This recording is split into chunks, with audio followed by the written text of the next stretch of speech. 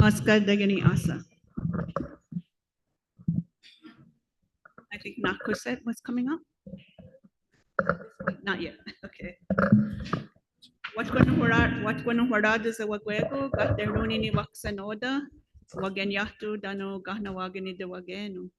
I'm Gateroni Iris Stacy. I'm Turtle Clan from Gahnawaga, and I'd like to welcome everyone today.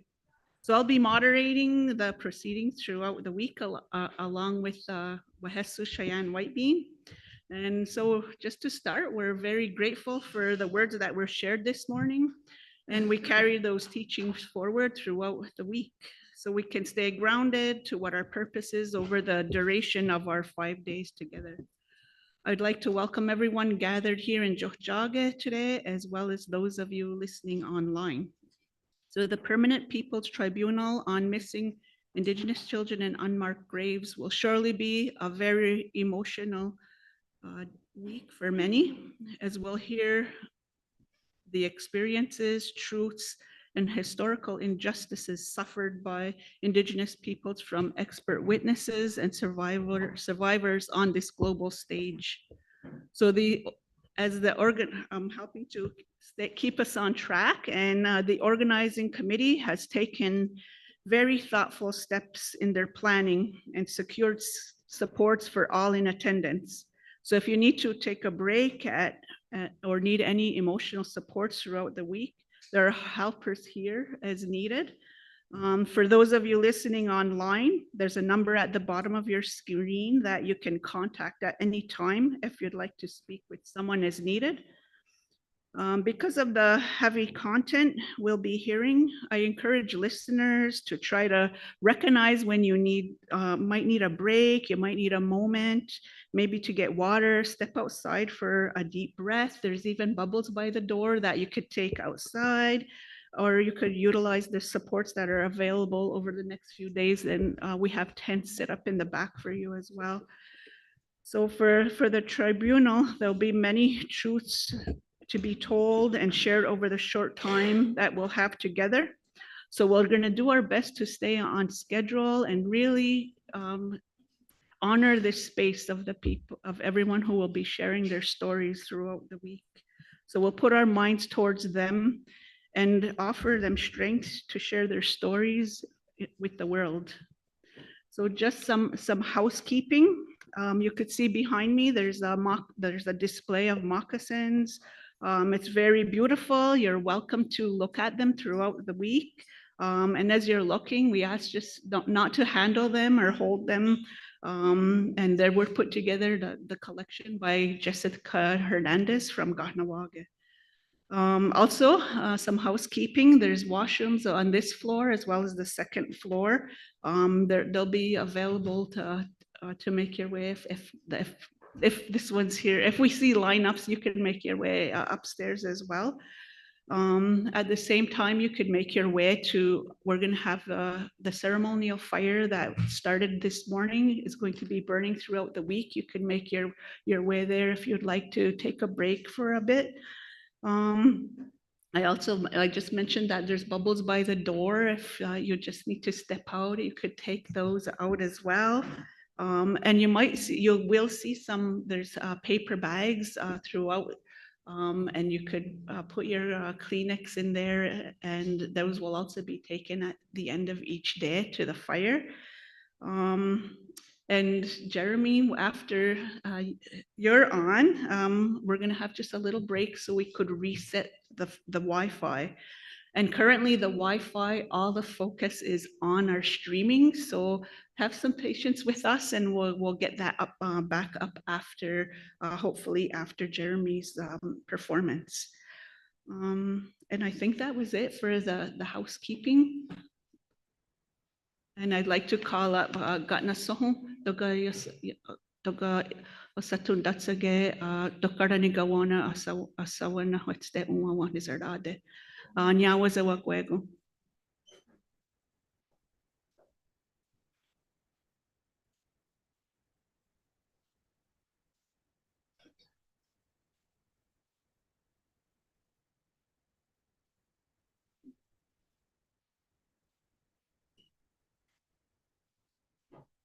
Nagadi, Zinidzu, sa wadang soldado, Guego was Kunurado, Wawani Zarade, Wese, Wada Garide, and Wadaskana, you're going to Tinue. It's Yetinistan, say you got con Hajawe, and hold the what's such at the Winis Rage. And I'm going to hold the Garunia Guegu say, not Natuni Zero Dietaja. When I carry one out to chat the Winis Rage, one of the Dia the Wadan Warado. And I say, good Tuni to Weha, Nari or Kawi Kigo Ganazowi. So essentially what I said is, I said, I'm welcoming all of us that are gathered here at this particular moment in time. As I'm looking around, we're all seemingly good mind, good health, good spirit, because we have life. From the beginning of time, our mother, Earth Mother, gives us all of this stuff. All of our needs are met. There is nothing lacking. When you look up, even that is extended family too. We call the thunder beings our grandfather, the sun our elder brother, the moon our grandmother. So all of these things continue to do their work. And here we are. We're supposed to have an attitude of gratitude. And for us, it gets expressed through sacred ceremony, song, and dance. In our drum, there is water here. Why is there water? Because from water comes all life. The plant people, the plant nation. Then from there comes us, the skin, all the animals, the four-leggeds, the warm-blooded, even the cold-blooded. Everything is held by a ring, natural law. And all of us, when we're born, we come into this world. We're all participating in this sacred dance now. And if you don't believe me, you just have to look down at your chest, and what are you going to find? Your chest is expanding and contracting. Look at your heart muscle is expanding and contracting. The snow comes and the snow goes. The snow comes and the snow goes. The snow comes and the snow goes. The ocean goes up and the ocean goes down. The ocean goes up and the ocean goes down. When this drumstick hits the skin, now this little drum is going to sound its voice just like you. From the moment of your birth till now, you've been sounding your voice. Now, I'm just going to sing one little part of what we call in my language, Chonhekwa, which is our life supporters, because all of us have to eat every day. Doesn't matter who you are, animals, everything has to eat. We all have to put something into these bodies that it'll fuel it and give it the strength. So we talk about the corn, beans, and the squash. So we're just going to acknowledge all the plant people in the plant nation that continued to give up their life so we could have life.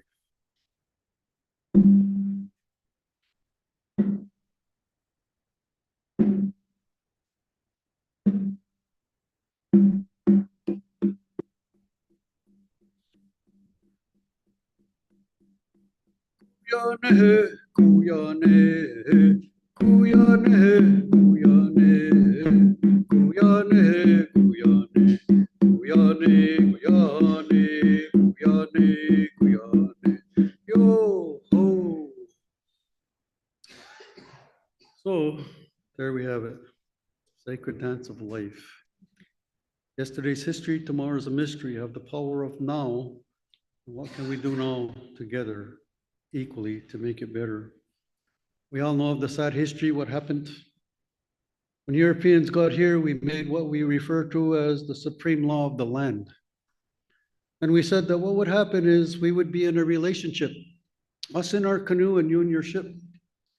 And we would travel this river of life.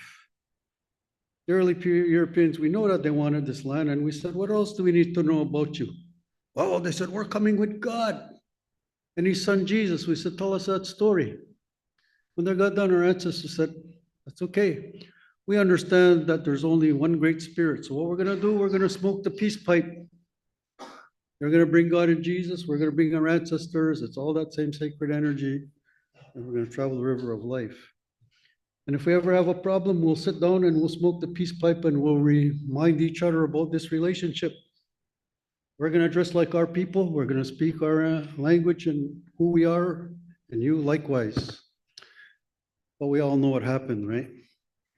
The papal bulls, the doctrine of discovery, and it went like this. This attitude of superiority. And here we are now. But there are things that are happening. Our Earth Mother, our ancestors, so many things are causing us to now speak truth to power. And hopefully we can put back in equilibrium and balance, because right now, everything is, you just got to look around. Everything is almost like disintegrating before our eyes. You know, things are disappearing because some people have lost sight as what does it mean to be a human being? We have to ask a question. Where did we come from? Why are we here? And where are we going when we leave this place one day? Because as sure as that sun rises and that sun sets, we're all setting one day. But tomorrow that sun resurrects up and we're all resurrecting up, not in flesh, but in spirit. And when you totally understand that, it's going to change your relationship with this walking clay. It's going to change your relationship with each other. It's going to change your relationship about you honor and respect this earth mother, because she's a woman, she's alive, she has feelings, and she gives us all of this love. And it's going to change your relationship with the ancestor realm about how we understand that. Because for us in our creation story, it's about love. We come from love, we're here to love, and we're returning to love. But that being said, we know that when we come to this world, sometimes people, because of whatever, you ever heard the story, right? Hurt people hurt people.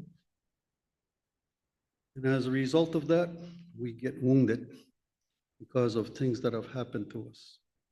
And when we're wounded, we're not a happy camper, because now we're carrying all of that. All for us, 500 years of multi-generational hurt, pain, trauma, all of the losses, loss of spirituality, loss of land, loss of language, loss of way of interacting with this world. And when we're hurting, what happens to us?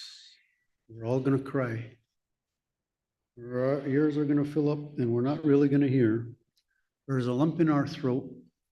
And sometimes we have a knot in the pit of our stomach because of things that have happened. So in our custom and in our traditions, we have a way where when our people are grieving, and I'm just going to talk a little bit about it, I'm not going to do the actual ceremony, but it says that the opposite side of the fire, that our cousins, they're coming with a clear mind, and what they will say to us, they will say that if there is something that caused your mind and your heart to feel this heaviness, we say that tomorrow when that sun comes up in that brightness of the new day, what we're going to do is we're going to wipe your eyes. And we're going to say that hopefully you'll be able to see something that will bring gladness and happiness to your heart again, even if it's only for one day. The next thing that we talk about, that when we're carrying all of this grief, hurt, and pain that we can't really hear. So now we're going to take an eagle feather white, and we're going to say we're going to open up your ears so that maybe you'll hear the laughter of the kids. Maybe you hear the beautiful song of the birds. Maybe you're sitting by a stream and you hear the murmur of the water. Or maybe you're sitting under a tree and you hear the rustling of the leaves. But some kind of a natural sound that will bring gladness to your heart, even if it's only for one day. The next thing that we talk about is the significance and the importance of water. All of us, before we came into this world, if everything went according to natural law, our mother's water broke. And then we were literally pushed down to the birth canal, or channel, whatever we want to call it, pathway, and then look around how beautiful it is. Here we are. In our creation story, it's the same story. Sky woman follows the water and she comes to this lower world. Everything we talk about in our creation story and our own actual birth story is the same story. So that being said, so now we're going to symbolically look, and we're going to say that if we could look and in our minds imagine the most finest, beautiful, crystal clear water, because we know that water is life, water is healing. So now we offer it to you in a symbolic way. And we say that as you feel it on the roof of your mouth, and as it goes down to your throat, if there's any constriction or tightness there, that'll open it up. And as that water settles in your stomach, and now your stomach will absorb that, that'll go into every cell in your body and rejuvenate each one of those cells, that tomorrow, even if it's only for one day, that your body, you will honor it, you will love it, you will cherish it, and it'll make you feel good, even if it's only for one day.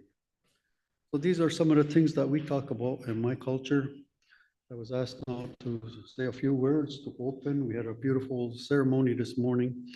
And we asked all natural powers of the universe to intervene and to help us so that we'll have the right type of mind thinking. From there, we'll have the right type of words. From there, we'll have the right type of actions so that together we can look forward, heal from the past, and then create that type of world that we want to see for the future that is based on happiness, peace, joy, love, and the continuation so that those future generations coming and also inherit a happy, safe, clean, beautiful, peaceful, loving home. So this is what I say to all of you, and thank you all for being here. Merci beaucoup.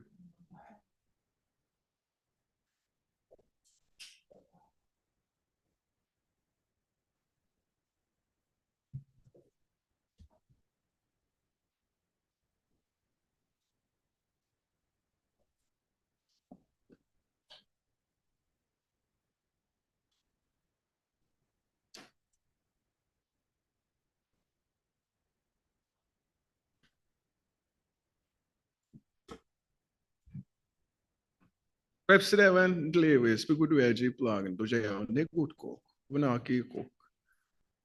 Maga, ejibuli da hazi, bemgeska, ke hude. Tio tiage. Lewe, tio gaki muji. Do the gaki gami. Makuze.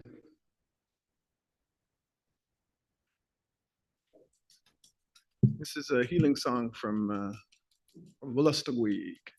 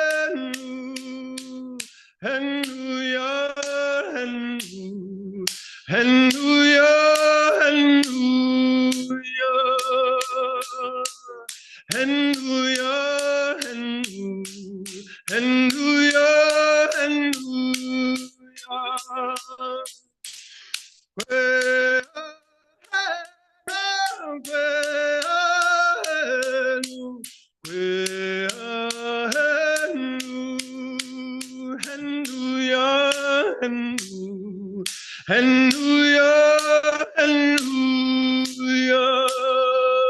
hallelujah, hallelujah, hallelujah.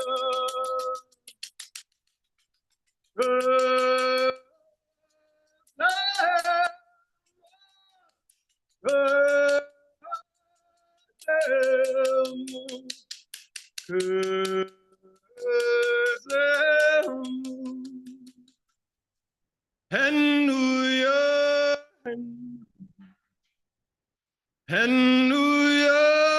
hallelujah,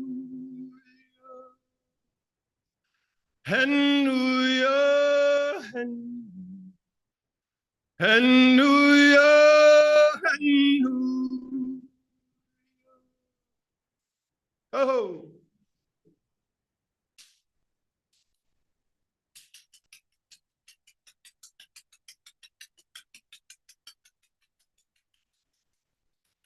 It's a humble song. Achuia now so tiven elemiget kumu samsanu. Chuia now so tiven elemiget kumu samsanu. Chiduam quadutinen.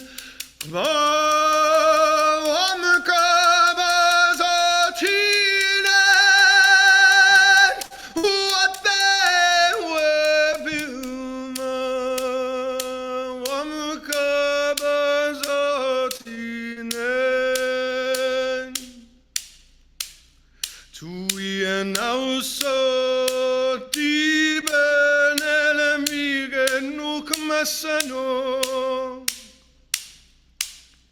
Joia now so tiben elemiget kukmasano Kchiduam quadutinen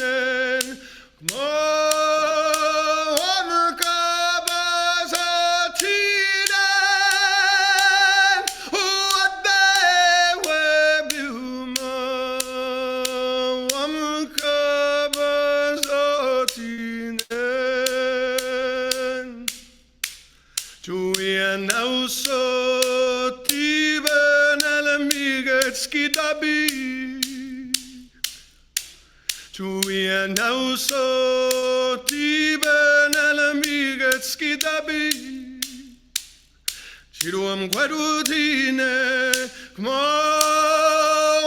kabazatine Uate webuma Wam kabazatine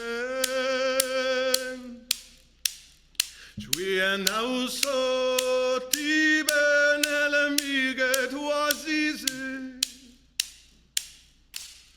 Chuia now so tiben elemiget huazizi Chiduam quadutinen Kmoam kabazatinen Uate webuma Wam kabazatinen Chuia now so tiben elemiget apijik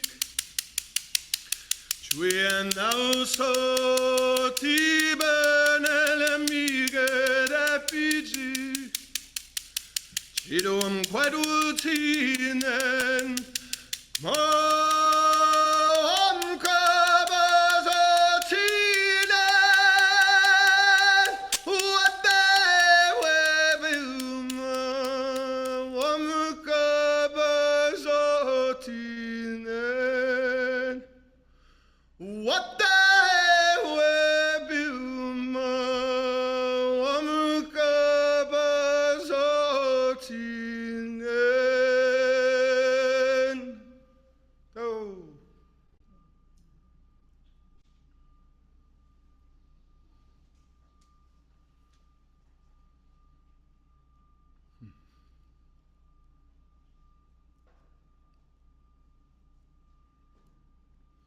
I think songs are a really powerful form of medicine and healing. And so I just wanted to say thank you for the opportunity to come and share some songs from where I come from. And this next, last one is an honor song that's sung by our neighbors. But is kind of, anytime we gather on the East Coast, you're gonna hear this song. And so I just wanted to bring it into this space and honor the work that's happening here. Yeah, Wayne.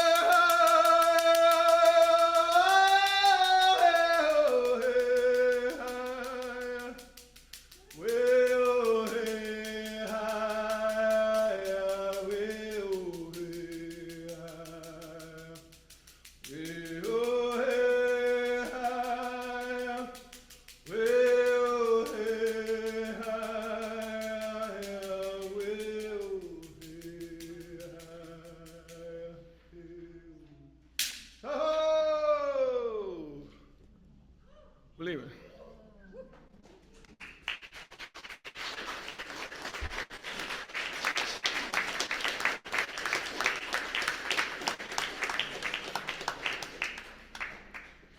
Nyawakoa Jeremy as the Gardanios in Agweg Yungwadaraswi or Zinigo was Wadaranotase. So Nyawa to Jeremy for his beautiful songs and for grounding us in a good way for the work that we have ahead of us this week. So as I mentioned, we will be taking a short break for technical supports, but prior to taking a break, I'd like to, as I mentioned, we have some supports here to help us through the week, and I'd like to call them up just so you could be familiar with see some familiar faces. So we have trained support who are here to support you with understanding and sensitivity, and from the Aboriginal Legal Services, I'd like to call up Julie, Carlene, and Denise, as well as Gaherisu, Gayanes, Danu Ragwerdanta, Daga Zawatundatsage, to come up.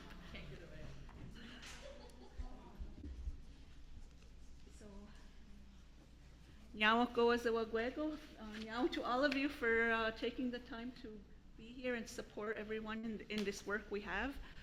So you'll see that we have tents set up in the back. They might be at the fire, but you'll see them out and about, and you'll recognize them with some of them in their orange shirts. So you're welcome to speak with any one of them throughout the week. So Nyawakoa, everyone. And you don't have Sir Guardanta here. He's also wearing an orange ribbon shirt. Yeah, so he's out here somewhere. So with that, we're going to take a short break for technical adjustments, and we'll be back in a few minutes. So Nyawakoa Zawagwego.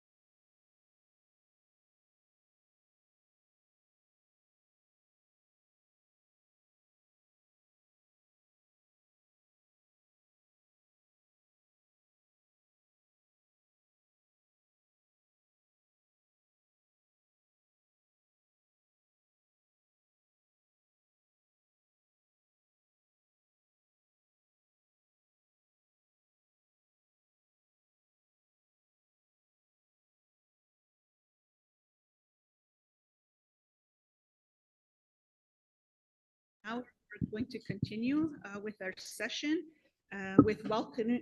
I'd like to welcome for the welcoming address from the requesting organization. I'd like to call upon Nakuset, Executive Director of the Native Women's Shelter of Montreal. Watkonwaradu Nakuset.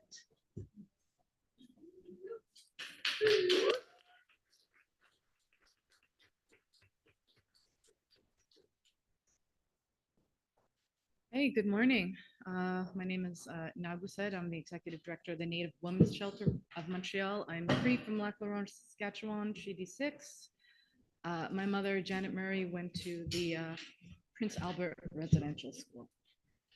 I'd like to just acknowledge there's a lot of people that made this happen. It's almost 3 years. I want to thank Jeremy Dutcher, who just walked away. Jeremy is someone who has supported the Native Women's Shelter time and time again. He did a concert not too long ago to fundraise for the shelter. He's just incredibly generous and incredibly talented, and I thank you, Jeremy. I need to begin with thanking the Native Women's Shelter. We are a shelter, and we are here to support Indigenous women and children, and it's not very often that we ask for a permanent People's Tribunal to come down, but we have, and I just want to acknowledge my distinguished guests here, my judges. Thank you for being here. So the Native Women's Shelter, it's our board of directors that has supported this entire initiative, and I just want to mention their names. So Dana Marie Williams, Dr. Mel Lefebvre, Lara Kramer, Autumn Godwin, Justin Charland, Veronique Després, Loretta Loon, Micaiah States, and John Ethan Rankin Kistabish. This process, I really needed a good lawyer. And I knew Krista, and I asked her if she'd be willing to take this on. It's a huge initiative. So thank you to Krista Big Canoe, to Sarah Glickman, Brianna Rowe, and the team at Aboriginal Legal Services.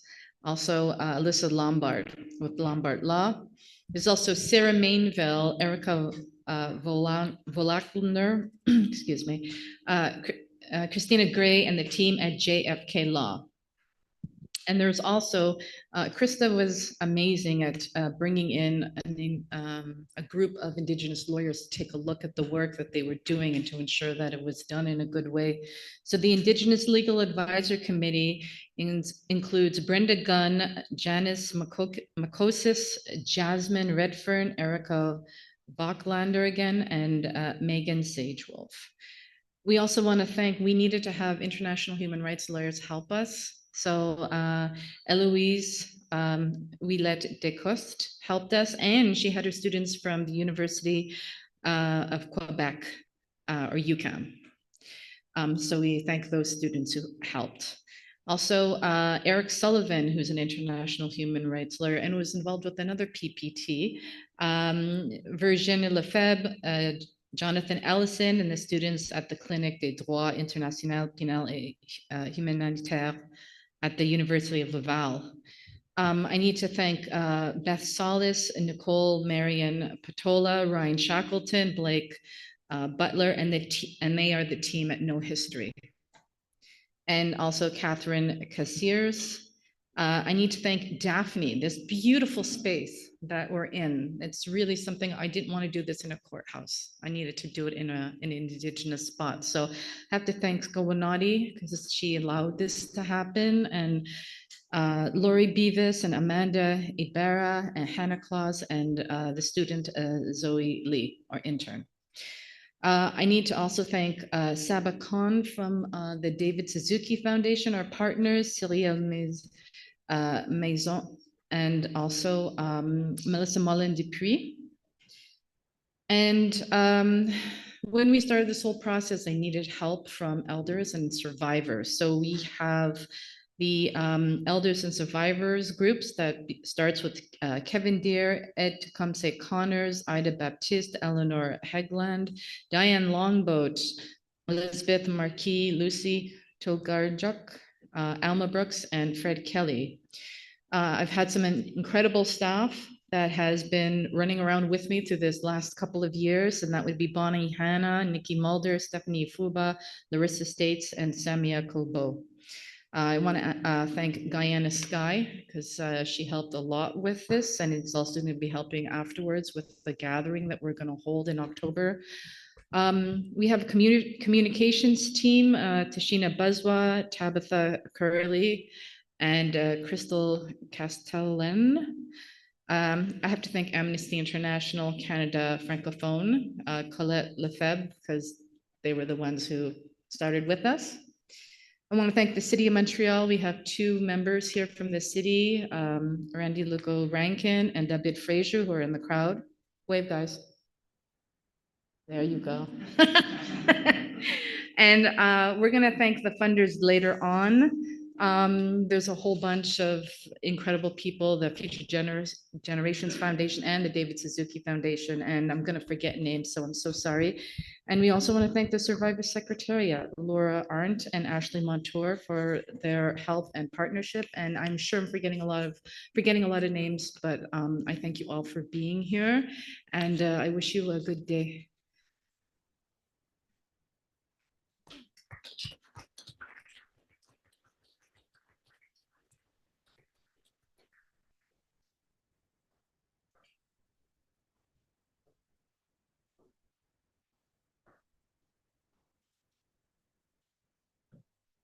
Nyawako Anakuse for all your work and contributions to making this tribunal a reality. To continue with our agenda, I'd like to call upon representatives of the Permanent People's Tribunal, Simona Fradiutario, followed by Dr. Gianna Tognoni for the introductory speech.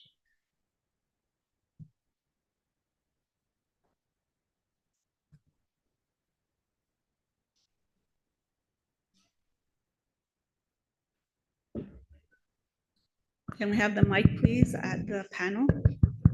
Okay, you're good. Can you hear me now? Good morning, everybody. I would like to thank all the requesting organization for initiating and running this session. My name is Simona Fraudatario, and I'm speaking on behalf of the Permanent People Tribunal General Secretariat. It is an honor to open this 57th session of the Permanent People Tribunal, the PPT, on Indigenous children and unmarked burials. As is customary in the opening of the tribunal sessions, we would like to briefly situate this session within the historical and jurisprudential development of the PPT over nearly 50 years. Emerging from the experience of the Russell Tribunal on Vietnam and the second Russell Tribunal on Latin America, the PPT was established in 1979 to deal with forms of violence, dispossession, and impunity that remained insufficiently addressed by the existing institutional mechanism. Conceived as a permanent tribunal of peoples, it has since worked to provide visibility, legal qualification, and historical recognition to violations that are often denied, fragmented, or rendered politically invisible. In this perspective, it's important to recall that over the course of 56 sessions, the Permanent People Tribunals has operated in an historical context marked by significant transformation in the role of the international law of a global stage. In this regard, the peoples, in their historical struggle for dignity, have repeatedly faced a recurring condition.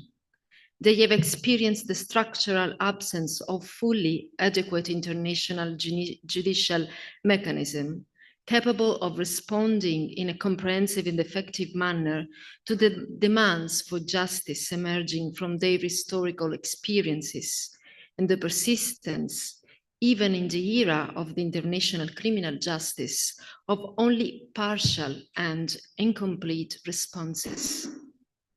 It is precisely within this gap between lived historical experience and the limits of legal and institutional framework, that the specific epistemological and juridical function of the Permanent People Tribunal becomes clear, to render legally and historically intelligible what remains otherwise denied or fragmented within dominant legal frameworks. The tribunal does not merely refer only to the existing international normative frameworks, but situates its works within a broader horizon of principles that emerge from the experience of people themselves, as expressed in its foundational text, that is the Universal Declaration of Rights of People, whose 50th anniversary is being marked this year.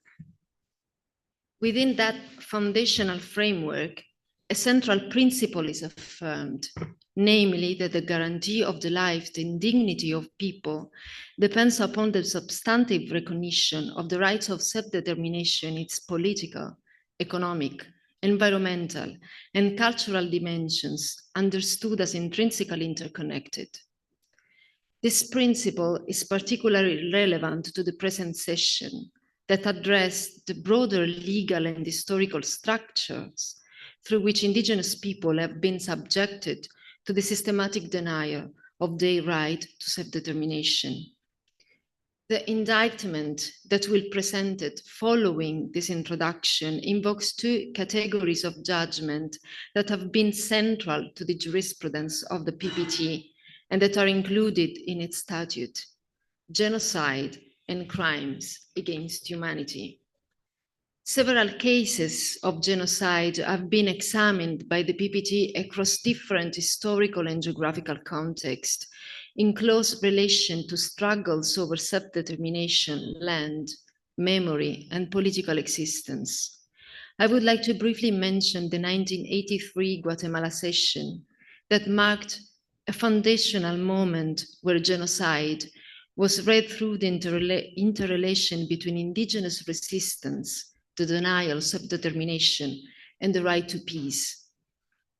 The same interpretative framework was further developed in the tribunal's engagement with the Brazilian Amazon in 1991 and the Cerrado, Brazilian Cerrado in 2021, where the destruction of indigenous existence was inseparable from conflicts over land, ecological continuity, and alternative model of development. A similar extension of this analysis is visible in the more recent Colombian session held in support to Truth Commission, where genocide was inscribed within a broader process of national reconfiguration involving multiple oppressed collectivities, such as the indigenous people. Taken together with the recent works on Rohingya and Myanmar, and on Kurdish people in Turkey and in Rojava, these sessions have contributed to an understanding of genocide as a structural phenomenon where issues of plurality, coexistence, and democracy are at stake. The second central category of judgment in the history of Permanent People Tribunal is that of crimes against humanity. This category increasingly appears as the expression of structural policies that transform human life into subordinated and therefore sacrificable condition. This is clearly illustrated in this tribunal recent session on migrants towards Europe, where dynamic of inclusion and exclusion, survival and death are systematically organized within contemporary regimes of power. From this perspective, this session on Indigenous children in Canada is situated within an historical and juridical continuum that the Permanent People Tribunal has sought to make visible across its 50 years of work. It appears as an echo of the many peoples encountered of this trajectory, diverse in their histories, yet deeply connected in their persistent struggle for justice. This tribunal does not address isolated cases or events, but rather long-term processes where roots lie in centuries of conquest, dispossession, and institutional formation that have shaped legal system, state structures, and social practices. I use the term of conquest intentionally in reference to a doctrinal session of the PPT on the conquest of Americas and international law held in 1992, which aimed to make visible the historical legacy of the doctrine of conquest as it continues in contemporary society. Revisiting this work is today necessary. It provides a clear orientation towards the need to rethink legal tools and institutional practices for the effective guarantee of the rights of people who are the central protagonists of this session. I'll now give the floor to Gianni Tognoni for the presentation of the panel of judges and the information about the procedures adopted for this session in accordance to the PPT statute. Thank you very much for your attention.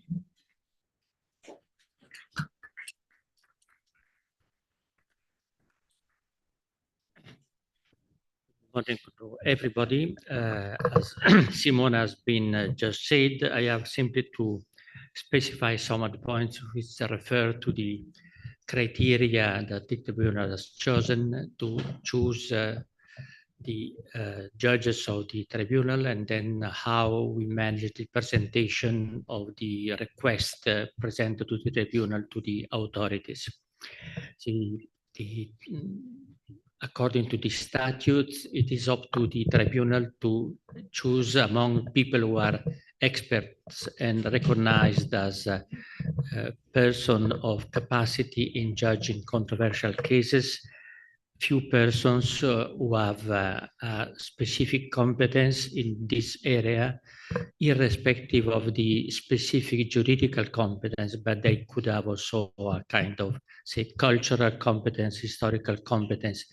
The People's Tribunal is not simply a juridical or legal tribunal, it is a representative of people. And in this sense, the judges of the Tribunal do not have only a juridical competence. In this, for these sessions, we have 7 judges. The minimum for judges is 5 according to the statutes. And I think that good to start for the presentation, which is very brief, simply to identify the persons who are interacting in these days with the audience, starting from the 2 co-chair persons who have been identified by the jury in the preliminary meeting we had yesterday. Balmain Toki from New Zealand, who is a lawyer and legal practitioner of Ngāti Rewa Ngāti descent. She has served as an independent expert for the UN Permanent Forum on Indigenous Issues at EMRIF. Researcher and lecturer on Indigenous people's rights, she has delivered conferences and seminars in leading international universities. The other co-chair is Frances Weber from United Kingdom, lawyer and expert in refugee law, migration, and human rights, honorary vice president of the Aldean Society of Socialist Lawyers, and author of major publications in the field. She has been trustee of the Institute for Race Relations for over 40 years. She has participated in important international litigation, including the Pinochet and Windrush cases. As I said, we are simply giving few data without pretending to summarize what are the profiles of these persons who could be found in the website of the Tribunal. Then I think that it's better, to identify better the persons. Starting from my left here is Carlos Beristain, who is a physician, psychologist, expert in psychosocial assistance for victims of human rights violation. He has collaborated with the Inter-American Court of Human Rights, the International Criminal Court, and several truth commissions in Latin America, including those of Guatemala and Colombia. He coordinated the report Guatemala Nunca Más and is the author of more than 25 books and scientific publications. Then we have Andrew Woolford from Canada, Emeritus Professor of Sociology and Criminology, member of the Royal Society of Canada College, and former president of the International Association of Genocide Scholars. He contributed to the Canadian Truth and Reconciliation Commissions and to research on residential schools, developing innovative projects on memory, empathy, and genocide. We have then Kathy Vaca Ellen Gabriel from Canada, spokesperson for the I'm sorry for the pronunciation of an Anishinaabeg community during the 90 Oka crisis. Documentary filmmaker and activist for Indigenous people's rights and climate justice. Former president of the Quebec Native Women's Association, she has received awards for her documentary short films in Indigenous community. We have then Carlos Cartesana from Spain, jurist and public prosecutors, former special prosecutor against corruption and drug trafficking. He served as a commissioner of International Commission Against Impunity in Guatemala. Since 2020, he has been member of the Spanish Court of Auditors and since 2014 of the Board of Administration of the UNICE. Then we have Shanna Howard from Canada, United States, professor and lawyer specializing in Indigenous people's rights. She has advanced right advocacy through university program, United Nations, and Inter-American system. She has represented numerous Indigenous communities and contributed to teaching and research in international Indigenous law. I have simply to add that during the preparatory phase of the proceedings, our General Secretariat undertook all the measures to assure transparency, participation, full consideration of the procedures established in the tribunal statutes for the organization of this public session. In particular, it should be noted that the indictment was formally notified to the Canadian state in the person of Prime Minister Mark Carney on April 10, 2026, together with the invitation and opportunity to present a defense before the tribunal. As of today, no response has been received. Nevertheless, according to the program of the session, the hearing reserved for the defense remains scheduled for 28th of May at 12:30. The information requested this session was also transmitted to the relevant international institutions, some of which have expressed interest in following the proceedings and in receiving the preliminary declaration scheduled for 29th of May at 3 p.m. Thanks a lot for your patience and attendance, and I switch the word to the organizer and the co-chair person if they like to introduce something, or to the organizer to introduce the procedures of the session.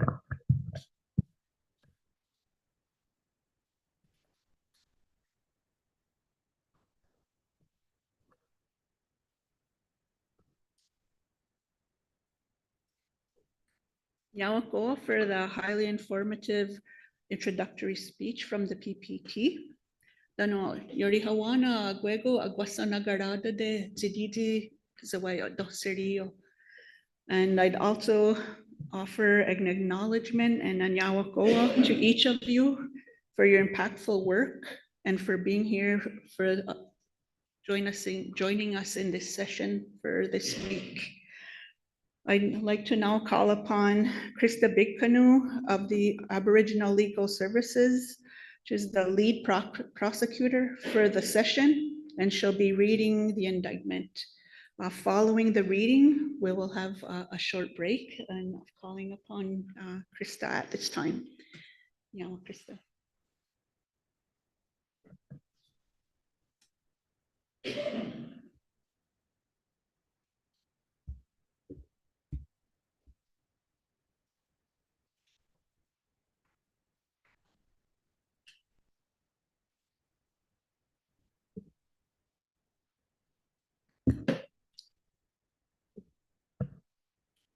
Excuse me, prior to starting, note to AV, I don't need anything up yet.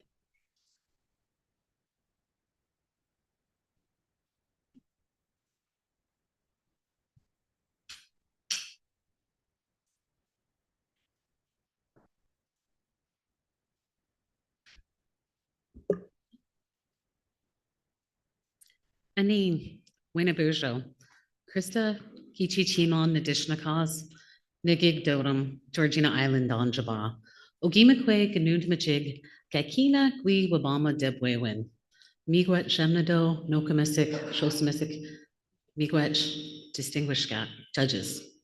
I'm just going to translate that for you. That was an Anishinaabe. And I'm also going to say Sego. My Duda is actually from this territory, but I grew up in the Anishinaabe Win community of Georgina Island First Nation. So I was introduced, and I am Krista Big Canoe, and I explained to you in Anishinaabe Win that I'm the little chief, because there's no translation for legal director. I'm the little chief of Ganoond Majig. That's those who advocate, because our people in governance and law had advocates, much like lawyers, but not defined or spelled out like lawyers, of Aboriginal Legal Services, whose Anishinaabe name is Gaikina Gwi Wabama Debwewin, which means all who seek truth. I've been with ALS since 2011, and in every forum that we are in, that's what we try to do. We try to breathe life to the truth of circumstances, whether it's in an inquest, in a courtroom, whether it's just advocating or assisting individuals through processes. Each and every day, we see Indigenous clients who are facing the brunt and force of colonial legacy. They are caught up in systems that were not created by them. They are caught up in things like mass incarceration, in massive apprehension of our children. In fact, at the highest rate that has ever happened in Canadian history, even more than at the height of the residential school systems. And each and every day, that colonial legacy and those intergenerational traumas have a huge impact on the way Indigenous people navigate in Canada. But what also exists is intergenerational strength, that blood memory our people carry, the fact that we are reclaiming languages. And it's in that vein I wanted to start. First, and you've heard Nakas had already listed off and acknowledged a number of folks, and I won't go through the same list she has, but I do want to acknowledge Kevin Deere this morning for opening us with the tobacco burning, and the elders and the firekeepers that were present. Everything starts in ceremony. I was fortunate a couple of weeks ago on a weekend to be part of a sweat, which is one of the ceremonies we do, and in that sweat, I prayed for all of the survivors that will listen to this testimony. I asked for prayers for all of the witnesses to be able to strongly share their truths. I prayed for judges to have wisdom, kindness, and some hope in my heart that you'll be able to see the evidence we provide you and the truth that's being shared. I also, in that particular ceremony, it was a well-known and respected elder, Hector Kopageg, who's an Anishinaabe elder that did it. And that gave us an opportunity to sort of start things in ceremony. And we've been doing ceremony all along in this process. So what you don't see behind the scenes when you see this legal work, this Canadian legal work in front of you, is that the Indigenous laws and ceremonies have also been taking place. So I must start there, and I do that by acknowledging the clan mothers and the grandmothers and the folks in the room that did the work and have been doing the work for some time. I also, and Nakaset very nicely listed off the list, so I won't give you each their names, but I will ask that if there is any of the Legal Advisory Committee, so the international lawyers, or any of the members of the Indigenous Legal Advisory Committee, or the staff lawyers on my team, if they can stand for a minute. Ew.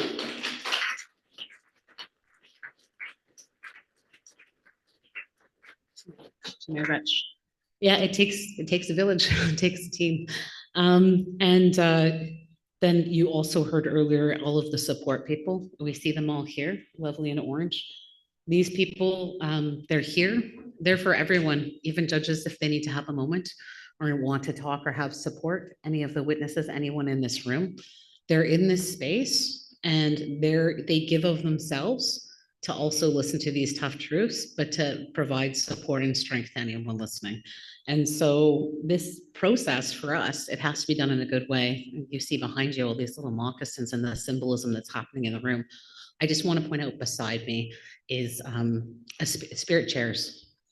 And the chairs are to recognize those disappeared children that never came home. And there's bundles that we'll hear about in evidence on Thursday and why these 10 bundles are specifically here.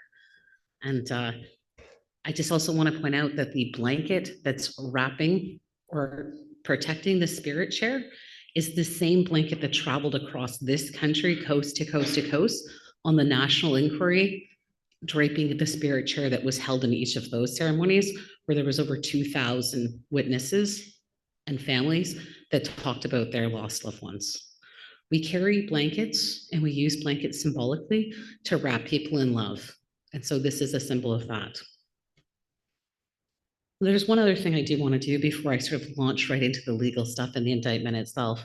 And I want to just address, and we heard the General Secretariat already explain on the record that they provided Canada notice and that they received notice, but they had not heard anything directly back. On May 21st, the Canadian Broadcasting Corporation, CBC, released and reported an article that explained Jennifer Cooper, the spokesperson for the Department of Crown Indigenous Relations and Northern Affairs, said in a statement, the government of Canada will not participate in this proceeding. And here's what she was cited as saying. We will continue working with Indigenous partners to support education, commemoration, and community-led healing initiatives for survivors, families, and future generations. As a lead prosecutor, I'm going to put to you that you are going to hear evidence to the contrary this week. And although Canada is not here, we do want to take a single chair, set it in a room as a symbol of Canada's defense in this crucial and important and historic event.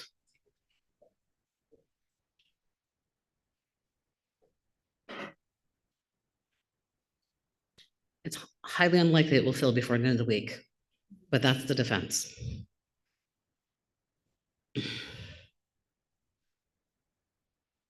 So why are we here before the Permanent People's Tribunal today? You've seen and heard about the feat of the work that's been done and the difficulties of the contents. And thankfully, we have helpers along the way that are going to remind people to reground or breathe or take time as they're listening to this really difficult evidence. And I'm going to say the same thing. It's very difficult evidence. Truth often is very difficult and uncomfortable. We're here for three primary reasons, and the indictment that the Permanent People's Tribunal has received is a 45-page document. A large part of that is footnotes, but it's still a quite girthy document. And it highlights three particular issues: missing and disappeared Indigenous children, unmarked burials, and I want to be clear, I don't mean just graves at Indian residential school sites, but unmarked burials that are in a number of locations. And the evidence you're going to hear this week, it ties it not just to Indian residential schools, but to Indian hospitals, sanatoriums, municipal places, a lot of spaces where children went, disappeared, and have never been relocated or returned to their families. And finally, we're also going to be talking about the issue of forced and coerced sterilization of Indigenous people in this country, both in its historical context and it's in a contemporary context. Because yes, that is something that is still happening to Indigenous women and people in Canada currently.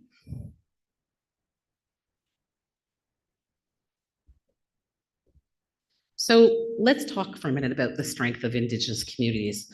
And I'm taking this right from the indictment. In the introduction, this is the point we want to start. We don't want to just start with, look at all of the negative and bad that's happened. And we don't want to just start with the, hey, look, we're still here. We want to start with the strength of Indigenous communities. And I was introduced as reading in the indictment. I am not reading the 45 pages, and to the record. It will be publicly available, I believe, on the Permanent People's Tribunal site. It will be publicly available now on the PPT, on the Our Truth site, and I will just be giving you some highlights to save some time, because I think reading 45 minutes would take me a couple hours. But I will highlight portions. And the starting point for us is that this indictment, we argue that Indigenous nationhood is grounded in 3 interrelated pillars: land, governance, and family. Each distinct yet inseparable in shaping Indigenous legal orders. Land is not simply territory, but a living, legal, and relational source that generates norms, responsibilities, and teachings.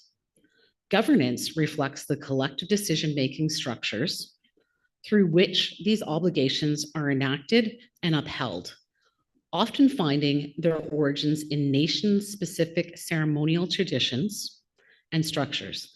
Family and kinship form the social fabric that sustains identity, belonging, and intergenerational continuity of family lineage and nationhood. Through birthing and raising future generations, woven together, these elements resemble the strands of a braid. Each carries its own strength, but their integrity depends on their interconnection. It is through this braided relationship that Indigenous constitutional orders maintain coherence, legitimacy, and resilience. I'm just going to take a moment. This is something we often do when we're talking to people in groups. This is sweetgrass. If you take a single strand of sweetgrass, even if it's wet, just one, right? And you hold either side, it's going to easily break. If you take a bundle of sweetgrass and pull, it's going to be harder, but you can still break it. When you braid it, it's strong. It's so strong. Is that like indicative of we're stronger together? Yes, it is. But there's intention in every weave. Just like Indigenous people with land, governance, and family, it's an intentional weaving of the way we are, the way we existed, and the way we will continue to be.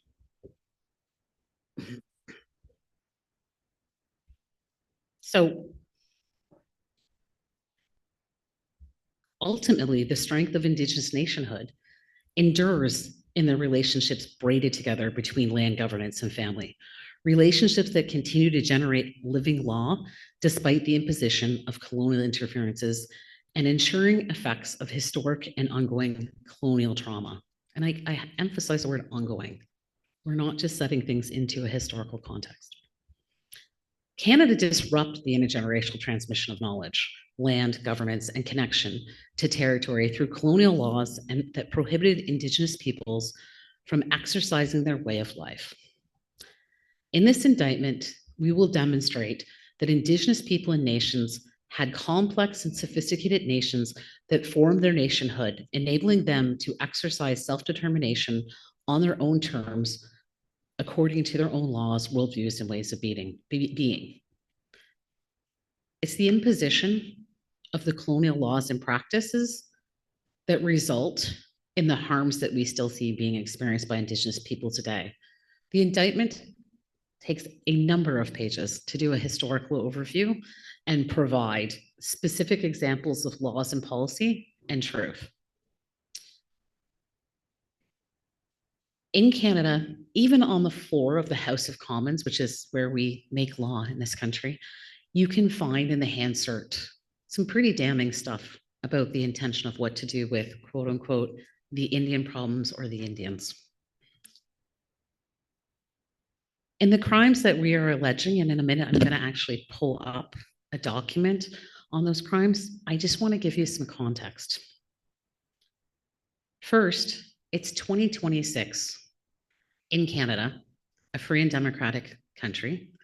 We still have a piece of legislation called the Indian Act. The Indian Act, not a term that Indigenous people name themselves. First Nations, Métis or Inuit do not call themselves Indians. Particular nations of First Nations do not call themselves Indian. This is an old terminology. So when I use the word Indian, I'm using it in the legislative context because there's no way I'm calling myself that. And most Indigenous people won't. But here we are in 2026 with an act that still differentiates Indigenous people in this country, First Nations people in this country, in a way that impacts our lives from the time we're born until we die. We do not have the same death rates. We do not have fee simple to the lands that were traditionally ours, that were created in this law as reserves. So the fact that in 2026, in a free and democratic country, we still have a government that perpetrates violence through law should be speaking volumes to the whole context of what we're addressing and dealing with.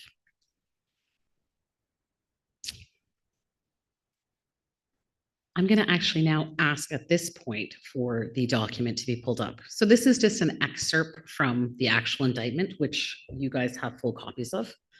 And the title at the top you can see is Crimes Alleged Against Canada. So the prosecution, on behalf of the Native Women's Shelter of Montreal, is alleging that Canada is in breach of its duties under the Convention on the Prevention and Punishment of the Crime of Genocide. For genocide, the convention expressly requires states to prevent and punish the crime.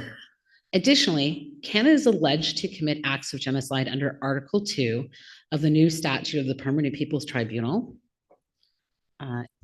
And specifically, it's being alleged that Canada is in breach of this convention for killing members of the group, causing seriously bodily harm or mental harm to members of the group, deliberately inflicting on the group conditions of life calculated to bring about its physical destruction in whole or part, imposing measures intended to prevent births within the group, and forcefully transferring children of the group to another group. These are kind of known as the 5 acts of genocide, right? In terms of the crimes against humanity, and do you folks have your documents up in front of you? No? I'll wait a moment.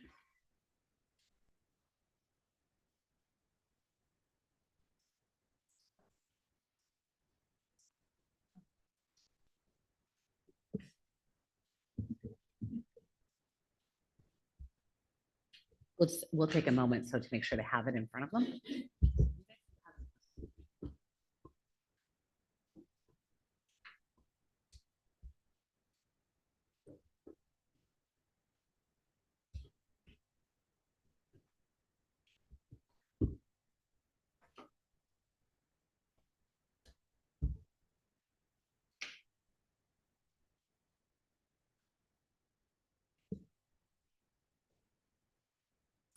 You can let me know when you get there, but just to make it clear, this is on page 29 of the actual indictment as well.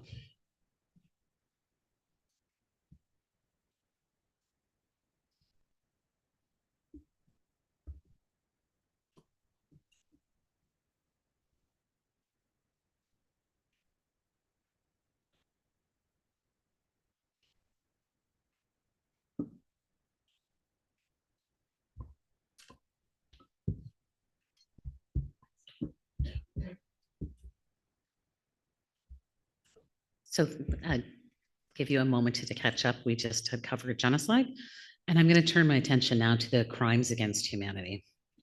The prohibition of crimes against humanity as a jus cogens norm means that the resulting duties of investigation and punishment as obligations is incumbent upon the state itself. If conduct affecting Indigenous peoples is proved to constitute crimes against humanity under the applicable international law, and the acts or omissions are attributable to Canada, then Canada should incur international responsibility as a state. Additionally, Canada is alleged to commit crimes against humanity under Article 3 of the new statute of the Permanent People's Tribunal in Rome, that dated December 27th, 2018. Specifically, the crimes against humanity that are being alleged in this case are murder, extermination, enslavement, deportation or forcible transfer of populations, imprisonment or other severe deprivation of physical liberty in violation of the fundamental rights of international law, torture, rape, sexual slavery, enforced prostitution, forced pregnancy, enforced sterilization, or any other form of sexual violence of comparable gravity, persecution against any identifiable group or collectivity grounded on discriminatory reasons that do not fall under any of the 5 actions constituting the genocide, and enforced disappearance of person. In addition, we cite some other international law, including the Convention on the Prevention and Punishment of the Crime of Genocide, Convention on the Rights of the Child, the International Covenant on Civil and Political Rights, the Declaration on the Protection of All Persons from Enforced Disappearance, International Convention for the Protection of All Persons from Enforced Disappearances, and the United Declaration on the Rights of Indigenous People. Genocide is not about the outcome or results.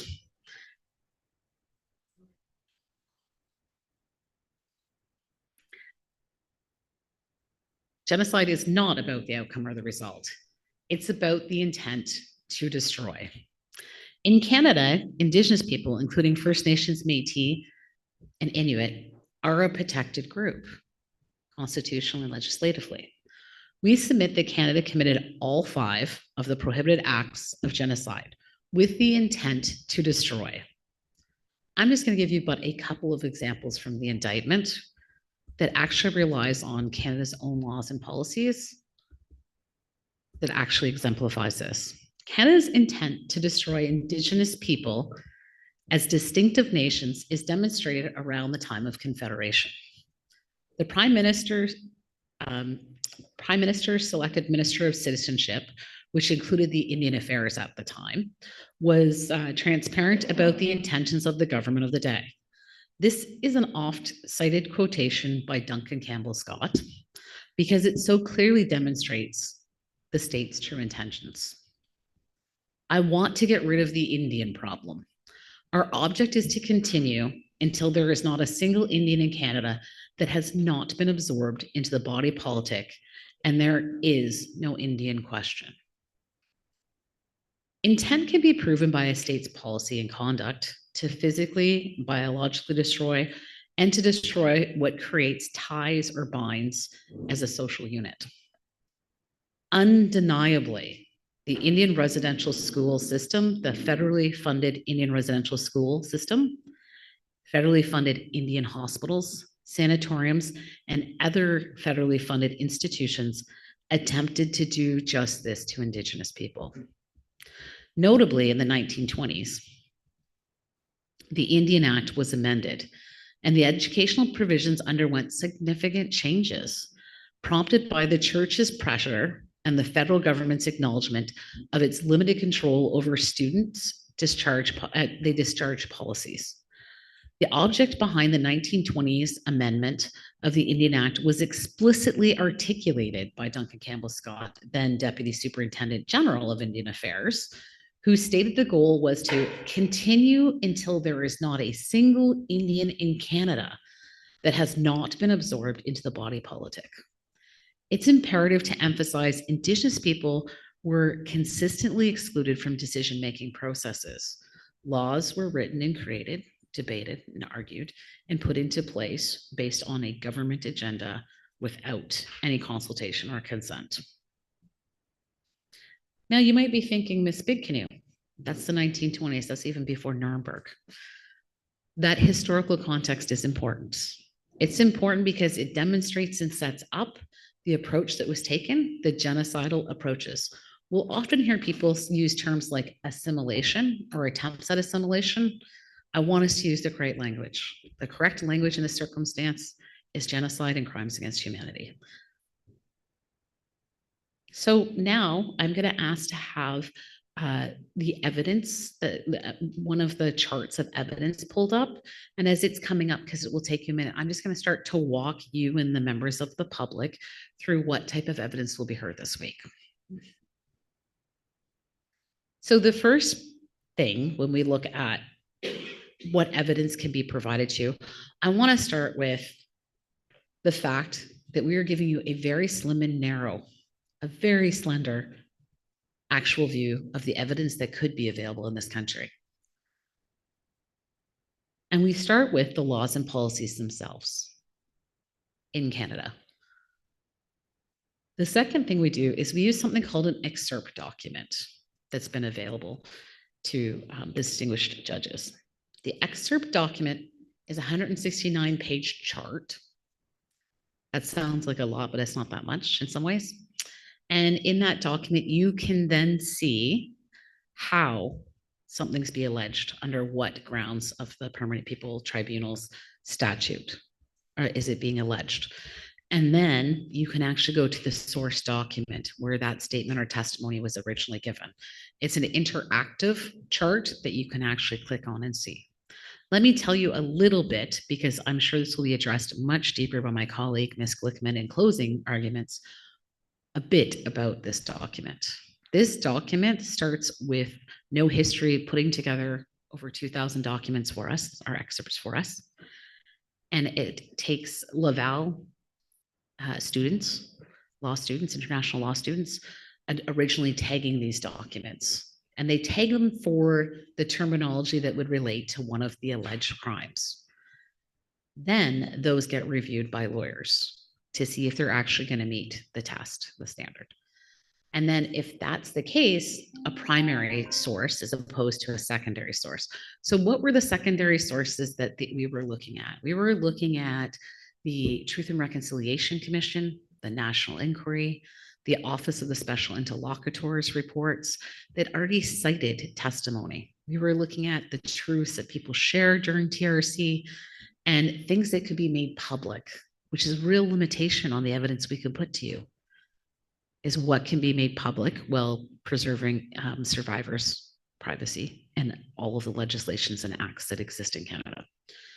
And so in this excerpt document, you can go through and you can see, oh, look, this is an example of enforced disappearance. Or, oh, look, this is an example of rape and torture. And you can see, so sometimes they'll repeat. If it's like one instance by one person that's given the testimony, it might show up under both crimes. The point is we want to give you documentary evidence. And here's what I want to say about documentary evidence. As difficult as it is to get access to records if you're a survivor or a family member of someone who went to Indian residential schools, we have a massive record in this country, and churches have massive records. We don't seem to have the means to ascertain these or get them and access to them as we need them. Although we'd suggest the solutions have already been made, and that's part of the recommendations that we'll be making.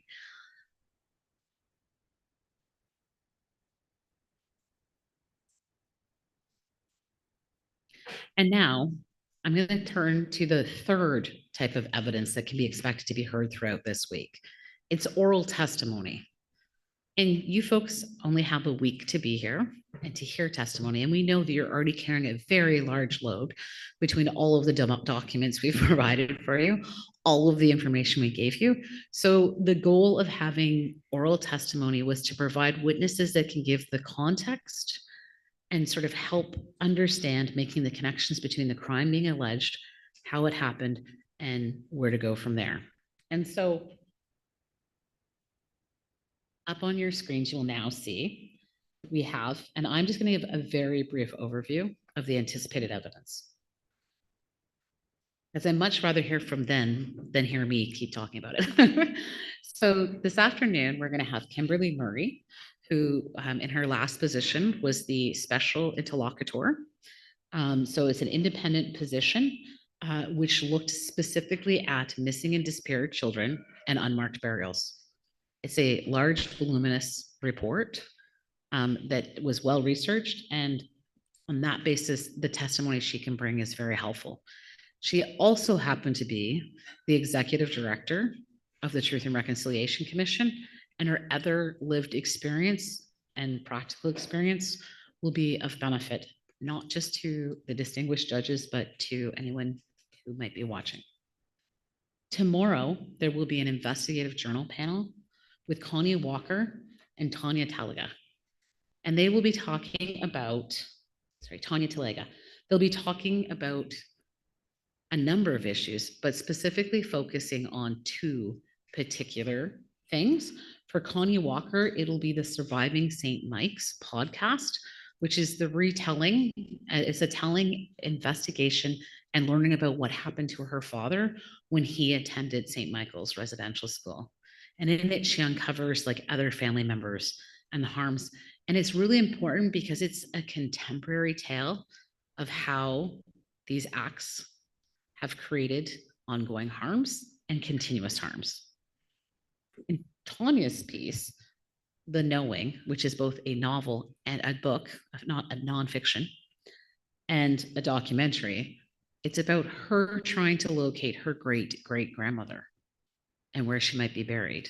And in the process of her investigation, she actually learns of other family members and children that died while they were in Indian residential schools, unknown or unbeknownst to family, tracking records. Both of these highly intelligent, award-winning investigative journalists can tell you how difficult it was for them to access the information and what their thoughts are in terms of records and reparations as they relate to accessing records.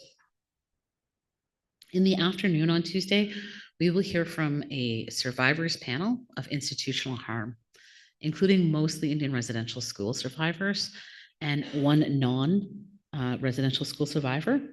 And it includes Audrey, George, Leo, Lucy, Robbie, and Sam. Robbie and Sam will be in person testifying, and the others will be testifying through statements that have been made available to you, as well as video. Rather than watching the full video clips, they will be edited based on issue. So that's being shown to the public are portions in the evidentiary record, and which I also understand will be made public, other than one of those documents, will be the statements and the full videos if people want to follow up and watch them. On Wednesday, we will hear from Laura Arndt, who is the Survivor Secretariat Lead and Executive Director.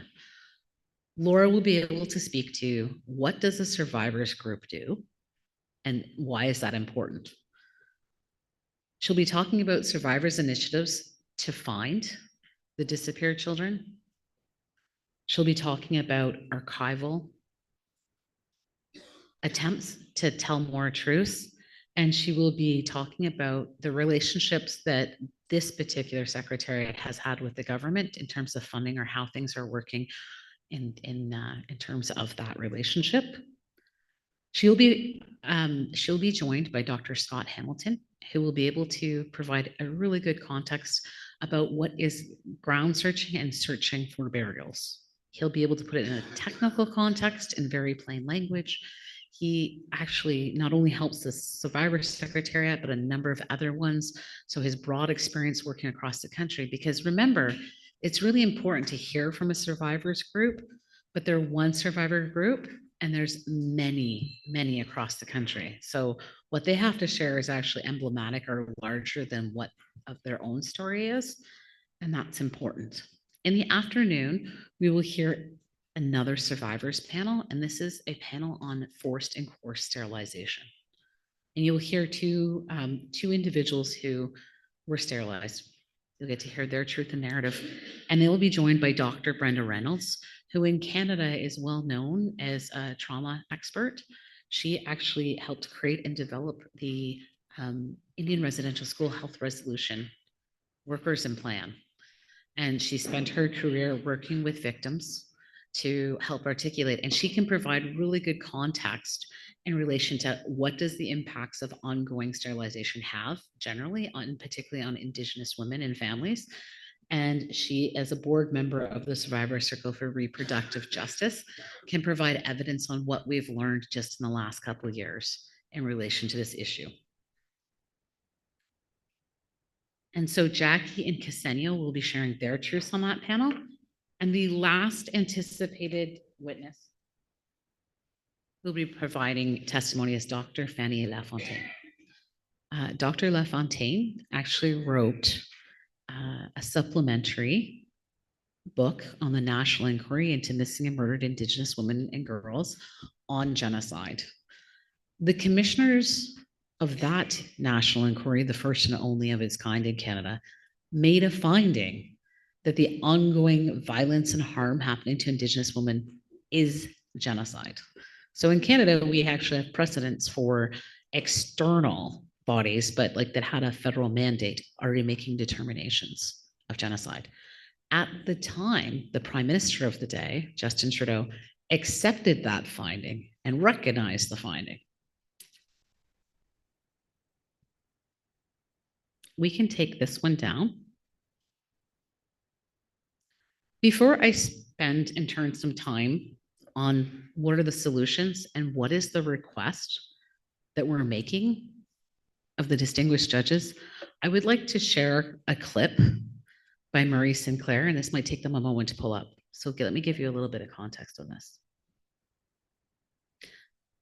The late Senator Murray Sinclair, who was a judge in this country, a federally appointed judge, he was also the Chief Commissioner of the Truth and Reconciliation Commission. He's oft-cited and very beloved, not just by Indigenous people, but by allies.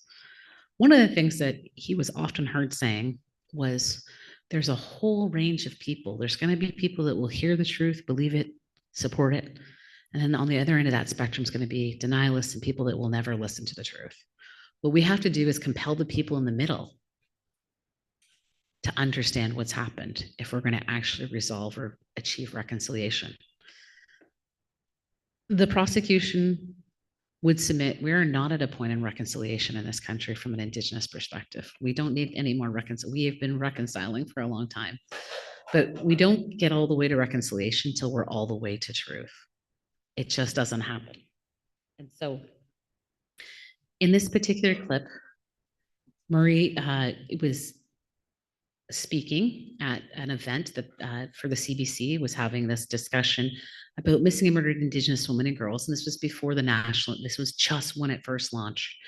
And this is a really poignant moment where he explains why it's important. And so if we could play the clip at this point. Many people have said over the years that I've been involved in the work of the Truth and Reconciliation Commission. Why can't you just get over it and move on? And my answer has always been, why can't you always remember this? Because this is about memorializing those people who have been victims of a great wrong. Why don't you tell the United States to get over 9/11? Why don't you tell this country to get over all of the veterans who died in the Second World War instead of honoring them once a year? Why don't you tell your families to stop thinking about all of your ancestors who died? Why don't you turn down and burn down all of those headstones that you put up for all of your friends and relatives over the years? It's because it's important for us to remember. We learn from it. And until people show that they have learned from this, we will never forget. And we should never forget, even once they have learned from it, because this is a part of who we are. It's not just a part of who we are as survivors and children of survivors and relatives of survivors, but as part of who we are as a nation. And this nation must never forget what it once did to its most vulnerable people.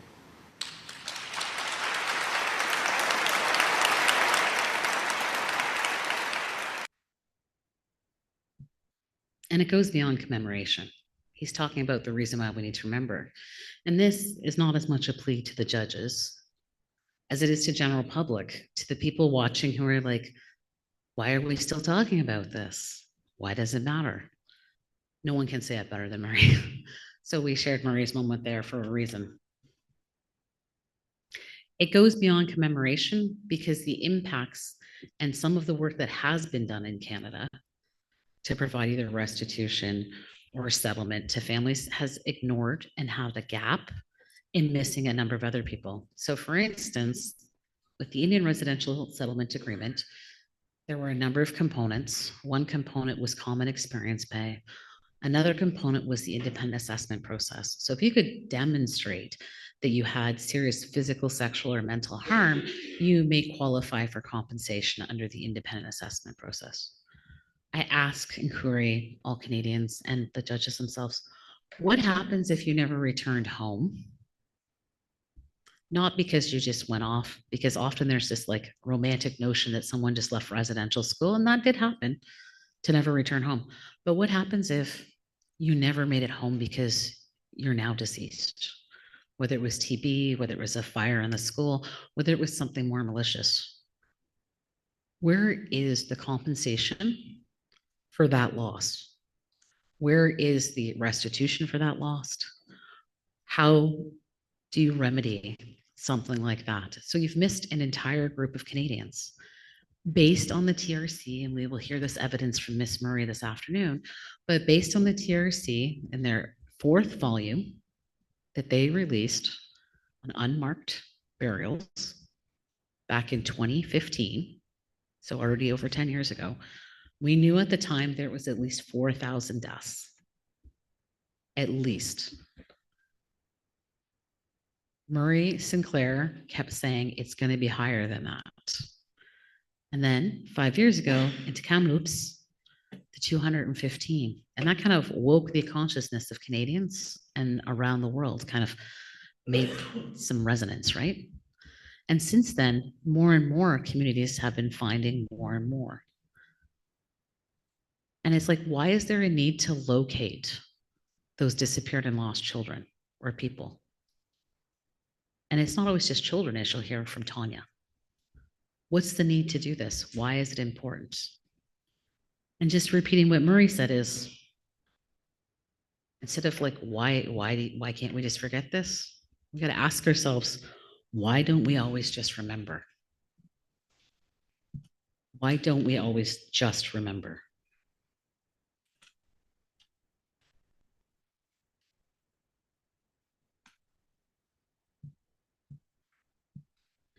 The tough task that you as distinguished judges will have is not envied. Not only do you have this large body of evidence and records and testimony to hear the truths and deliberating and contemplating if each and every single one of the alleged crimes have been, like the elements have been met, that's something you will be charged with weighing and balancing.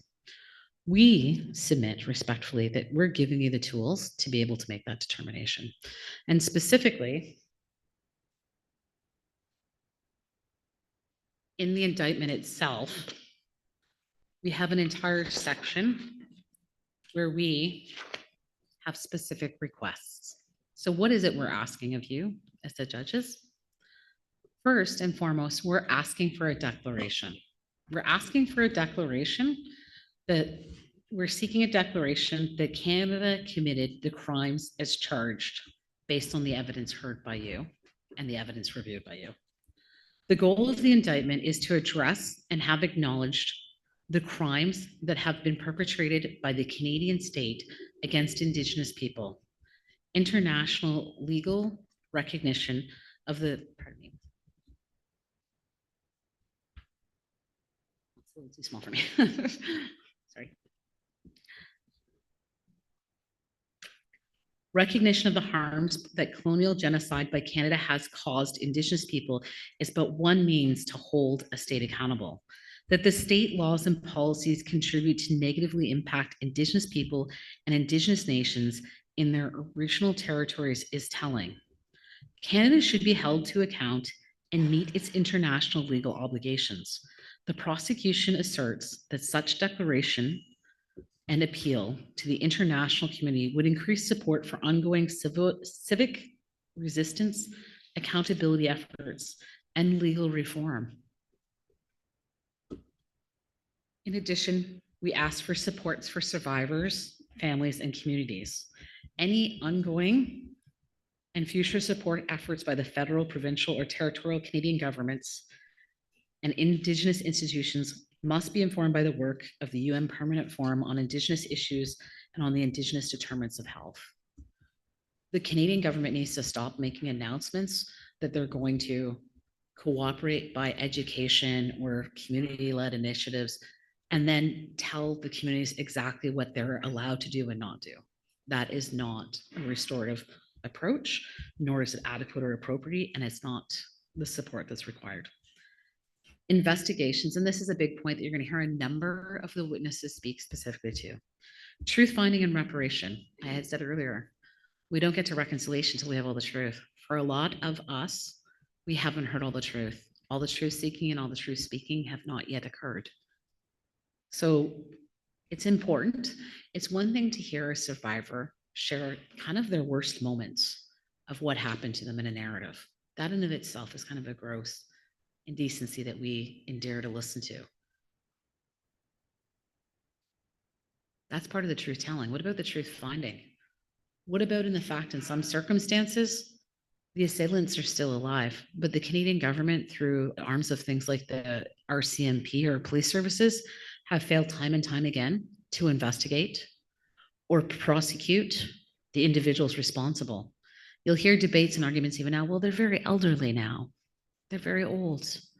There were individuals that in any other circumstance who had caused those types of assaults, abuse, or harms, if it had been an Indigenous person, they would be in custody.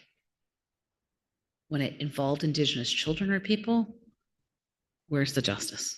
So investigations is a key component. There's been a lot of writing done on it through the TRC and through the Special Interlocutor, and you'll hear specific recommendations and examples on it. In terms of other reparations that we believe that the government needs to take into account is records. Canada, in consultation and collaboration with Indigenous people, should enact legislation creating a statutory requirement for all individuals, governments, churches, universities, and organizations that hold records relating to children at Indian residential schools and associate institutions to register their holdings in a national records registry. People shouldn't have to go to 12 places, but guess what? You're going to hear the history of this, and it's in our record. A child might have been taken 450 kilometers away from their remote community and put into one school. And then that school may have burnt down. So the child may have been put into another school. Did anyone contact the parents at that transfer? And then they may have been transferred to a TB sanatorium or an Indian hospital. Again, no parental consent or notice. And then the child died.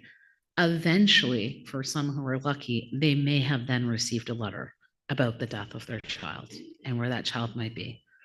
But you will hear this week in evidence, and you'll see in documents in the interlocutor's report in the TRC, all Canada was trying to do was save money. Canada spent thousands upon thousands of dollars in the day to bring Indigenous children to Indian residential schools by boats, by planes, by trains, by buses from hundreds and hundreds of kilometers away.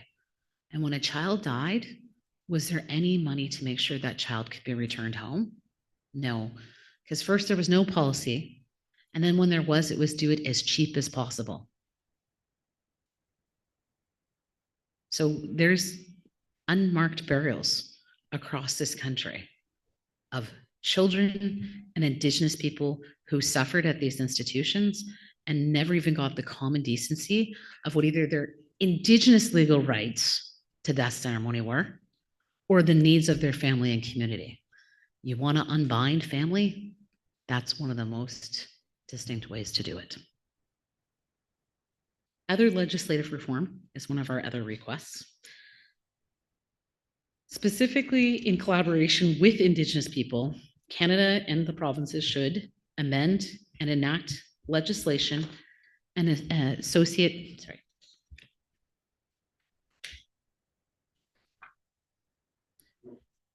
regulations, policies, processes, and effective enforcement mechanisms to create Indigenous burial site designations to protect these sites. I anticipate this afternoon, Ms. Murray is going to talk a lot about this and what can be done. Combating denialism. This is a tough one. I mean, I've been talking around it a bit, right? Like people are like, why are we still talking about this? Or is it real? Is it real? Like, we know how many children already died in schools. We have well-researched and well-documented information on that. We know that there's estimates that it's higher. How does anyone deny that what the Indian residential schools did to Indigenous people was beneficial? Okay, I mean, that they take the position it was beneficial and that no harm occurred. I don't know where that comes from, but what I do know is there's a big denialist body in this country that promotes propaganda that is challenging and asking to see the bodies. And I ask you to think of any other genocide act, whether it's a very large scale, one-time massacre or otherwise. Where do you ever see the people demanding for the bodies to be dug up to prove that they died? It's unconscionable. It's not okay. And there are ways that in law we could address this. And Canada is not doing that. It's something that needs to be done. Apology and acknowledgements. Well, you're going to hear mixed bags. You're going to hear some of the survivors say, you know, when the Indian Residential School apology came out by the then Prime Minister Stephen Harper, some people it meant something, or the Pope's apology. Some people it meant something. For others, it didn't mean anything. Something Dr. Cindy Blackstock always says, apologizing means you don't have to do it again. If you say it, mean it, change it. For some people, apology or public acknowledgement through apology is an important part of reparations. As it relates to forced and coerced sterilization, I anticipate the distinguished judges will hear from that panel that the law is actually changing in Canada, that now, based on advocacy work of survivors, that there will be a new legislation coming in that criminalizes the act of forced and coerced sterilization. So in 2026, a law may actually pass, but guess what? It always existed in Canadian law. Just no one would enforce or persecute or prosecute doctors who are doing these acts. So you'll hear some advancement of that, but the actual request as it relates to forced and coerced sterilization speaks specifically to, it's a very specific request we're making of this particular panel of judges that, you know, in 2016, so again, 10 years ago, the United Nations Committee Against Torture, CAT, commonly known as CAT, published its observations of Canada's implementation of the Convention Against Torture and other cruel, inhumane, and degrading treatment or punishment. In its report, CAT acknowledged the information received from Canada representatives on forced and coerced sterilization of Indigenous women. It expressed concerns at the time regarding the implementation of the calls to action outlined in the Saskatoon External Review, particularly with respect to providing reparations to the women who were pressured to undergo sterilizations. CAT called on Canada specifically to ensure that the allegation of forced coerced sterilizations are impartially investigated, that the persons responsible are held accountable, and that the adequate redress is provided to the victims. Also, to adopt legislative and policy measures to prevent and criminalize the forced or coerced sterilizations of women, particularly by clearly defining the requirement for free, prior, and informed consent with regard to sterilization, and by raising awareness among Indigenous women and medical personnel of that requirement. So there has been some progress since 2016, for sure. But one, that act is not yet enacted. It will be potentially in the near future. But the other part of it is the enforcement, because you can put into place a law, but whether it's actually going to be used in policy or enforced, or that all the adequate resources are put into place to properly roll out and implement that law, including the portions on awareness to doctors or medical, that's all important stuff.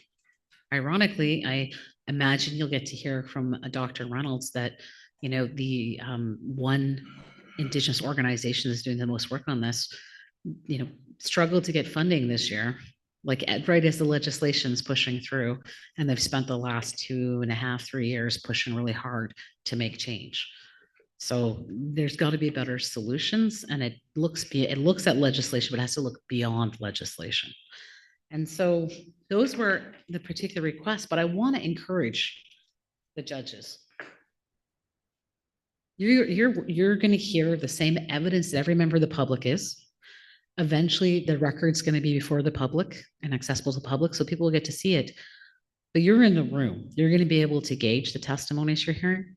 You're also going to be able to live with the documents you have access to review. And it's not an easy feat. Identify the gaps, identify the issues. So don't just be limited to what we the prosecutors are asking you to implement. Use your own lived experience as it relates to your own professions and the work that you've done over the years. You will hear from some of our witnesses undoubtedly some recommendations that may be worded different than the way the prosecutorial team worded it. Maybe their wording's much better than the silly lawyers that wrote it, right?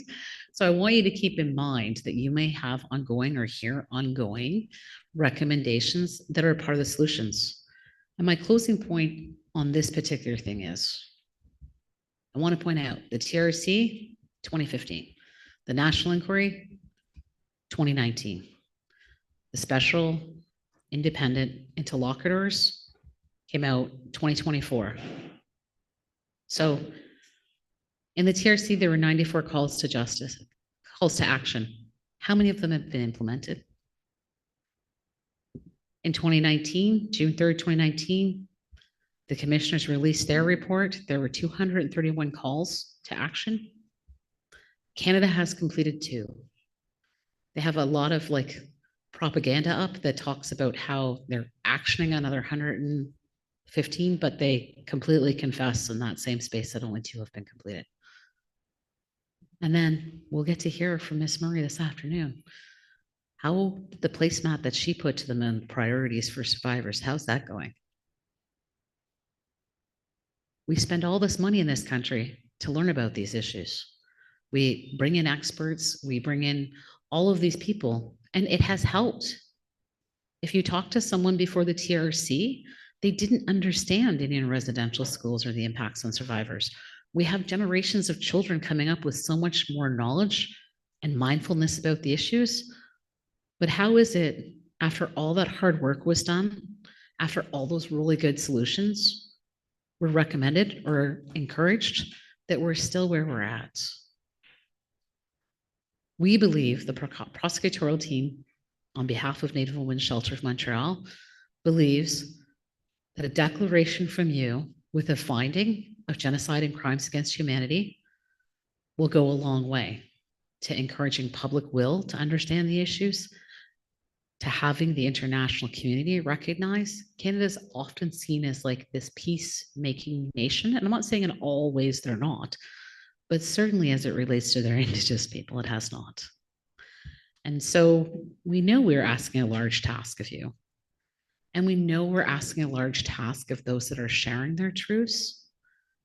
It takes a lot of bravery to come here and tell a story. It takes a lot of bravery to share what you've maybe held and closed in for most of your life, or even if you've publicly spoken about it, the vulnerability that's required to explain to you, to the people in the room, to the public that's watching online, that an act of genocide or a crime against humanity actually happened to you as a living person. Devastating. And yet those people are going to be here to share those truths. That's how important it is to them. That's how important it is to me. That's how important it is to many allies, many Indigenous people. We don't fluently, a lot of us don't fluently speak our languages. We don't have some of our traditional knowledge. It's been stolen from us, much like some people will take the position that our children were stolen from us. It's a lot on your shoulders to consider and contemplate. We're aware of that. And the team that's lived with this for over, for the last few years, it's been hard on us too. And at the end of the day, we may be second generation survivors, like intergenerational survivors who didn't attend ourselves, but know others that did. You don't know an Indigenous family or community that has not been impacted by this and that continues to be impacted. What we do see now is a lot more resilience and revitalization. It's really hard to do when you have a government that won't even come to the table. Barring any questions, those are my opening submissions. Chimigwech.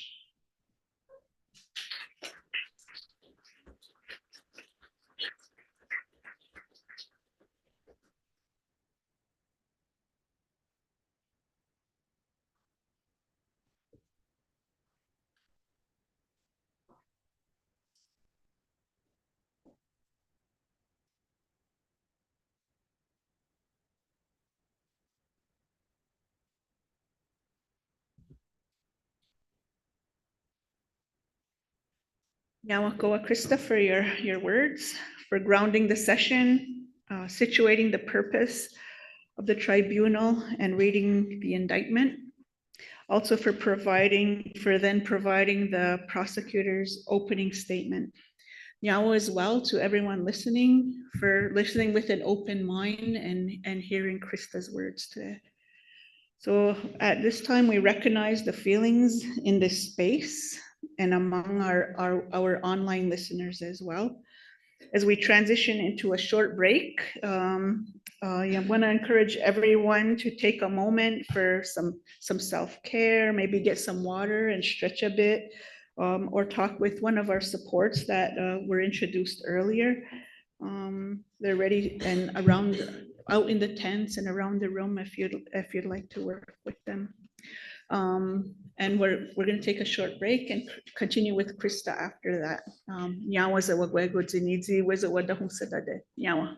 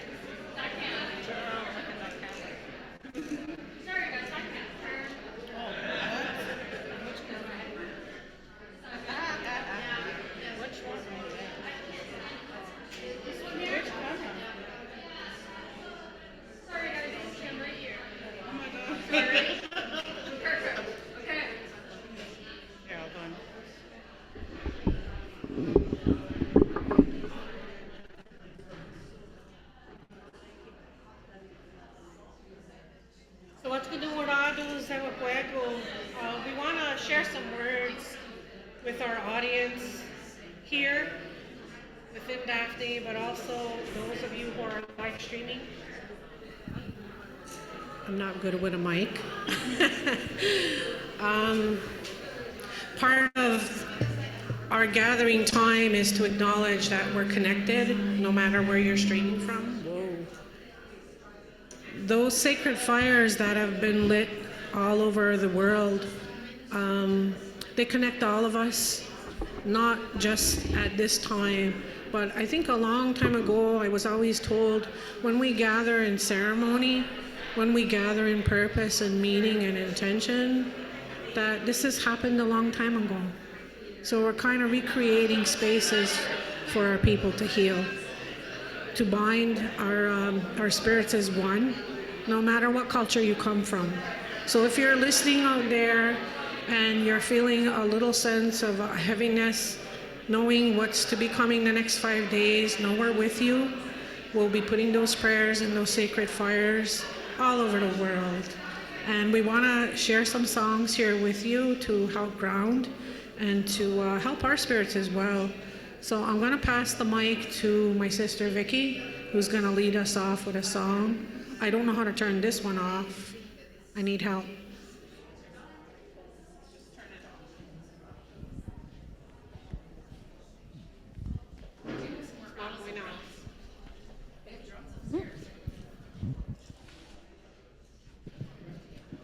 So interesting, this song. I was just singing what I had learned from some women over in the Gatineaus, and then my sister Fran said, "Oh, I know that song, but in the version here." So I'm going to do one round, and then we'll go into the other rounds.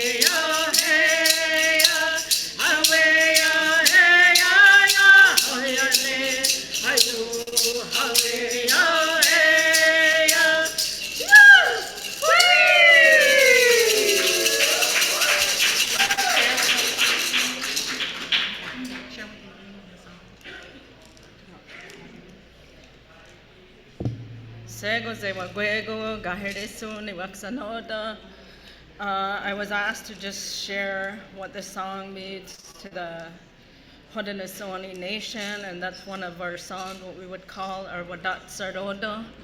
And when we had our men going out to hunt, and they would come back into the communities, and we would be listening to hear when they were entering the village and they would be singing those songs, and we would greet them at that time.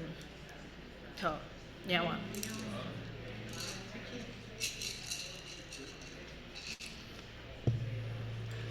So when I was taught this song, it was more about singing. I was with some of the water keepers, the grandmothers that had been walking with the buckets, and so we were singing the song to the waters. And and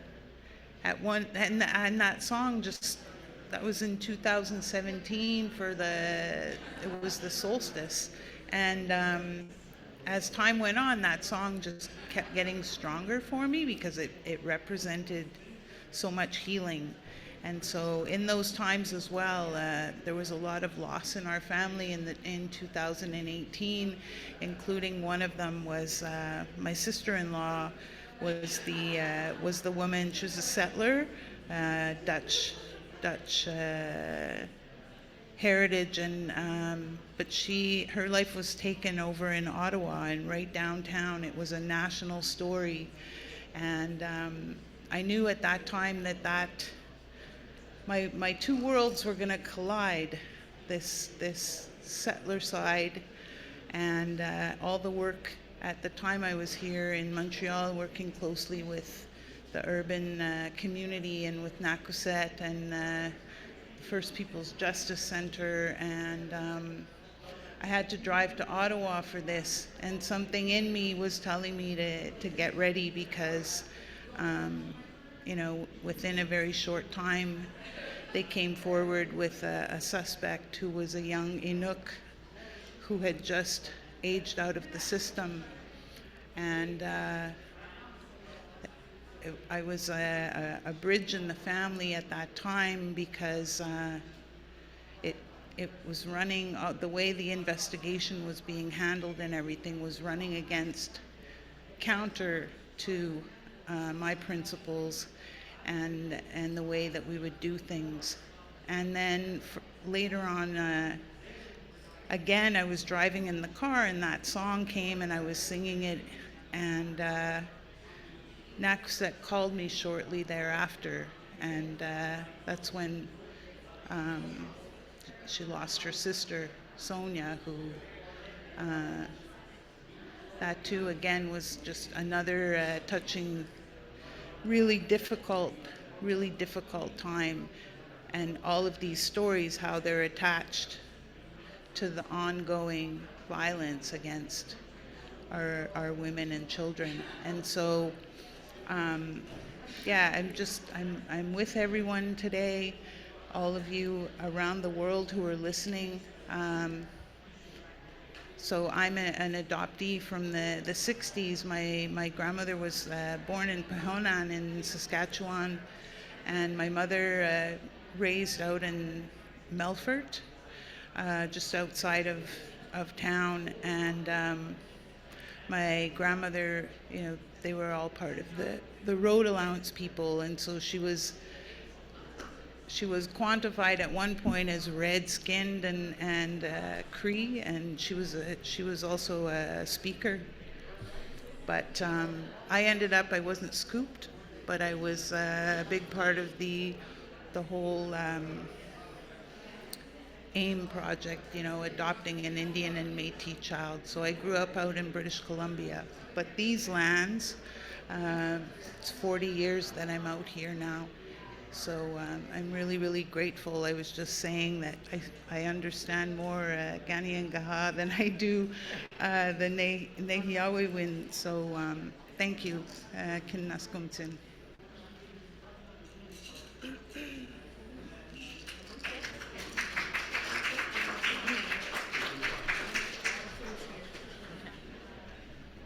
We're almost ready for lunch, so we were asked to just do a verse to honor the women.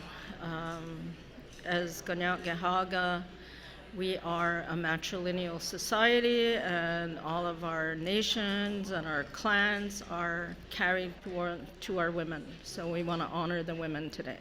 Yeah.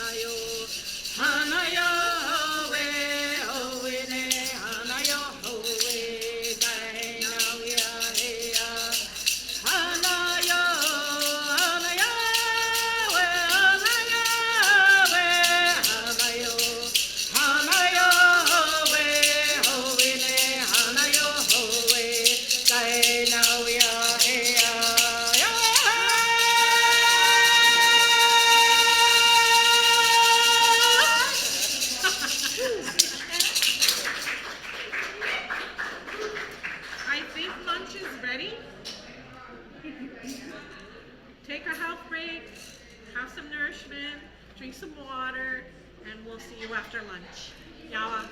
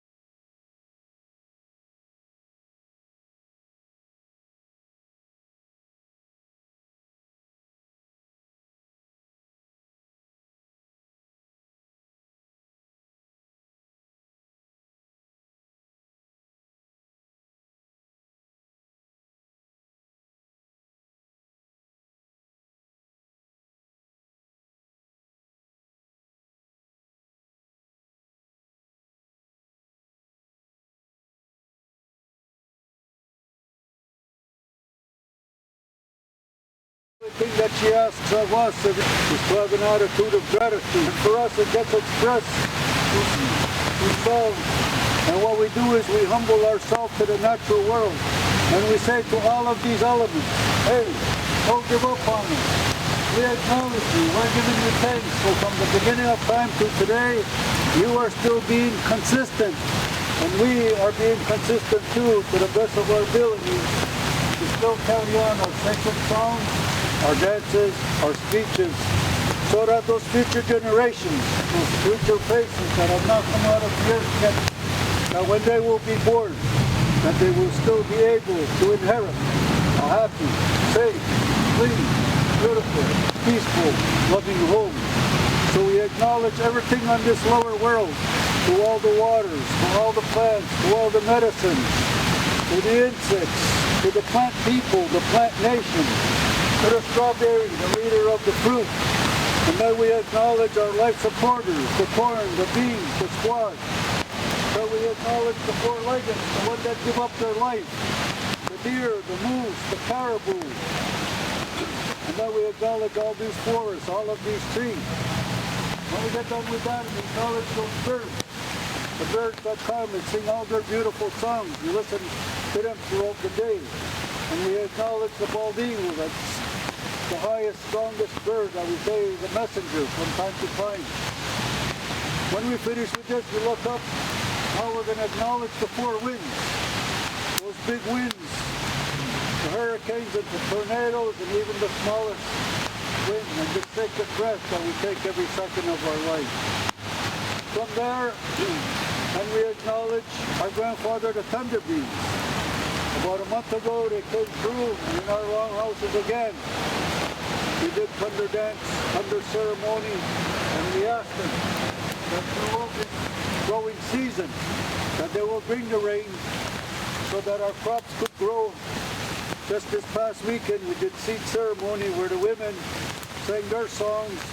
They honored and put their power in those seeds so those seeds would grow. So now we're going to come harvest time, our stomachs will be full again, and we'll say, yeah, it was another great year. So to our grandfather, the thunder beings, we humble ourselves and we say to them to do their work. Next, we acknowledge our elder brother, the sun. That sun, our brother, comes out of the earth, reaches a midway point and begins to set. And he reminds us of our path. All of us come out of the earth. We're here for a short period of time and we're all sitting in there. Tomorrow that sun resurrects up and we're all resurrecting up. Not in flesh, but in spirit. When we understand that, it's going to change your relationship with this walking place. It's going to change your relationship with each other. It's going to change your relationship to this Mother Earth. And it's going to change your relationship to the ancestor realm. And how we understand that, as we're all going to be one. give or take less than 100 years. From there we acknowledge our Grandma Moon. This is her daughter, Mother Earth, in our cosmology. And our Grandmother Moon, she determines when we hold ceremonies. She determines when we plant. She determines the time of month of women. She determines when children are born and come into the world. So we ask her to continue her work, her duty, her responsibility. Then on a beautiful night, we look up and we see all those beautiful stars. And we still have some star stories and some star knowledge. So we acknowledge them and we give them thanks for their role. It's said that early in the morning they put the dew in the grass to help them in case it's a hot day, that they have some moisture to help them make it through the day. Now we're going to go into the ancestor relic. All of our loved ones that have gone before us, that are now part of that sacred energy. And then we acknowledge the messengers of the Great Spirit. We acknowledge those ones that come in our dreams. Because all of that sacred energy, we don't see it, but it's there. And from time to time, don't make their presence known. For us, there is no such thing as death. We are Ogwahue. Ugwe is a person. Uwe comes from Zinawa, which is forever. So essentially, we're all spiritual beings having this human experience. We come from the great mystery, the great spirit. We're all here for a short time and all going back home. And that's forever. But while we come here to the lower world, we're under the auspices of the Creator and His brother. Our Creator is all about life promotion. His brother, on the other hand, brings death, he brings disease, he brings sickness. But it's all about understanding this duality and keeping yourself in equilibrium and balance. So to all of that energy, we bring our minds together and we honor and thank them. Now we're going to bring our minds to the holder of the sky. We say, Garu Yawagu. Because he has a mother. And we have a common mother. His mother is Mother Earth. But he too comes from the other side of the sky. He is family of origin. And we take them all to the great mystery. So now that great mystery, whatever we want to call it, doesn't matter what we say, but we all know that there is something, that all of this came from a thought. And our creation story was a dream, and it goes from a dream to everything that we have now. So now we're going to say that this particular moment in time that we're all gathered here.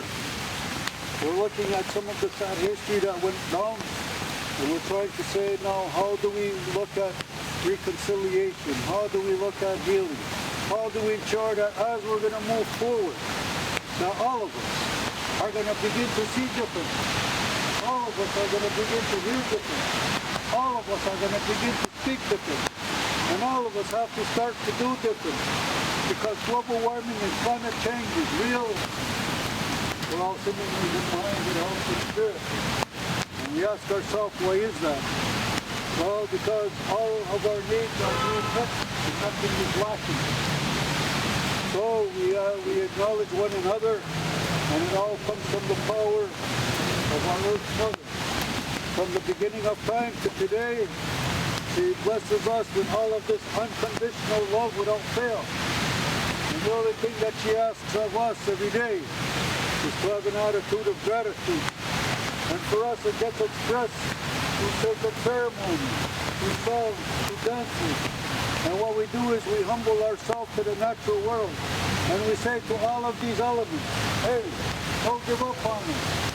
We acknowledge you. We're giving you thanks. So from the beginning of time to today, you are still being consistent. And we are being consistent too, to the best of our abilities, to still carry on our sacred songs, our dances, our speeches, so that those future generations, those future faces that have not come out of the earth yet, that when they will be born, that they will still be able to inherit a happy, safe, clean, beautiful, peaceful, loving home.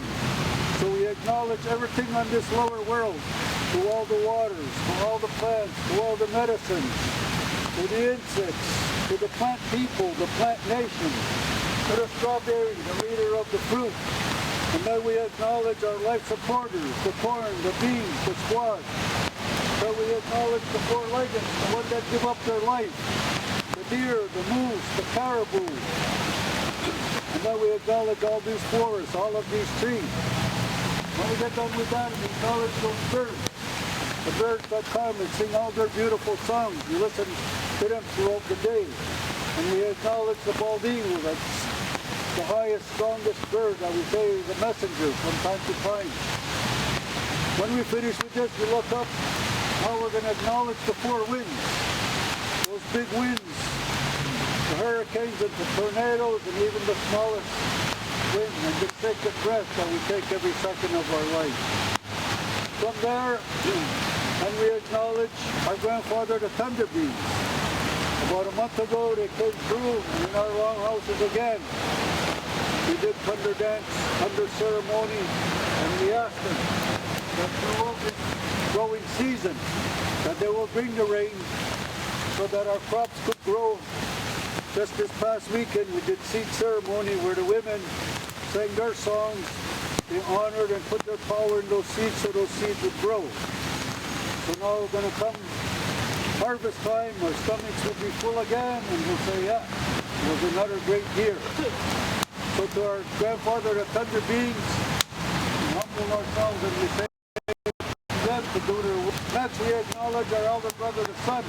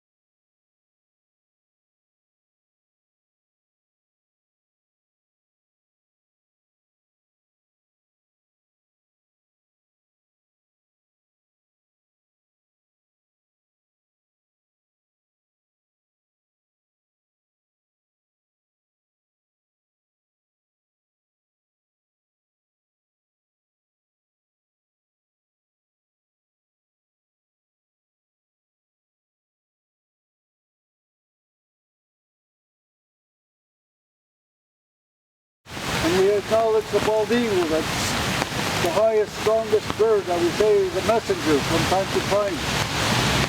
When we finish with this, we look up.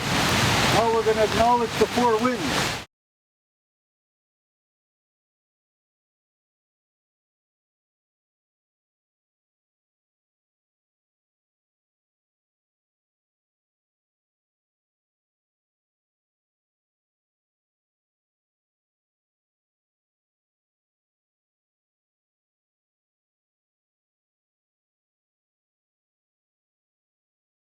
And we ask ourselves, why is that?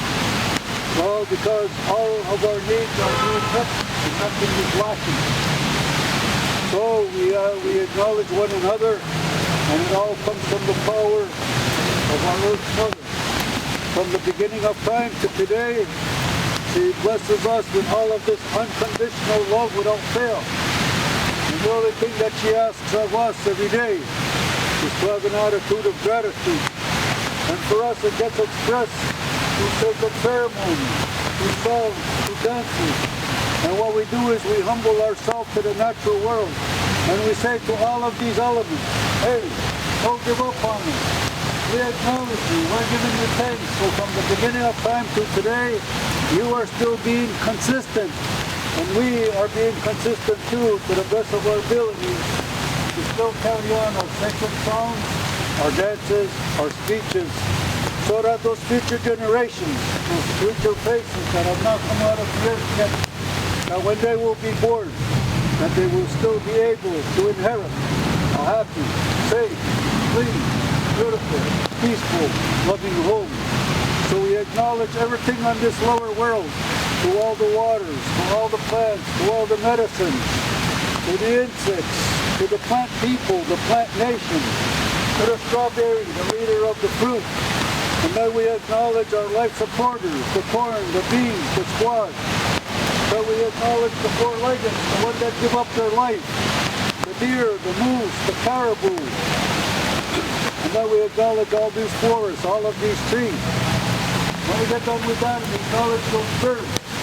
The birds that come and sing all their beautiful songs. We listen to them throughout the day. And we acknowledge the bald eagle, that's the highest, strongest bird that we say is a messenger from time to time. When we finish with this, we look up. Now we're going to acknowledge the four winds. Those big winds, the hurricanes and the tornadoes and even the smallest wind and the sacred breath that we take every second of our life. From there, and we acknowledge our grandfather, the thunder beings. About a month ago, they came through in our longhouses again. We did thunder dance, thunder ceremony, and we asked them that throughout this growing season, that they will bring the rain so that our crops could grow. Just this past weekend, we did seed ceremony where the women sang their songs.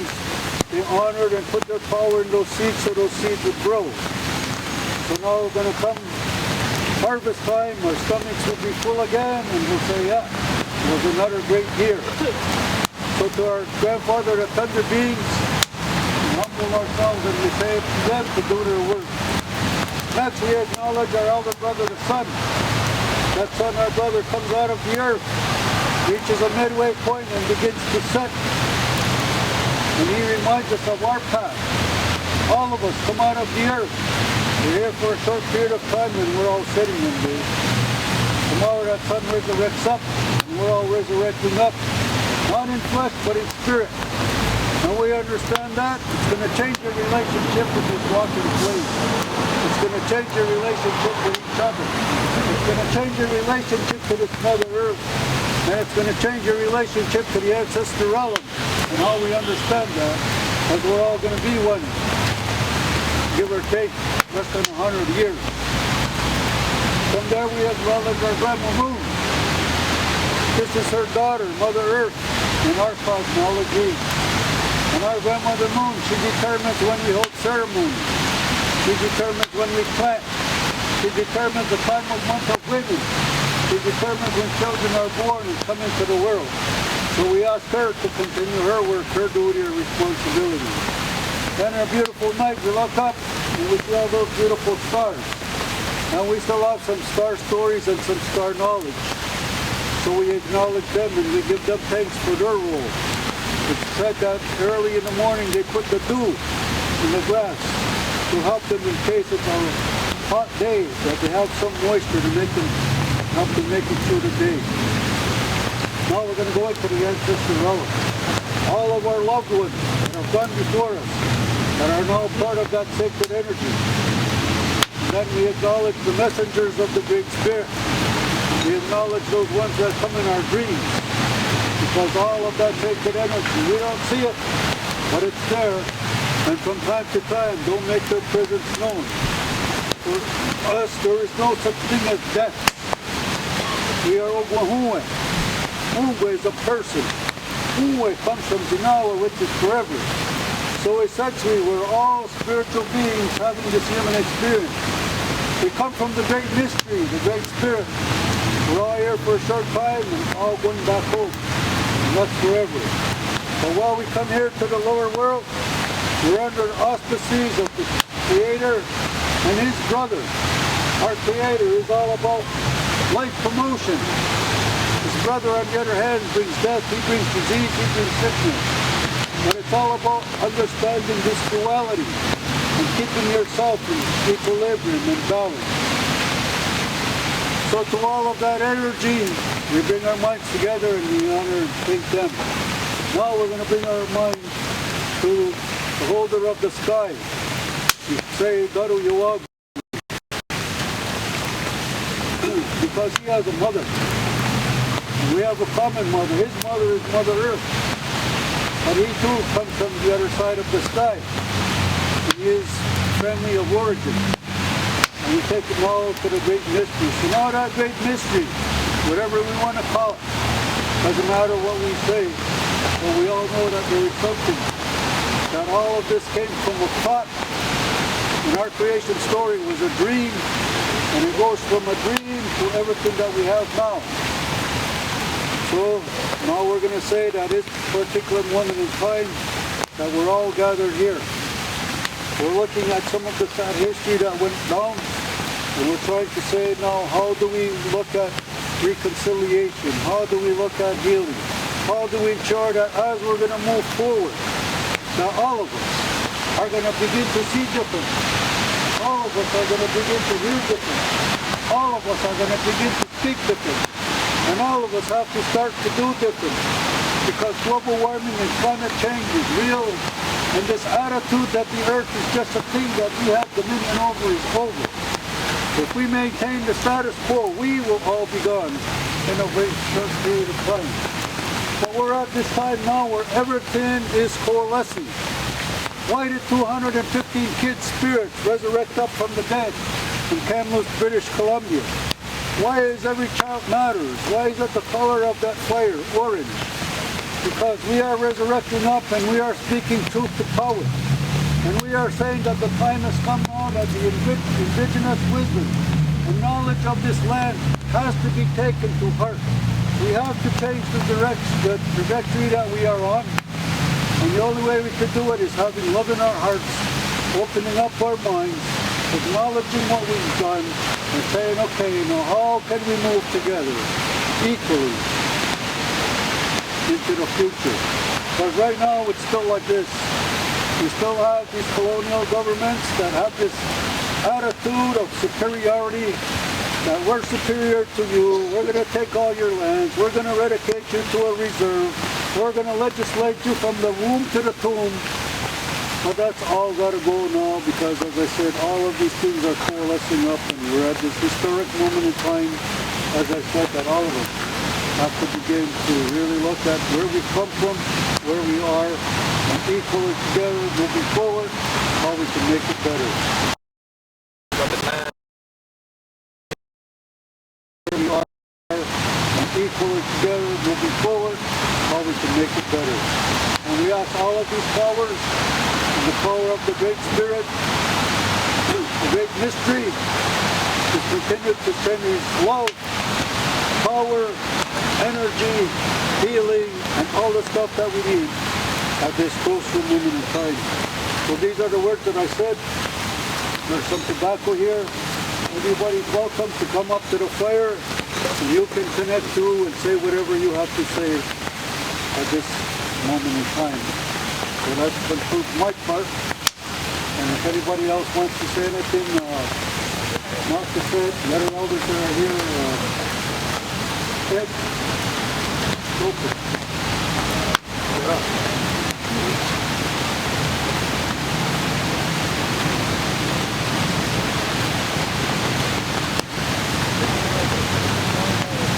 So I'm also known as Tecumseh, as well as Wabanobane Sister.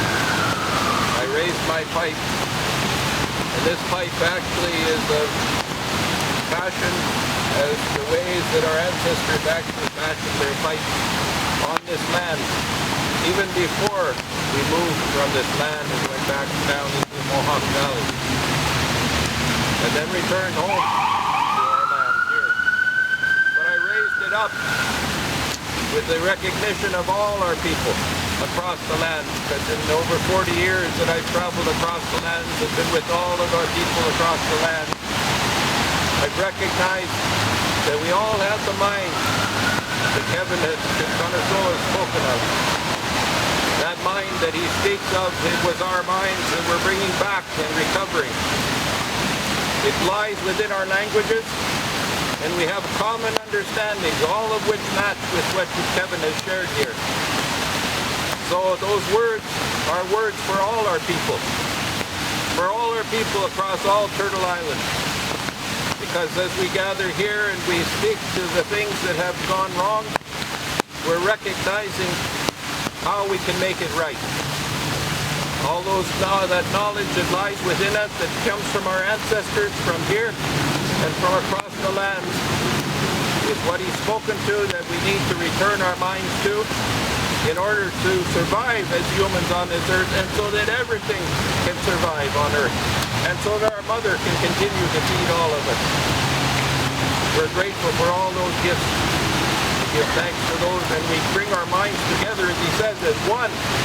That is our minds of all Indigenous peoples on the land, and those as well that are coming to understand that knowledge and bringing it forth and supporting what we are all trying to do now.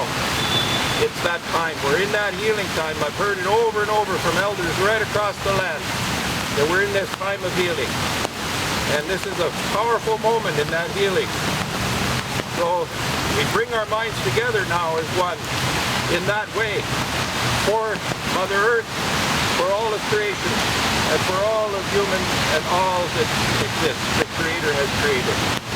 So we give thanks. We give thanks for all these things today, and for what will come from what we do if we bring our minds together in this way now. Well,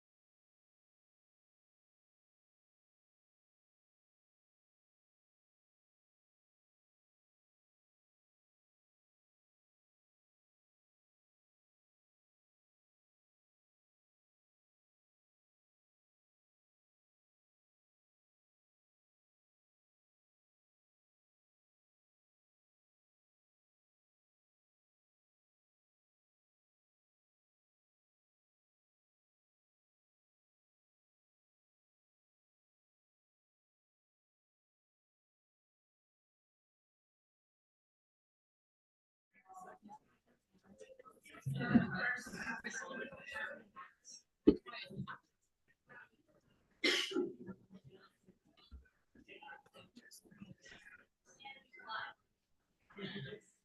welcome back after lunch, our lunch break. It's nice to still have everyone with us here today and online. We're going to continue with our first expert witness this afternoon, addressing systemic failures for justice. And I'm going to call Jasmine Redfern to do our introduction. Yawa.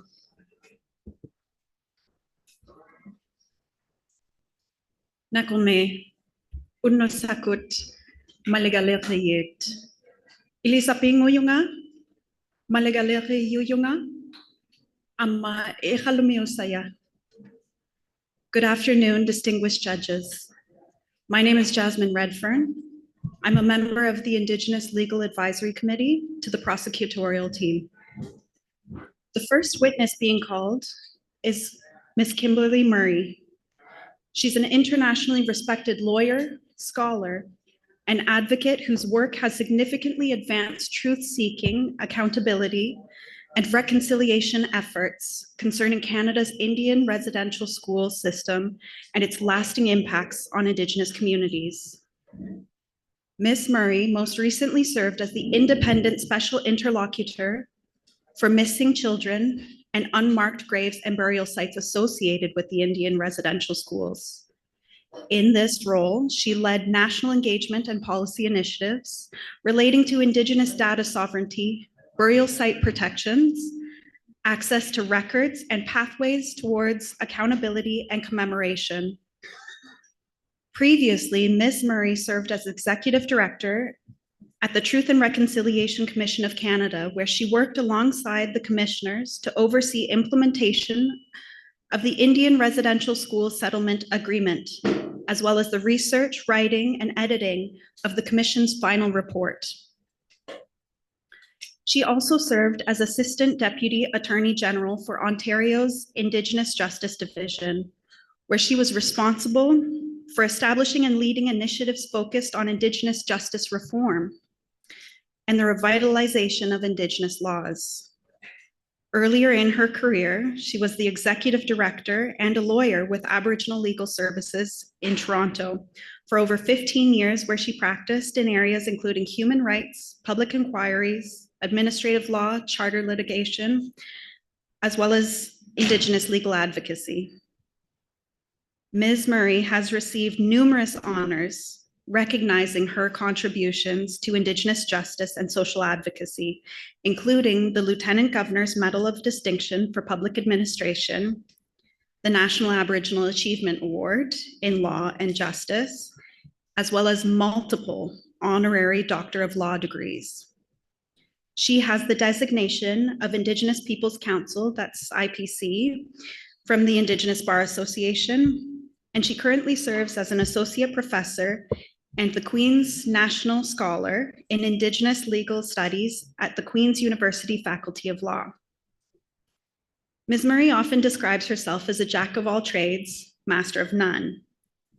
It's precisely her breadth of experience as a leader in truth and reconciliation efforts that makes her uniquely qualified to assist you, distinguished judges, in providing the necessary context, and understanding of the realities surrounding the missing Indigenous children and unmarked burials associated with Canada's Indian residential schools. Krista Bigcanoe, lead prosecutor, will be guiding Ms. Murray through her evidence before a question and answer period led by your esteemed panel of judges. Nakome.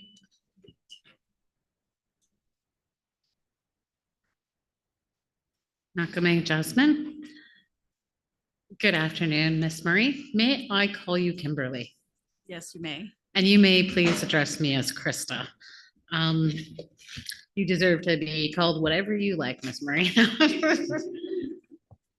So Jasmine did a really great overview of your curriculum vitae, which is an exhibit that's before the judges. And I don't want to go meandering through it very specifically because I don't have to qualify you. But I did want to ask you if there's anything you wanted to highlight from your lived experience in that large list that we just heard. Oh, I would just say that probably the greatest learnings and teachings I've received are from working with the people on the streets of the city of Toronto, Indigenous people from Aboriginal Legal Services. When I worked there for 15 years, I saw the lived impact of Indian residential schools on the survivors, the living witnesses of these institutions and of their families. And from that experience and those teachings and learnings from those individuals, I know that their truths are something that this country needs to acknowledge, recognize, and provide reparations for. And until we have those reparations, we're going to continue to see those harms and that intergenerational impact of these institutions on Indigenous people across the country. So my greatest honor was working with those individuals, and the work that I have done with survivors, our living witnesses, in all the roles that I've held, including many that are sitting in the audience right now. And I just want to acknowledge them and say hello. And I recognize you and I see you. So now I thank you. Thank you. And just so we can let the distinguished judges know, we are going to visit some of your roles and how impacted they were, but we actually wanted to start first with the video that was produced as a result. It's your role as the special interlocutor. So I kindly ask the AV team to pull up the video and if we can watch it.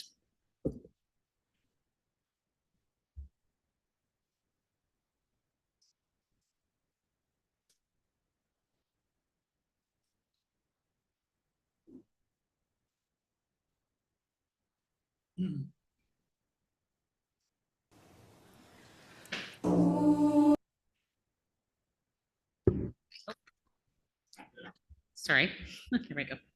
We'll take a moment.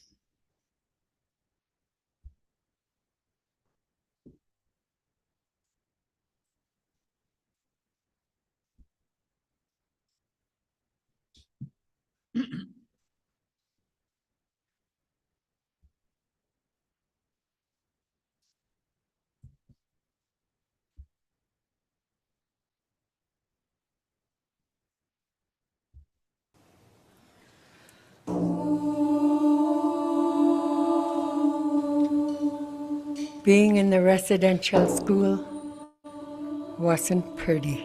My husband was 11 years in residential school. He never held my girls because he was too scared to break them. That's residential school.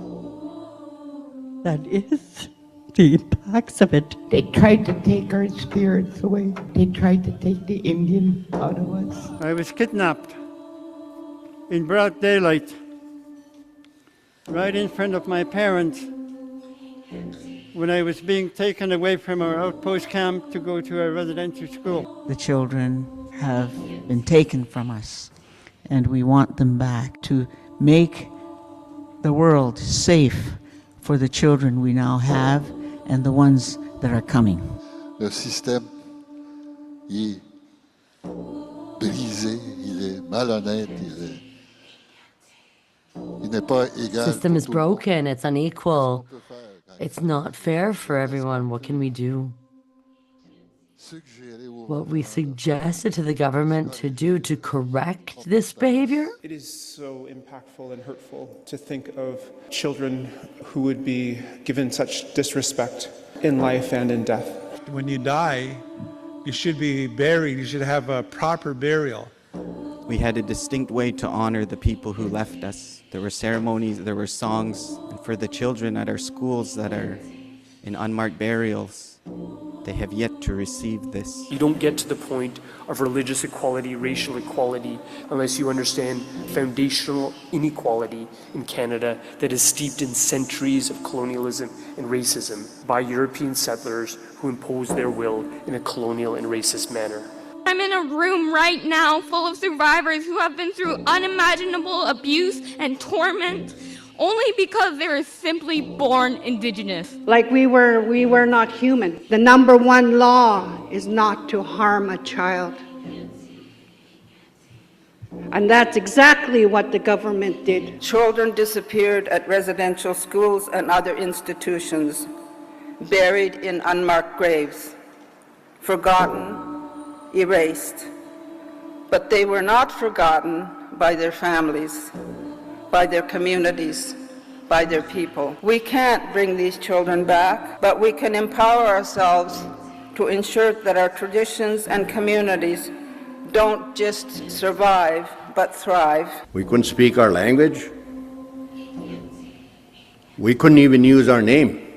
I was given a number. I still remember my number, and that's how they called you, a number. I was broken spirit since then.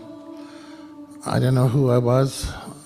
I lost my culture, my spirituality, my beliefs, my value. Some of the young girls, they would go missing for months on end. The priests and the nuns would hide those girls when they got pregnant, and they wouldn't see them for 9 months while they were carrying their babies.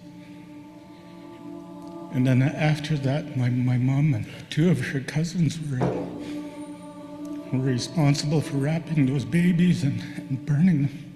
As a boy in that residential school, mission school, the burning of little babies being thrown in the furnace by 2 nuns, and the screaming. A young woman was disciplined by the nuns and the children, and the man whipped her until she died. The building was run by the heat from the big stove only in the furnace. There was a lot of babies that was burnt in there. Some of us didn't know how to deal with our feelings. We didn't know where to go, what to do. We have boys missing for 50 years now. They were killed. Their lives were taken. They were murdered. We don't know how many survivors are left. Many of them don't even want to come forward. They chose to forget what has happened to them and not be a part of this. They don't want anything to do with it. My mom attended residential school in Beauval Mission, La Planche. I'm the youngest of 11 children. The 2 oldest babies passed away. In her dying bed, my mother said, "Please look for him." Right now in Iqaluit, we don't have the best cemetery. They didn't listen to our knowledge, and they put the cemetery in a bog.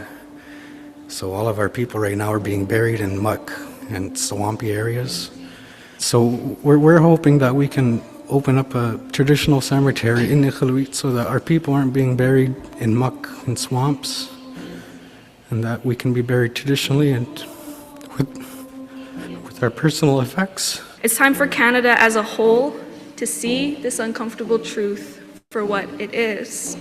It's time for them to feel it, see it, sit with those unsettling feelings, and learn from it so it does not happen again. No more denying what our survivors have been saying for years. No more belittling what it was, because it was genocide. We need to uphold justice for the Indian residential school children who were murdered in these institutions and have those individuals held accountable. These individuals are still alive, and the laws and the policies created by the Canadian government hide their crimes.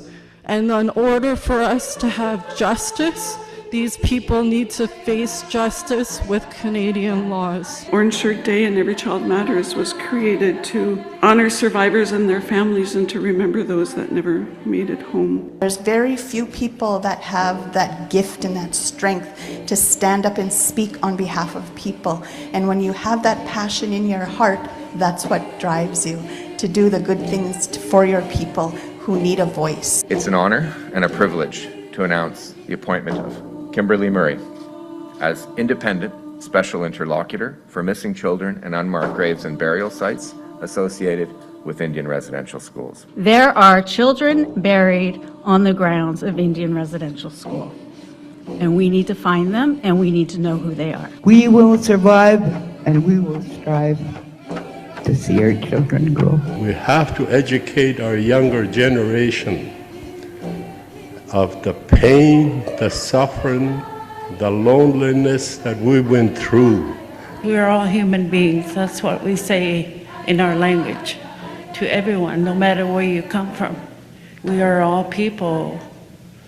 We are one nation in this land. Any culture in the world, be proud of your own culture. We are just starting to heal.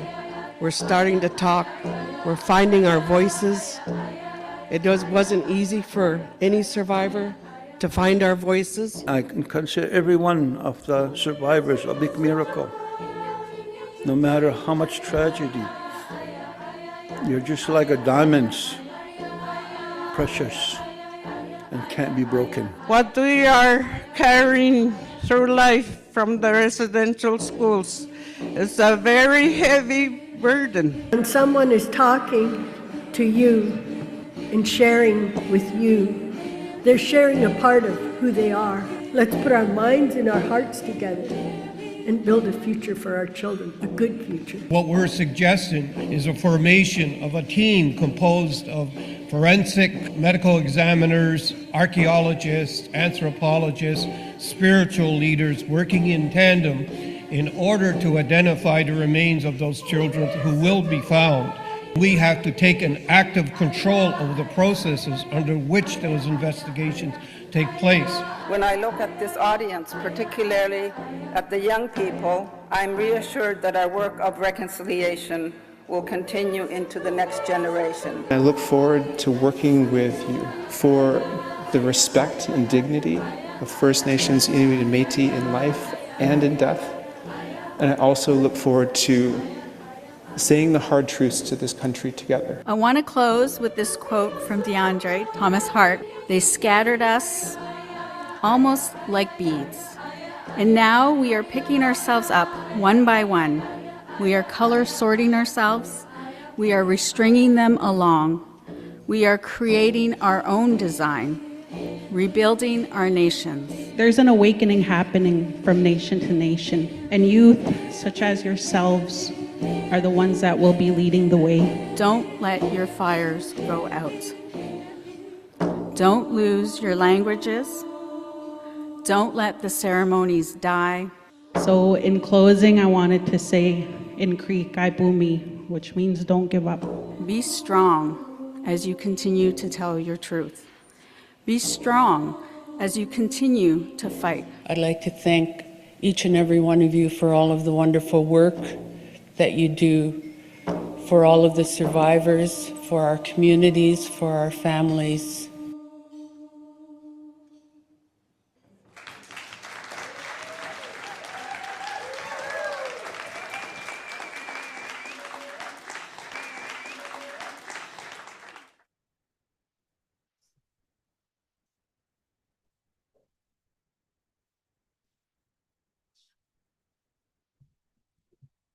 That's a lot to unpack in just a few minutes, a very powerful truth. But before we sort of hop into the path that got you to that point, I again want to see if you have anything you want to say based on what we just watched, a preliminary thought or a heart thought or anything, being that you experienced all that live. Maybe just to give a little bit of background, I will be talking about the mandate, but this video captured 6 national gatherings that I hosted over 2 years in my mandate, where I brought communities, survivors, families, leadership experts that are doing the important and sacred work of searching for the disappeared and missing children. And so these are clips from those gatherings of those doing this sacred work. I showed this video at my release of the final report, and that's why you saw the photos of the different volumes of my final report. It is on the website. I know you had trouble seeing it in some of it, so you can watch it again. It's live on the website, and you can watch it over and over again. But yeah, so thank you, Chris. Thank you. And so if we might, Kimberly, one of the things that has come up, and I know it's an important point, is we often hear missing Indigenous children in unmarked graves as the language that comes from Canada, like the committee that set up your mandate. We see it on reports. We saw on the TRC. It just, in terms of like the language around that, is there a more appropriate way to characterize it instead of just the missing Indigenous children in unmarked graves? So I would say that the issue of missing children in unmarked graves has been discussed and around in this country for decades. Even before the Truth and Reconciliation Commission of Canada was established, survivors, living witnesses, and communities have been talking about the fact that many, many children died in the institutions and were buried on the grounds of the institutions. We have examples of burials being desecrated, examples of burials being washed up because rivers overflowing before we had a Truth Commission. And the term missing children in unmarked graves, I only started to reflect on that term when I became the special interlocutor and started speaking with international experts around enforced disappearances. And I started to reflect on, where did that come from? And when we look at the Truth and Reconciliation Commission, I don't know if you're aware, we had 2 Truth Commissions here. We had a commission that was established in 2007 when the Indian Residential School Settlement Agreement was signed. And at that time, there was nothing in the settlement agreement around missing or disappeared children, and there was nothing set aside to examine those realities. It was raised in the legislature and parliament by an MP. Not an MP that was part of the government. And at that time, the Conservative government responded and said, we're going to get into this issue and we're going to assign it to the TRC. And that was in 2007. That TRC didn't survive. There was a lot of problems and it fell apart. All the commissioners quit. And it wasn't until 2009 that Justice Murray Sinclair, Commissioner Marie Wilson, and Commissioner Wilton Littlechild were appointed. And when they became appointed to take over the work that the first commission started, Justice Sinclair said to the government, the government of the day, we need resources to take on this work. It wasn't included in the settlement agreement. It wasn't included in our funding. And so there had been this committee that was established back in 2007 before Justice Sinclair was appointed. And it was called the Missing Children in Unmarked Burials Committee. And it was set up by the government. It had Indigenous leadership, and it was set up to answer 4 questions.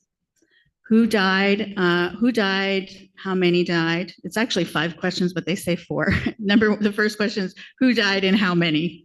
Kind of 2 questions, but that was the first one. What did they die from? Where they're buried? And who are the missing? And so they did their work and prepared a report and said what needs to be done and all the searches that need to be done. And Justice Sinclair was denied additional funding, and so the TRC did what it could. But when it comes to the term missing, I find it interesting now when I started doing my work as the interlocutor, when we call them missing children, it lets the state off the hook. There's no accountability for what they did. It's somehow these children went missing on their own. And it was the state policy to take them away and not return them home and not tell their families when they died. And so in the work that I do as a special interlocutor, and I'm getting ahead of myself, I talk about many of these kids are disappeared and not just missing. And so when I reflect on that committee, I find the term missing children in unmarked burials, putting the onus and the shift and the blame on families and communities and survivors themselves, and lets the government off the hook. in bubble wraps itself. And so I question whether that was purposeful to call that committee the Committee of Missing Children and not disappeared children, because we know they're disappeared and they continue to be disappeared. Thank you. So we'll take a small step back, but not too far, and focus a little bit on the Truth and Reconciliation Commission. And I mean, obviously, it was a massive undertaking that took a long time. For the purposes of this tribunal, we'll maybe focus down a little on the general overview of the work done from the ED's perspective as it related to research and initiatives of the unmarked burials and the student deaths. Maybe that's a good starting point, and you might want to start with the coroner's investigating procedures and how that came to be. Yeah, so as I explained, the Truth and Reconciliation Commission, under the leadership of Justice Sinclair, asked for funding to do this work to find the disappeared children. The government denied the funding, but we did what we could with the budget that we had at the TRC. And so there is I don't think I brought it, there is a volume 4 called Missing Children and Unmarked Graves in the TRC's final report. And that work was done by a team of researchers who were trying to get access to records at Library and Archives Canada and from the church entities that operated the institutions to determine who the kids were that died and where they're buried. And it's you have to I have to put it in the context of the fact that we didn't have records. We had to go to court to find records. The TRC had to take Canada to court, and it wasn't until 2013, and the TRC operated from 2010 to 15. It wasn't until 2013 that we actually were successful in the court challenge to get access to the Library and Archives Canada records and have them digitized.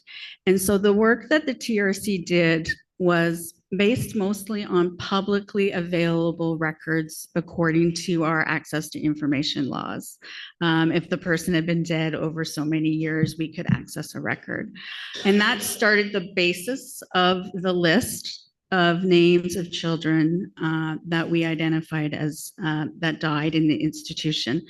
The TRC focused on kids that died in the institutions or died within 1 year of being released from the institutions. And in its final report, volume 4, it identified 3,200 children that had died. And the report talks about the different noted causes of death, but also the fact that many of the records don't have any information in them, not even the names. Sometimes there were no names. And so while we were in court trying to get records, the team, we talked about, we got to be able to get records elsewhere. When someone dies, there's processes in this country, right? We have registrar generals where you have to register the death of someone. In every province, there's a law around that. And we have coroner system. And some places, did the coroners investigate any of these deaths? And so we did a couple of things. The first started in Ontario, where I worked with the Chief Coroner's Office of Ontario, and they did a review of all their prior records and deaths and looked for deaths of Indigenous children in the province of Ontario that could have been Indian residential schools.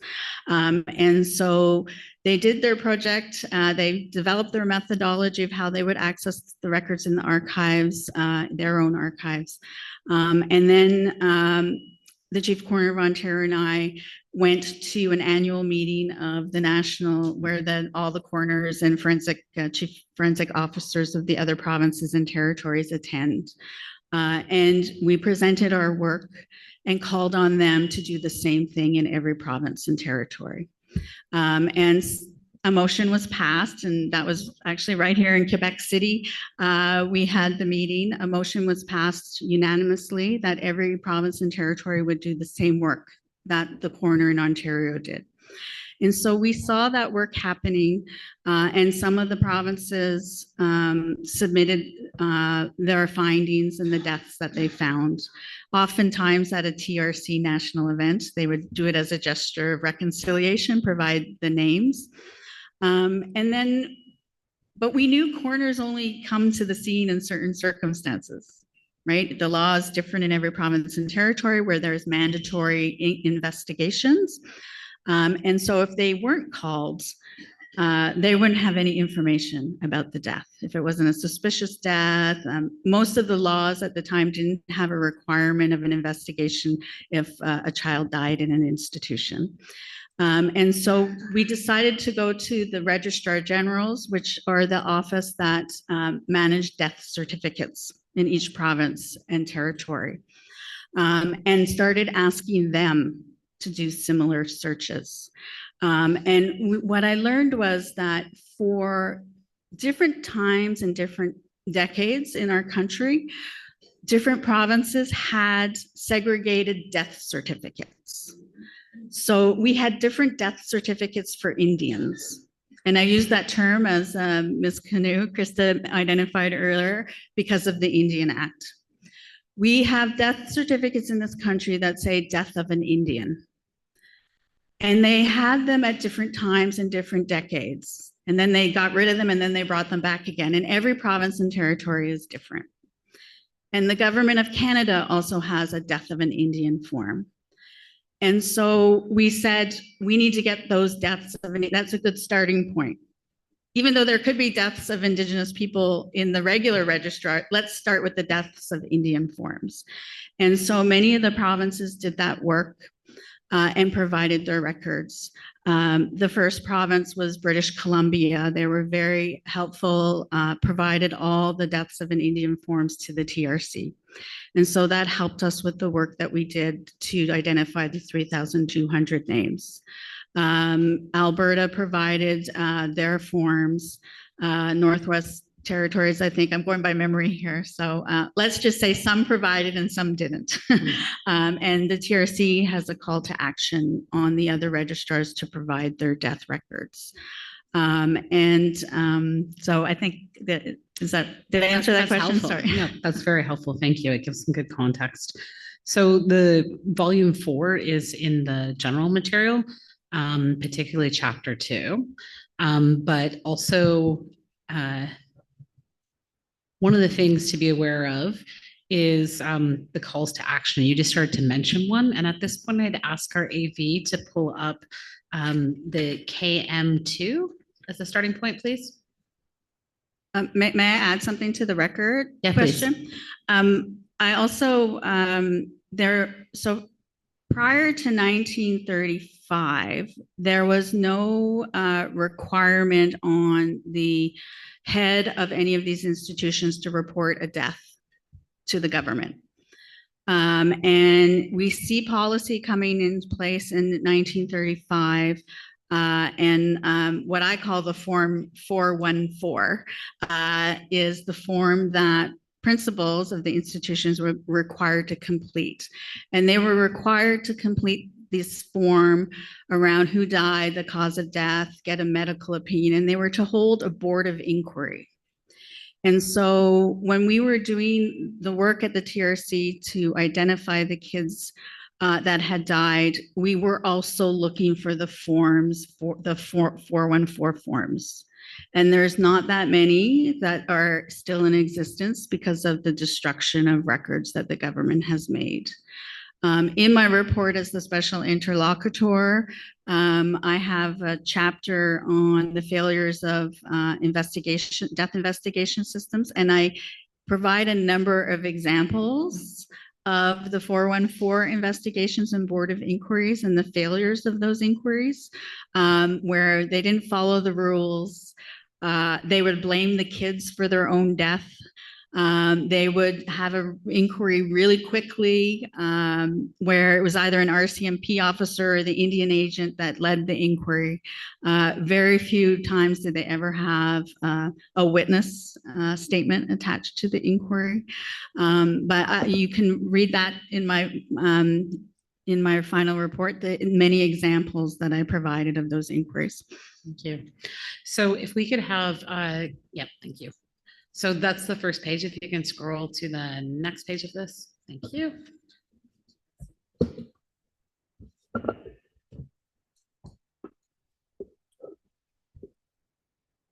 So what we have up here is the Truth and Reconciliation Call to Action 71. And I know at the time in your capacity as the executive director there, you'd be familiar with it, but that's going to be something that we see over time. It's going to maintain it along with calls to action 71 through 76 are important. So can you tell us a little bit about calls 71 and 72 specifically? Yeah, so call 71 was encouraging the chief coroners and the vital statistics offices to continue the work that we had started at the TRC.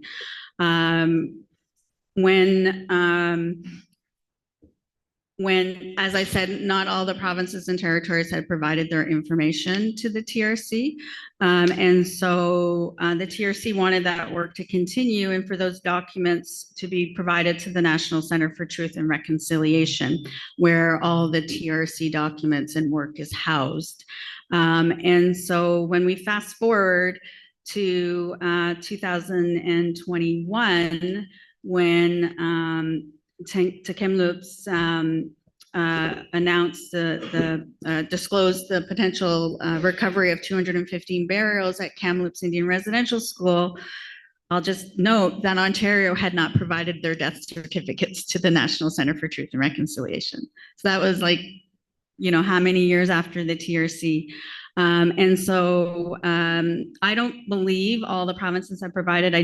I'm pretty sure Quebec has them provided, but you'd have to ask someone from the National Center for an update on that. But there continues to be work that needs to be done in that area to provide that information to the National Center. But more importantly, to get that information into the hands of the communities that are doing the searches. Because at the time of the TRC report, the TRC was required to set up a national research center, which it did, which is now the National Center for Truth and Reconciliation. But at the time, we had no idea that this was going to happen in our country, that communities were going to be doing these searches and all these unmarked burials and graves were being found and determined, and communities were doing the work on their own, Indigenous led. And so anything that goes to the National Center needs to be available to the communities that are doing the searches. So I would say simultaneously, if the records are being given to the NCTR, they also need to be given to the First Nations, Inuit, and Métis communities searching for the disappeared children, because it's not accessible at the National Center either. And 72 in terms of the resources that the NCTR would need. Can you speak to any of that? Yeah, so under the settlement agreement of the Indian Residential School and the TRC mandate, the TRC was to establish a national research center. And so the TRC was able to, from its budget, set aside some funds to set up. I mean, there was a whole process, a bid process, and people, different institutions applied to be the National Research Center. And the University of Manitoba was a successful bidder. But the TRC only had a limited amount of funds. You know, it has $60 million budget for its entire mandate, plus $6 million to respond to government reports. So it was a total of 66. So a small amount of money was provided to the NCTR at the University of Manitoba. And then the Government of Canada was their main funder after that. And so I see the National Center now always having to do fundraising to establish you know, to broaden the work that they're doing. And certainly since I would say since 2021, and I'm not an expert on the NCTR budget, but since 2021, they have received additional funding. But from the TRC release of the final report until 2021, there was very limited funding that was being provided to the NCTR to do the work that is required of a national research center. And it took the voices of those children in those unmarked graves to get Canada to provide some funding to the NCTR. Thank you. I'm going to ask if we could pull up KM3, which happens to be, again, an excerpt from the TRC's volume 4, and it's the calls to actions 73, 74, 75, and 76. And I'm going to ask if you give us a little context about these. Okay, 73, we call upon the federal government to work with churches and Aboriginal community leaders to inform the families of children who died at residential schools of the child's burial location and to respond to families' wishes for appropriate commemoration ceremonies and markers and reburial in home communities where requested. Again, 2015 until 2021, nothing was done in regard to this call to action. I would say that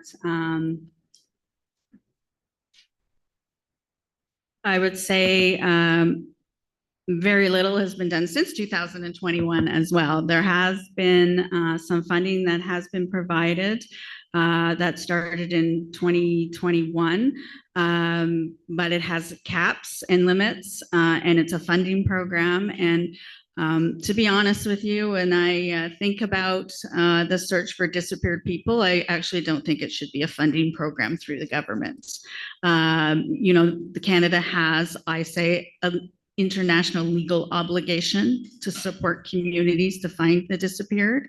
And I look at these calls to action now, and I think that if we had approached it from a different perspective, from the viewpoint that these children have been disappeared by the state, that maybe the wording of these calls to action might have been stronger.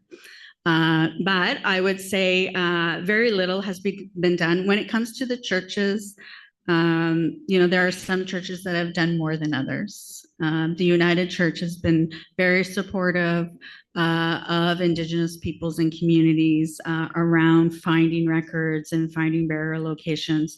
And the Anglican Church also provided the TRC, when it was in operation, a list of all of the kids it could identify as having died in their institutions.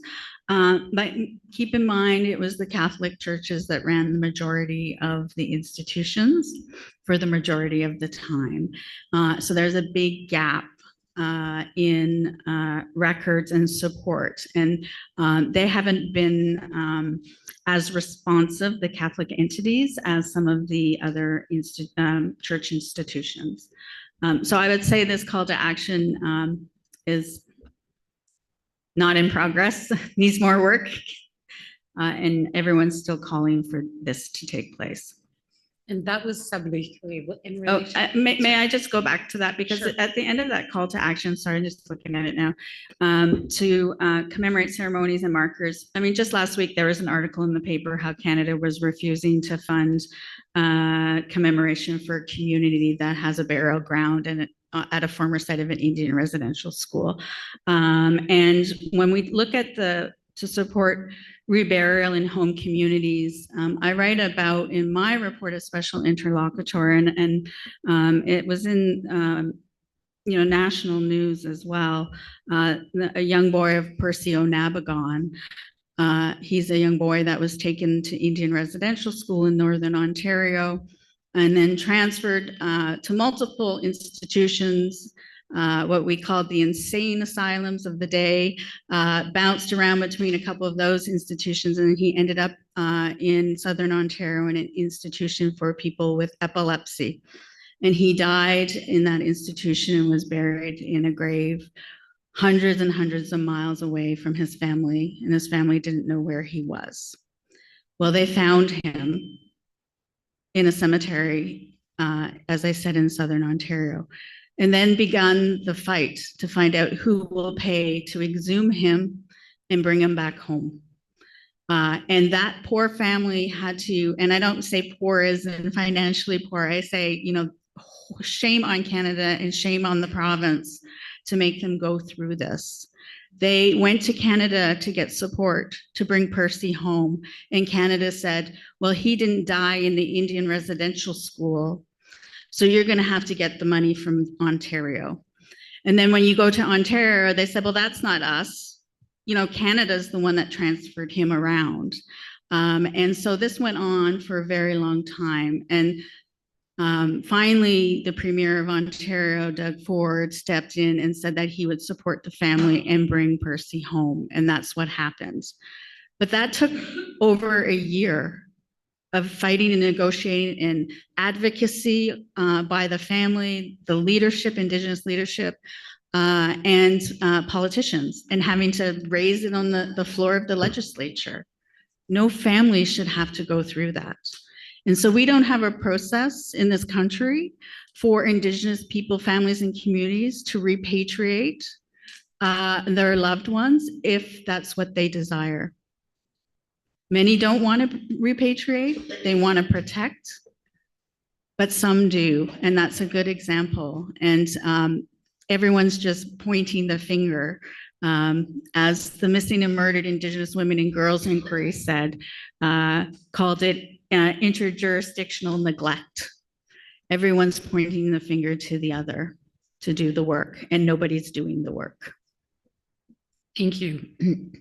We see that 74 is about calling upon the federal government to work with churches, the communities, and former residential school students to establish and maintain an online registry of residential school cemeteries, including, where possible, plot maps showing the location of deceased residential school children. Do you know if there was any uptake on this particular call? That has not been done at all. And when in 2021, when Tk'emlúps made their announcements, I received a number of calls from communities because that knew I worked at the TRC.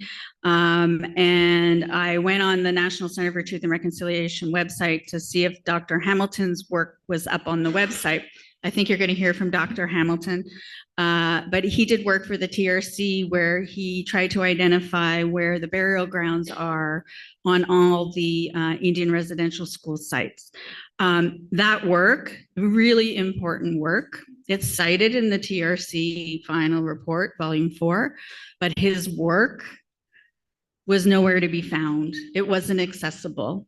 I actually spoke with Justice Murray Sinclair and said, why is Scott Hamilton's work nowhere to be found? And so we actually called the National Center for Truth and Reconciliation and said, put that work up on the website because this is important work for communities. They need to know this happens. I'll leave it for Dr. Hamilton to talk about the work that he did. And he hadn't done during the TRC all the institutions, but since 2021, he has completed the work of all, I believe, Indian residential school sites.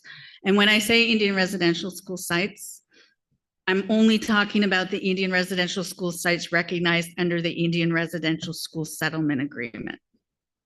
So we have a settlement agreement in Canada, and the churches and the survivors that were part of it.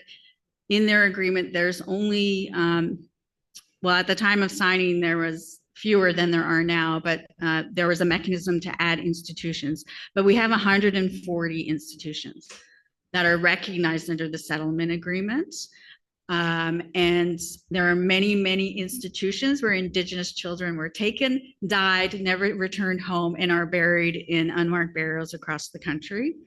Canada doesn't provide any support for any of those types of searches or repatriation. So it's important to understand that. And I think that's identified both in the TRC report and my report. And 75 was calling upon the federal government to work with provincial, territorial, and municipal governments, churches, Aboriginal communities, former residential school students, and current landowners to develop and implement strategies and procedures for ongoing identification, documentation, maintenance, commemoration, and protection of residential school cemeteries, or other sites at which residential school children were buried. This is to include the provision of appropriate memorial ceremonies and commemorative markers to honor deceased children. Do you know, either subsequent to this or as part of your work, whether this call to action has been implemented? I would say no. There was, under the settlement agreement, $20 million set aside for commemoration, and the TRC did the work of evaluating the proposals that came in. Many of those proposals were about commemorating the cemeteries and marking the cemeteries at former Indian residential school sites.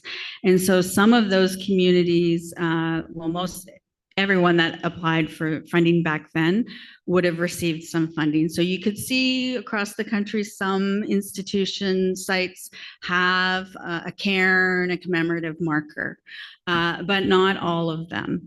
And there's currently, it's challenging to know if Canada will provide funding for commemoration today. They say they do, and then they say they don't, and then they say they do again. And that's an issue that I'm sure the Survivor Secretary can speak about, because first it was included in their program, and then they said it wasn't included, and now it is. But then we see a newspaper article last week that, you know, one of the sites of Indian residential schools is being denied funding to do commemoration on the site. As far as provincial, territorial, municipal governments and churches, again, I think it's like a mixed bag across the country. Some churches are better than others that will support commemoration, but it's also not enough financial support to do some of the things that communities want to do to commemorate the sites.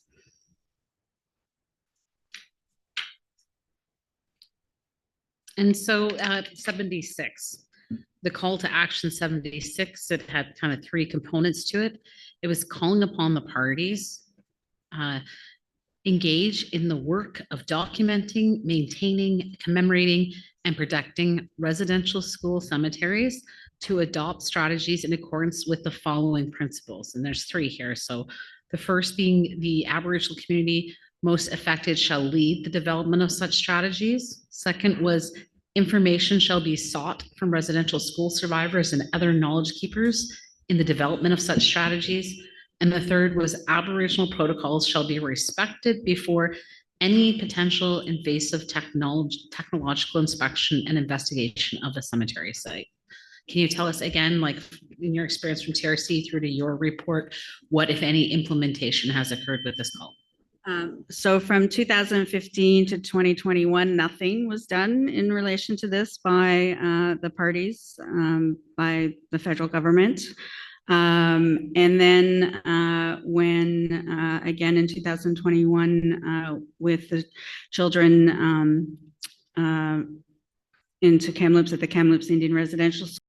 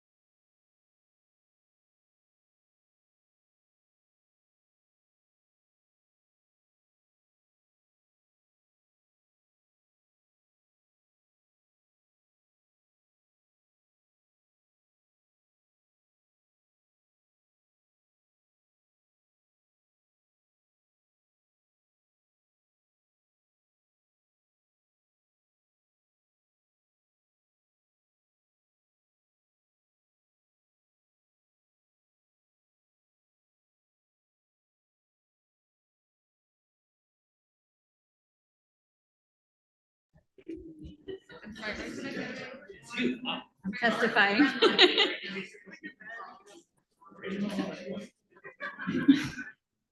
Good afternoon. If we can get started again, I'll just get everyone's attention in the audience. Thank you. So thank you. We had that short break due to a technical issue. We've got the technical issue troubleshot at this point. And sorry, you're gonna have to move. That's the prosecution. Sorry. My apologies. So we had a bit of a technical glitch. And so Kimberly, you had answered a question, and I'm just gonna backtrack a little bit. To call to action 76, and there were the 3 components, and I believe they probably caught how it covers to the information belonging to community. But oh, thank you. They pulled it back up for me. Thank you. But where we need to go is the second 2 points, if we might. And I ask the Madam Chair peoples to indulge me in just going back a little so we can make sure it's on the record. And essentially, when we look at the 3 components, the second and third component included information shall be sought from residential school survivors and knowledge keepers in the development of such state strategies, and Aboriginal protocols shall be respected before any potential invasive technical inspection and investigation of a cemetery site. If you could maybe speak to those 2 points just briefly, that would be helpful. Yeah, so as I mentioned, from when these calls to action were released in 2015 to 2021, this was not being done with any support of government. There are communities that were doing the work on their own and partnering with potentially academic universities who have expertise in this area. Under the funding program that exists now in Canada that started in 2021, communities that are doing searches for the missing and disappeared children and unmarked burials are able to receive some funding to gather evidence from and testimony and knowledge from knowledge keepers and survivors and living witnesses. But again, as I said, it's a funding program. It's limited. There's more requests than funding available. So every community isn't able to access it. Almost is a first come, first serve. Once the money's gone out, there's no more. You have to wait until there's a new funding cycle. People have been up in the air whether any funding would continue post, we had an election and whether there's funding in the new budget. The program, my understanding, still exists, but again, it has a cap, and the government is not able to provide this support to communities that are doing the work. I would say that there's probably been a shift in the country since 2021 with a recognition and understanding that it has to be Indigenous led. It has to be communities and survivors doing this work and not the government. As I say, the government are the perpetrators of these harms and these burials, and their job is to support communities financially and open up the archives and maybe change some of the laws that they've created to protect themselves and deny access to information. But certainly this is happening in communities because communities are doing this and requiring it. Thank you. So the next thing we're going to move to, and I'll note just for the purposes of our distinguished judges, there is some notes about Kim's time at the Survivor Secretariat. We have Ms. Laura Arndt, who will be testifying on Thursday, and I would suggest if an issue in your questions comes up in that area, Kimberly would be happy to answer them. But just to sort of keep on pace, we're going to move to the next section, which includes the appointment as the Independent Special Interlocutor for missing children and unmarked graves and burial sites associated with the Indian residential schools. And so you keep referring to it, and I see it's right in front of you. And I keep... the work that the office did, and what was the time frame you were working with? I had a 2-year mandate and required a little extra time to finish the written report and have it translated. So it ended up being 2.5 years. So let's take a step back to the early days, like why an independent special interlocutor was even needed. And so we have already kind of explored the TRC findings, but what was the impetus or why make the call for a special interlocutor? Again, it goes back to 2021 and the recovery of 215 potential unmarked burials of children at the Kamloops Indian Residential School. When that discovery and announcement was made, the government at the time said almost immediately, we're going to appoint an independent special interlocutor for missing children and unmarked graves.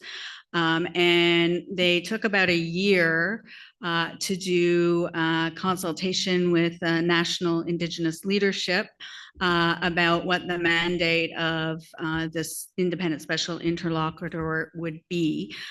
There was a lot of concern being raised that this was a process that Canada was putting in place because it could show the international community that it was doing something. Part of the amnesty that it's provided itself. When we look at the mandate that I was given, I didn't have any powers, and I know we'll talk about that then in a bit, but it took them a year to put the mandate together, speaking with the national Indigenous organizations, and then also trying to figure out who would be the special interlocutor. And so, as I said, it was a year, and I was appointed in June of 2022 as the independent special interlocutor. And let's talk about that mandate. And at this point, I would ask the audiovisual team to pull up visual aid 1. And don't panic when you see this, Kimberly, and say, oh, we're going to go over all 11 of these. We're not. But I did want to contextualize and help people understand what your mandate was. I mean, often when a federal process like a commission or a special interlocutor or some type of position like this is given, terms are laid out and mandates are set by the government, not by the person appointed. Am I correct in assuming that? Oh, yes. This mandate was established by the federal government with input from some leadership. I'm not clear on the full extent of the leadership, Indigenous leadership that was involved. I was given a copy of the mandate in its early draft. Had an opportunity to make some comments and suggestions on it. Some were incorporated and others weren't. And in this document, we see a bit of a preamble on what the mandate would. I would ask that it scrolls up or moves to the next page. Thank you. Actually, if you get perfect. So specifically, the mandate lays out in carrying out her mandate, the special interlocutor will, and then they give you 11 items of sort of the tasks they expect you're able to do in the 2 years they've provided you with the resources they've provided you. My first question is going to be are these a fair amount of tasks to do in that time frame and with those resources? Well, absolutely. The first thing everyone said when I was appointed was, how are you going to do this in 2 years? But I was committed to getting the work done because this had been going on for decades, this conversation, and we're losing our living witnesses every day. And knowing it was going to be a challenge, I did speak with my elders and advisors and community that supports me to whether I should take it on, and I did. It was challenging for sure, but we did the best we could. We did the best we could with the time we had.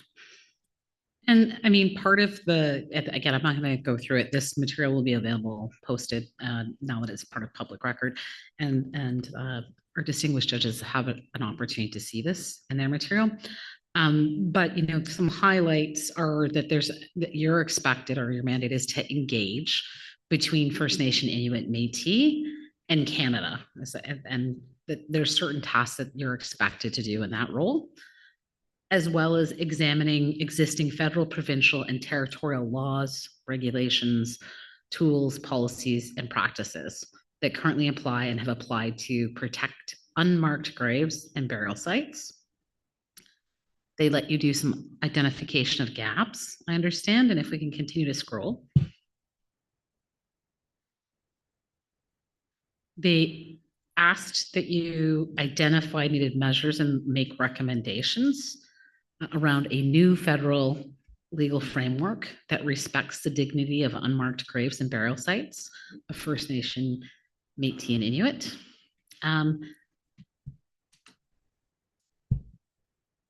And that the processes were in accordance with applicable Indigenous laws and legal orders, that you adopt an engagement approach focused on building and strengthening trust between Canada and First Nations, Inuit and Métis. So part of your mandate was to do the impossible. No, I'm just kidding. But being asked to build the relationship with keeping in mind the conduit you between Canada and those Indigenous communities that have been wronged. And then as we move along to 7, we see that you would, within your mandate, act as that conduit. And then moving on, include considerations of Indigenous children who were buried on sites other than those associated with formal residential schools. So that opens up your mandate quite a bit, doesn't it? Yes, absolutely. So it's not just the Indian residential schools recognized under the Indian Residential School Settlement Agreement. So thousands and thousands of institutions, I would say. And then again, going back to how the federal legal framework could support the advancement of the implementation.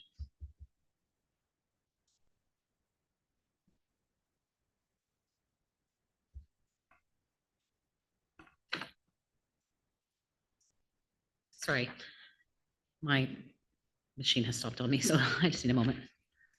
If I could just say something.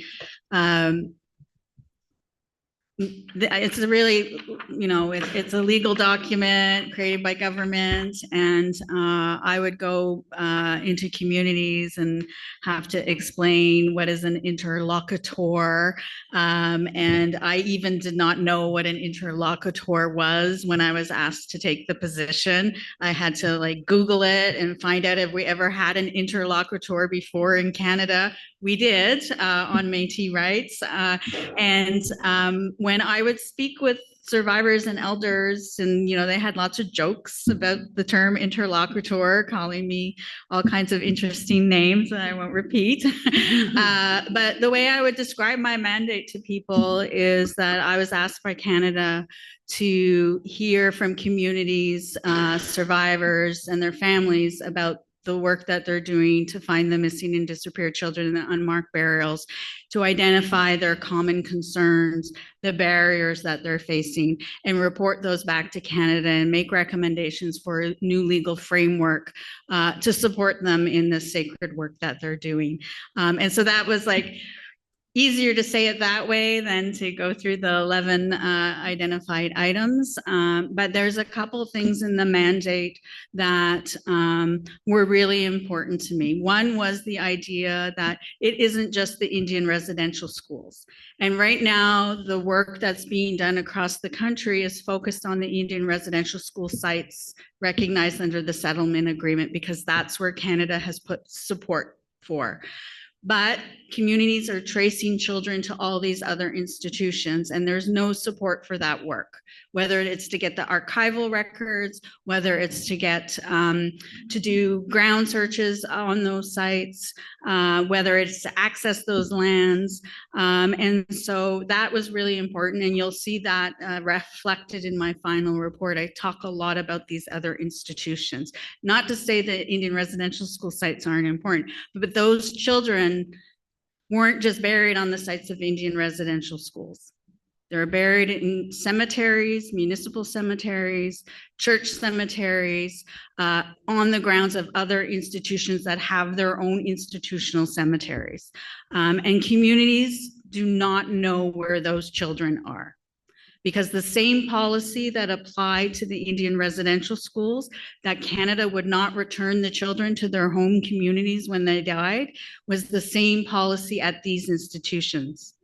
And Canada supported those children being transferred to those institutions. They approved it. The Indian agent approved it. And they also paid for it. They paid for the maintenance of these children in these other institutions. Yet they won't pay to help repatriate the children back to their communities, or for communities that come to those sites to do their ceremonies, to bring the spirits of those children home. The other thing that's in the mandate that's listed that I think is really important, and I call it land back, but that's not the terminology they use in the mandate, but it is in the mandate, about making recommendations about the return of land. Because we know when the institutions were created, lots of the land was expropriated, stolen from Indigenous peoples, and given to the church entities that operated the institutions. And when the institutions closed, those lands were not returned. And they continue to be these, as Canada called it in a recent report, a donut, where it could be a church in an Indigenous community on a First Nations territory, and it's not considered the First Nations land. It's land of the church. And so a lot of work has to be done around rematriating that land to Indigenous people. And so I write a chapter about that, but that's something that I think is really important to point out, that that was in the mandate as well. And I'm going to have AV scroll up just a little further. So thank you for covering those 11 points and identifying what was important to you. There's two more at the bottom of this mandate, though. And it's actually not about the mandate. It's more about what you're not to do. In addition, the special interlocutor will, so it's put in positive language, but there's some prohibitions on these next 2 points. Can you help me understand the first one, which is carry out the mandate in a manner that does not interfere with criminal investigations, prosecutions, civil proceedings, and that it does not confer powers to compel the production of information of documents, nor does it affect the ability of the special interlocutor, but it doesn't, although you don't get to compel, it doesn't prevent you from requesting the documents. Can you please tell me about this first part? Yeah, so I was not allowed to interfere with, as you said, criminal investigations, prosecutions, or civil proceedings. It's easy to not interfere with criminal proceedings because there aren't any going on in relation to the children that died and are missing and have been disappeared in this country. So that wasn't hard for me to not interfere in a criminal proceeding. There are some civil proceedings that are happening across the country in relation to accessing sites, doing searches, stopping development on the site where the burials are.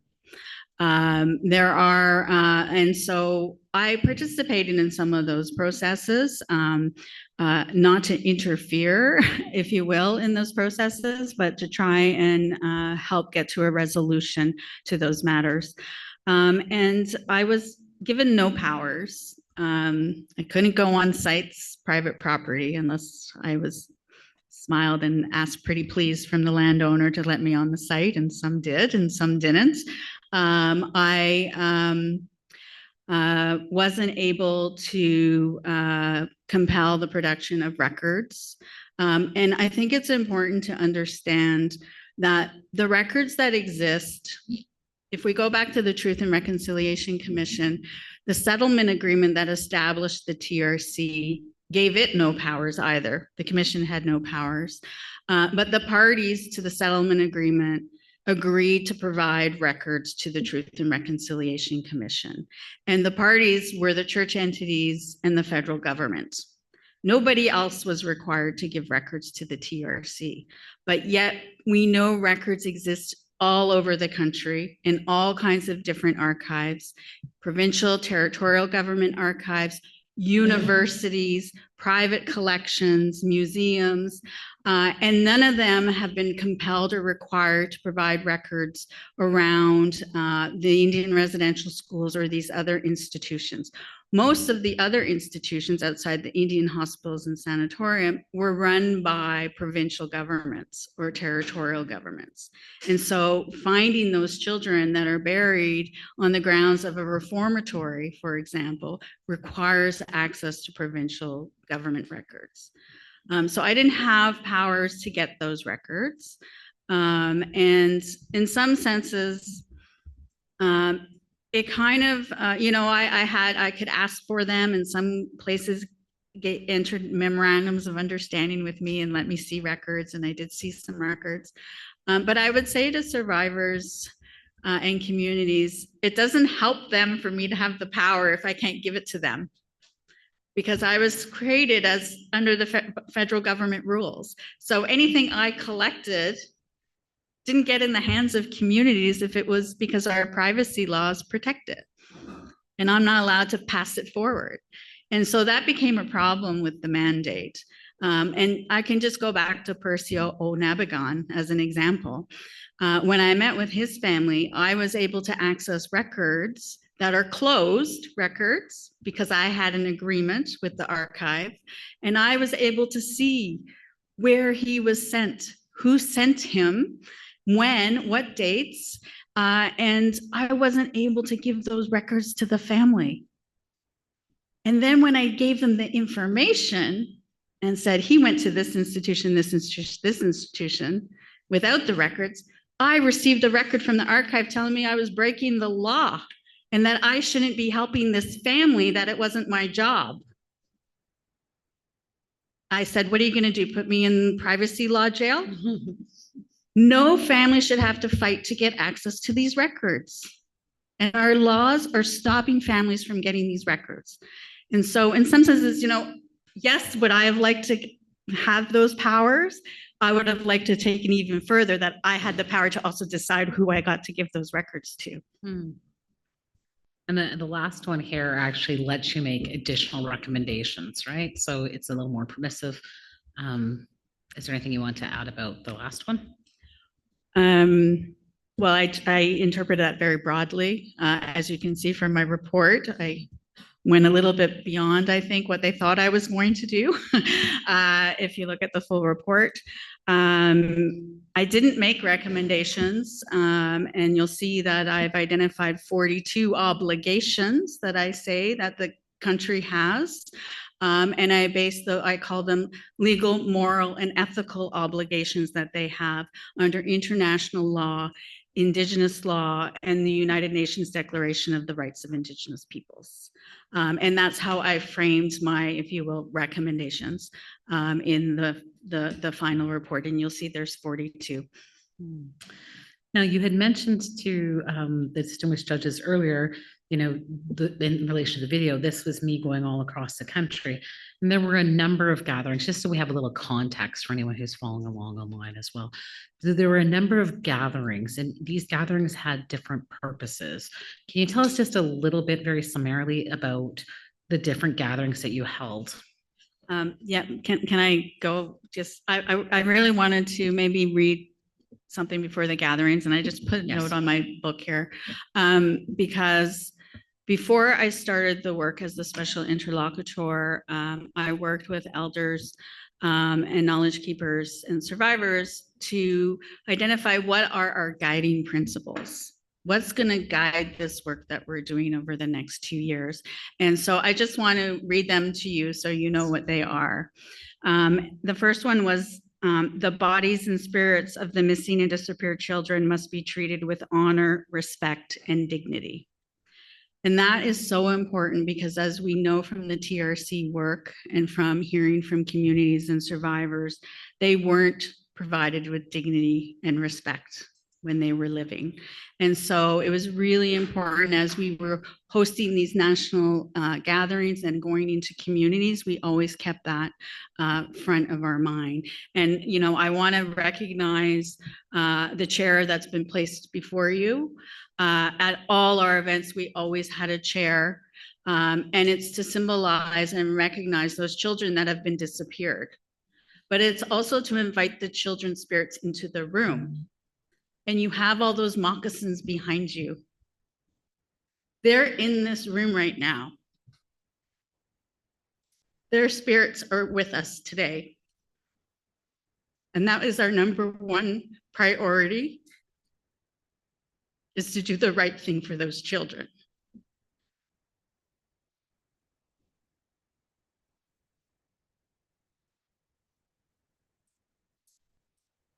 Our second guiding principle was that the survivors must be honored and acknowledged for raising public awareness about the truths of unmarked burials of children who died at the Indian residential schools. They have been speaking for decades. The survivors sitting in this room have been talking about the children that died. One day they were there, the next they weren't. There are people that have talked about having to bury the children on the grounds of Indian residential schools. The TRC has heard that testimony. I heard that testimony. Individuals that had to actually dig the graves when they were children on the grounds of the residential schools. They have been speaking these truths for decades, and we have to honor them for that because no one was listening. And we want the international community to listen to what happened in Canada. This happened in Canada. The third guiding principle is that families and communities have the right to know what happened to their children. They have a right to know. And I know you know that as international human rights experts. They have a right to know the truth about what happened to their family members that have been missing and disappeared. The fourth guiding principle was that these searches and these investigations have to follow the truth. They can't stop at the doors of the Indian residential school or the lands of the Indian residential schools. They can't stop because it's not federal government jurisdiction and it's provincial government jurisdiction. We have to follow the truth and trace the whereabouts of the children wherever they were taken and wherever they were buried. And we need the federal government and the provincial governments and territorial governments to understand that. They can't keep pointing the finger at each other to avoid accountability around the missing and disappeared children.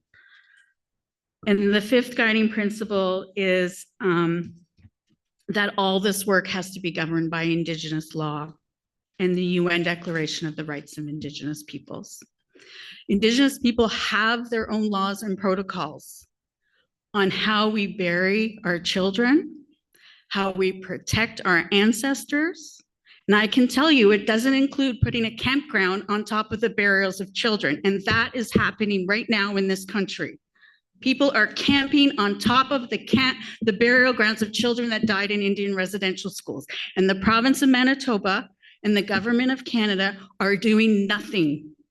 This has been going on for decades.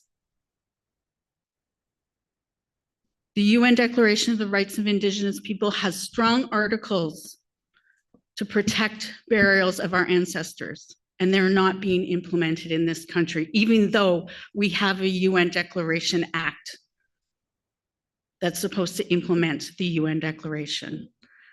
Anyway, I'm sorry, those were the 5 guiding principles. Now I need a break. And we can have a 5-minute break. Are you sure? Yes.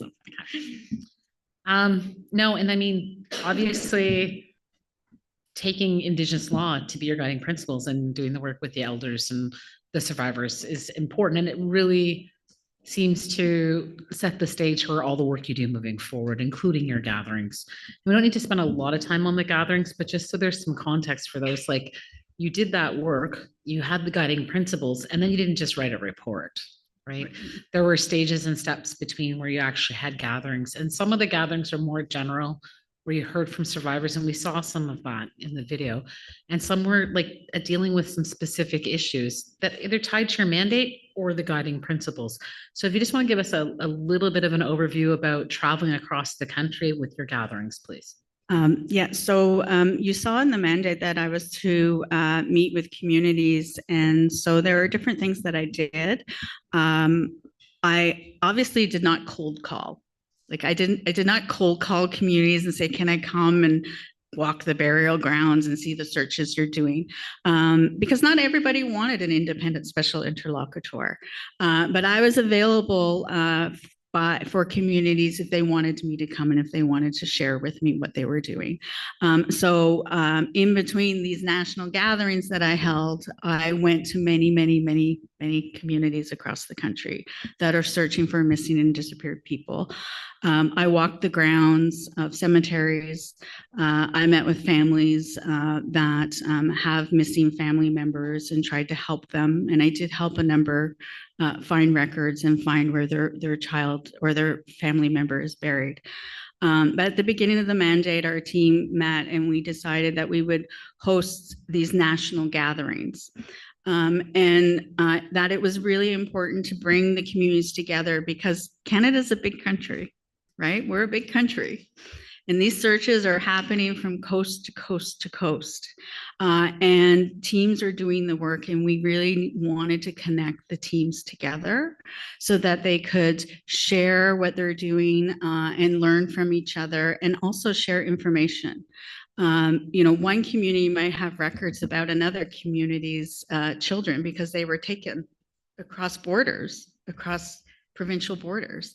And so we hosted 6 national gatherings. The first one was in Edmonton. And that was the first one where we really wanted also to bring in some experts to talk about how we do these ground searches. What is GPR? What is, historical human remains detection dogs and sort of the technology behind searching. And we wanted to have, every gathering would have a survivor panel. We always started with the survivors, speaking about their experience with children going missing and disappeared at the institutions. And so we always started with the survivors. We would always have a community panel where we would have people present on the work that they were doing and what their findings were around the cemeteries that they had identified, and the children and the records and the problems and how they got around them. And we always had a youth panel because the survivors speak about the importance of the youth doing this work alongside them. And so each gathering always included those 3 panels. In Edmonton, one of the things I think I just want to mention, I wrote his name down because I'm really bad with names. We had the former, I can't remember what his title was, not chief prosecutor, but he was from the International Criminal Court, and I'm sure you may know him, Dr. Chile Ebo Osuji. He's now working here in Ontario at Toronto Metropolitan University, and he spoke to the gathering and delivered some disturbing news to survivors because he talked about the International Criminal Court and the Rome Statute, and whether the court had jurisdiction to investigate the disappeared here in Canada. And he spoke about how the Rome Statute doesn't allow for the retroactivity of its work. So because the children would have disappeared before the Rome Statute and crimes against humanity were established and all that, he said they can't investigate, which was very upsetting. And I disagree. And I write about that in my report, especially around enforced disappearances, but we'll get to that. But it was at that gathering where he said, because people are like, well, what can we do? And he said, well, there is the Permanent People's Tribunal. And it's set up as statics for this exact purpose when the UN mechanisms and bodies fail you. And that was the first time I think that the communities and survivors doing this work knew about the Permanent People's Tribunal. So I wanted to mention that the importance of bringing people together because that's, I think, really what started to trickle this work. And so Edmonton was our first, and then Krista, do you have the list? Yeah, The next so then one? you were in Winnipeg. Then we went to Winnipeg, and Winnipeg focused on wellness supports or the lack of wellness supports and how we support families and communities doing this sacred work. There is a big focus on ambiguous loss. That feeling of families and communities of not knowing where their loved one is buried, of not even knowing if they're dead or alive. And so there's a lot of, we had a lot of professionals in the wellness field that came and spoke about how we have to have these specialized wellness supports. Canada was not allowing communities to use their funding to have wellness supports on the team that are doing the searches. And they were saying, you can go get money from this department, it's not coming out of this program. And so there was all this, like communities were having to pull together different funding from different places, provincial government, federal government departments. So that was the focus of the Winnipeg gathering, the impact that these missing and disappeared children and their unmarked burials is having today on communities and continues to have on communities. Every time there's an announcement, and we just had an announcement last week of a community in Alberta around their findings of the ground penetrating radar and other work.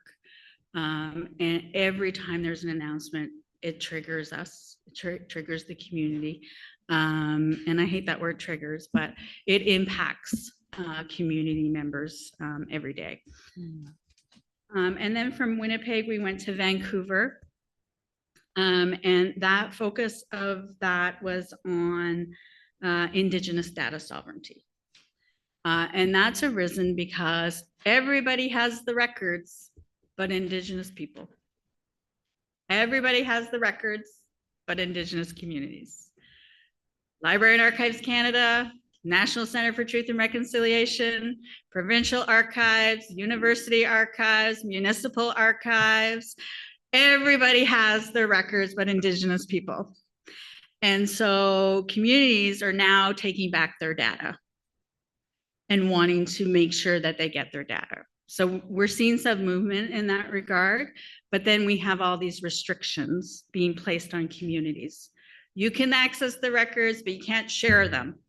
You can access the records, but you can't copy them. You can't access the records, but you can't give them to the, just rules after rules after rules. That's not Indigenous data sovereignty. That's the colonial archive telling Indigenous people to do with their, what to do with their data, with their information, with their stories, their experiences, and that needs to change. We do not have an Indigenous data sovereignty, national sovereignty, Indigenous sovereignty strategy in this country, and we need to have that. But these records are everywhere. So that was Vancouver. Toronto. And then Toronto, we focused on upholding Indigenous laws in the search and recovery of missing children. And so you saw some of on the video that we showed, people speaking about what their customs, traditions, laws are around burials, protecting the burials, how to care for ancestors, and that our laws need to be applied in the sacred work. And we get a lot of, you'll see a lot of commentary in this country about not one body's been dug up, because for most communities, they don't want to exhume the bodies. They want to do ceremony, call their spirit home to their ancestors, and they want to protect the cemeteries. And they don't want pipelines and highways being built on top of them, or houses or campgrounds. We have Indigenous laws around protecting our ancestors. But it's okay in this country to put a condo on top of a burial ground of Indigenous people. We have weak laws. We don't have laws to protect our ancestors. When I say we, I mean the Canadian state. Indigenous people have laws, but they're not being applied. And the UN Declaration of the Rights of Indigenous People is not being applied. That was Toronto. And then we went to Iqaluit in the north.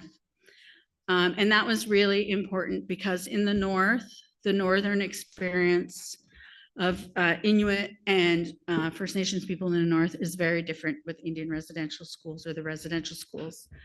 They started later in the history of residential schools, and they included the federal hostels, and people were taken miles and miles, kilometers and kilometers away, much further away from their homes than in southern Canada. And so it was really important that we heard the voices of people in the north. And I would say, and you saw in the video, we heard about, and I'm sorry, this is gonna be upsetting for people. We heard about the furnaces and the babies being burned in furnaces the most when I was in Iqaluit and in British Columbia. Those were those gatherings. There were a lot of people that came forward and spoke about that. Not to say others weren't speaking about it at other gatherings, but there was a lot in those two gatherings. And then Sorry, Kim, can I just stop you for a minute? Yeah. And it might sound like I'm putting out the obvious, and I'm also not trying to disrupt or be harmful, but when something like that does occur, where is the burial? There is none, right? There is no, and survivors have been talking about the furnaces again for decades and decades. There has been no investigation, not by the RCMP, not by the OPP, the Quebec Sûreté, municipal police services. I've been to many of the sites of former Indian residential schools. Some of them still stand. Some of them still have the incinerators on site, and there hasn't been any forensic testing of those. I've asked experts in the area, could it possibly determine if there's any human DNA? And there are apparently some tests that could happen. But it hasn't been investigated. It's something I identified in my final report as something that Canada has not supported investigations of. People continue to talk about it. And, you know, in my report, and I talk about this from the Toronto National Gathering where we were talking about Indigenous law, this importance of cross-referencing testimony and truths from across the country. As I said, this is a big country. Kids were taken to different institutions all over the country. And yet we hear people speaking about this crime of babies being born in the institutions, being burned to death in incinerators. We also heard, and this is something that I heard in the north, children were taken. The babies were taken and not killed, and they were taken overseas. That has never been investigated. That has never been investigated. And you can just look at the ship manifests on ancestry.com, and you can see the person's name, their title of their job, clergyman, with a baby on the ship with them. Well, whose baby do they have? And where are they taking it? There are ways to determine this. It has never been investigated in this country. Thank you. This kind of takes us to, like, thank you for explaining the gatherings. And obviously those gatherings help inform the work you continue to do throughout. And I'm going to maybe start with sites of truth, sites of conscious, which, you know, and there's the 3 large volumes in the index, but why call it sites of truth and sites of conscious? So just to wrap up on the gatherings, each of the gatherings that I held, we did a summary report, and so they're all available online. And what I heard at the gatherings, and also from written submissions that were submitted to my office, and from my individual attendance in communities and meeting with leadership, survivors, and communities, all that informs my final report, as well as talking to the experts, international experts, and things, and legal stuff. Sites of Truth, Sites of Conscience. I released this early. I released it in July of 2024. It was meant to be the first 3 chapters of my report. And when I had to request a short extension to finish the rest of the report, I decided to put this out on its own. Really wanted to get it out in June, because June is Indigenous History Month in this country. And this is really a historical report about the history. It only has 3 chapters. And the difficult part about this report, it doesn't necessarily say anything. It does go a little bit further than volume 4 of the TRC final report on missing children and unmarked graves. But it speaks a lot about what the TRC wrote about. But what we wanted to do was to put the photographs and the images of the truth, of what's in the archives. And we wanted to put that in this volume. And so it's best to read it online, so you can zoom it open and read closely the handwritten notes where principals are saying, cemetery's full, we're gonna have to bury the children across the way. There's photographs of kids in cemeteries. There's photographs of funerals. And look closely at those photographs. You don't see family members, parents. All you see are children. All you see are children carrying the casket, and all you see are church officials at this funeral in a cemetery on the site of an Indian residential school. It was a difficult decision whether to include that in this report, because you know what it's like. That's what media are going to focus on, those images. But the survivors and elders that I was working with said it's time, because these images are in the archives. You can't access them. You can if you know how to work the system and the laws. But for most people, they don't know how. And so you could read about them and see a footnote, but really, are you going to go to Library and Archives Canada or the National Centre and try and get it? So we wanted to include it so Canadians can determine for themselves. And so chapter 1 is about the Indian residential schools. I just have to refresh my memory how many I put. I have 6 examples of cemeteries on the sites of Indian residential schools in chapter 1. But there's an appendix to chapter 1.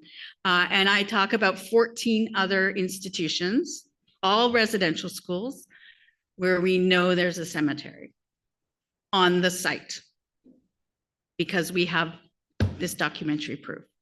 So it supports everything survivors have been saying for decades. So that's chapter 1. Chapter 2 is on the Good Shepherd's home. And we wanted to write about the Good Shepherd's home because that's where girls were taken to. That's where the girls were taken to if they were impregnated in the Indian residential schools. And so some of you may know them as Madeline Laundries. And I wanted to share that information. So we tell the experiences of these young girls that were in Indian residential schools and sent to the Good Shepherd homes. And I give some examples of them in each province across the country. And tell you the experience of individual girls that we were able to find from archival records. Where children, had to pay off their debt for staying in the institution after the baby was born and had to work in the laundries.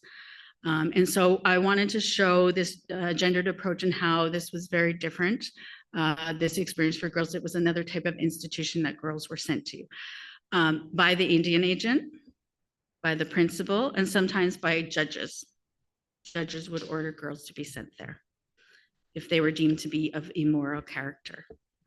And so that's chapter 2.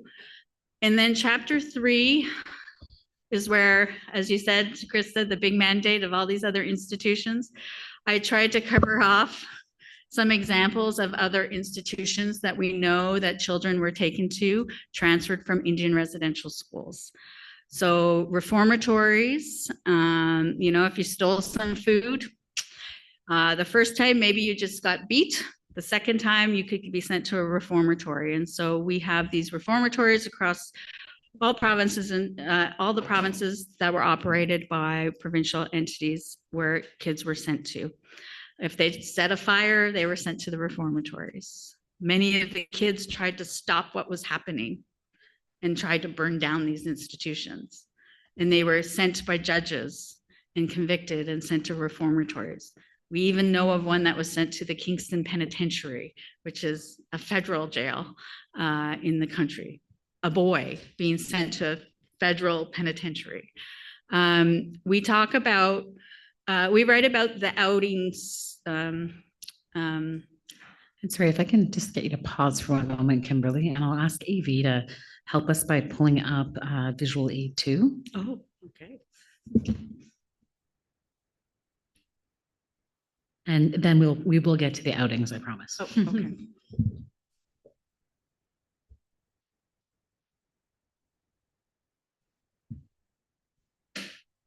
So the first two you've already kind of covered, the chapter 1 and the site of conscious and what it holds. And same with, I'm just going to read in the second one. In Canada, Indian residential schools are institutional sites of truth that are also sites of conscious. Together with survivors' accounts and archival records, the maps, drawings, and photographs of former Indian residential school sites in this chapter are evidence of genocide and mass human rights violations. And that's found on page 24 and 25. And I can get you to the next page. And then you were talking briefly about chapter 2. And we did have a conversation about babies in furnaces and incinerators. But also, if I could just get you to take a moment, because you've been saying it, but you maybe didn't use this words, whereas the report uses the words, the dehumanizing of Indigenous children after death. And in chapter 2, you've given us a couple quotations, one at page 61 and one at 78. And you do reflect on the Truth and Reconciliation Commission's notes that parents are often not provided key information about their child while the Indian residential schools, at the Indian residential schools, and the lack of notification or sharing of information about children was part of a larger systemic pattern to disrupt familiar relationships. Government and Indian residential school officials often fail to inform parents when their children were transferred from one, and this is what you're talking about when they end up in reformatory or other spaces, or and then and they fail to inform parents or inform them too late when their child fell ill or dead in one of those institutions. So whether they died at the school or one of these institutions, often there wouldn't be any notification to the parents. Am I understanding that correctly? Yeah, that's correct. So you can imagine, like, we didn't have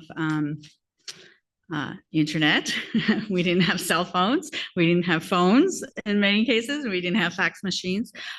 So if families were notified, if they were, and most times they weren't, it would be by way of some kind of telegraph that would be sent to either the police in the community or the church entity. And we would never know whether they actually delivered that information to the family. And after 1935, when the Form 414 came in, and institutions were required to hold a board of inquiry, they were required to hold it within so many hours of the death. And so families that are hundreds of miles away with no ability to get to the institution weren't able to come and participate in the board of inquiry if they were notified at all. But from my experience from working at the TRC and in the role as the special interlocutor, many people were never told about the death. We heard from people that talked about oh, we heard that they were maybe sent to the Charles Camsell Indian Hospital. And then, when they were in Edmonton, going to the hospital to find out, was my family member sent here, and being told, no, we have no record of them. But yet they were sent there, and they are buried in an unmarked grave in the St. Albert Cemetery, outside Edmonton.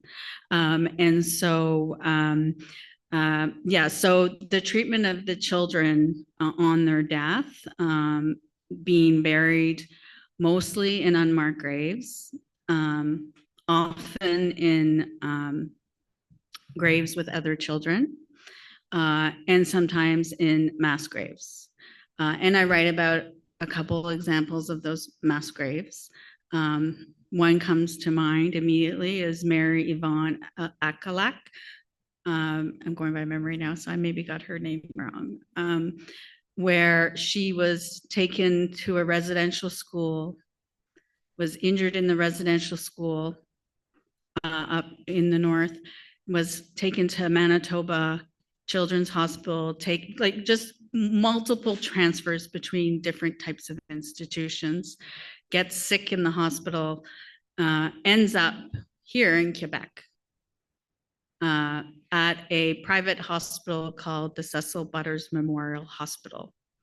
There were no doctors at this hospital. I don't know how they could call themselves a hospital.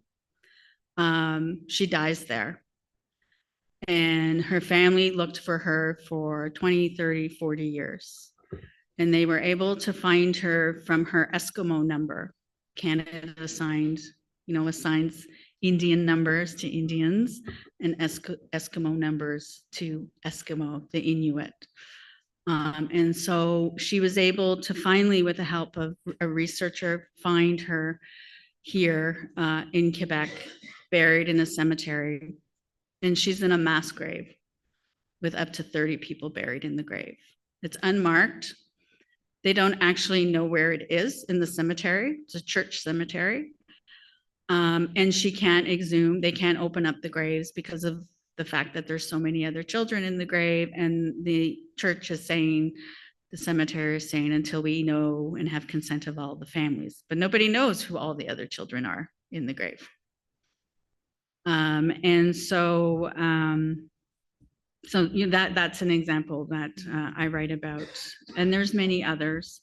And so treating the children with this disrespect and their families, burying them not according to their customs and protocols, burying them, whether it's Catholic or Protestant beliefs, not allowing the families to come, not supporting the families to come to do their ceremonies, and burying them with other children in mass graves. This seems like maybe an opportune time to take a shorter break. Madam Chairs, I anticipate after the break, I will require about 30 more minutes, and then the questions will turn over to the panel. If we could take, and I look to you to tell me how long you want this break to be.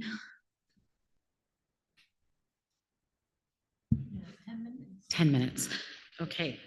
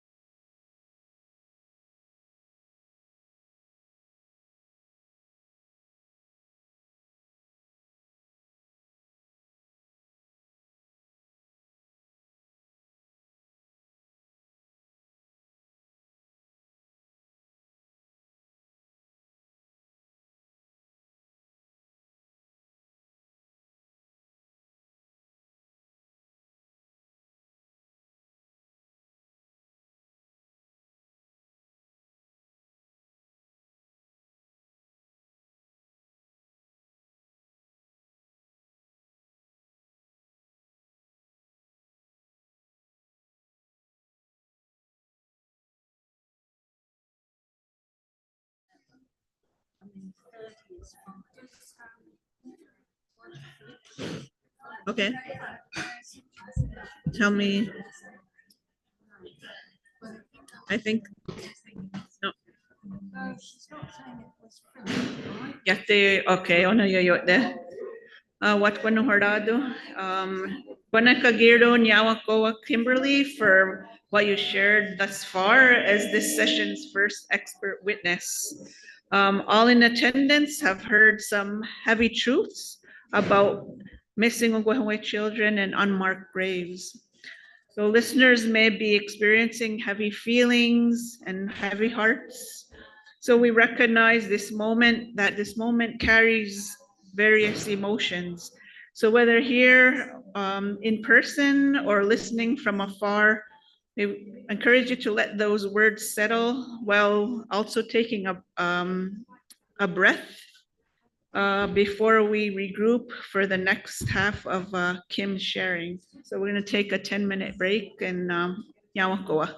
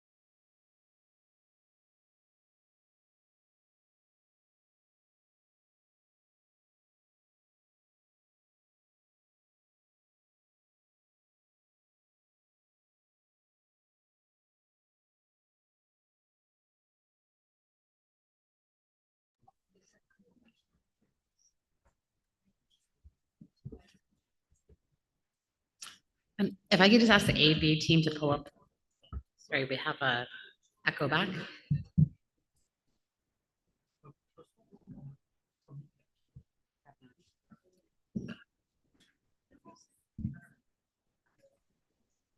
Can we just test?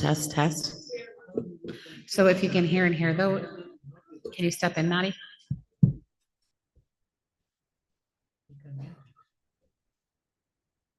Thank you. So welcome back. We are continuing on with our witness, Kimberly Murray. As you can see, she's a fountain of information and has a very large report. And we have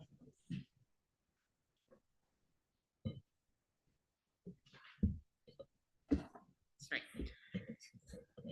If we could just scroll down to the next page, actually. Thank you. So we've gone back a little and you were talking at one point about forced labor and outing.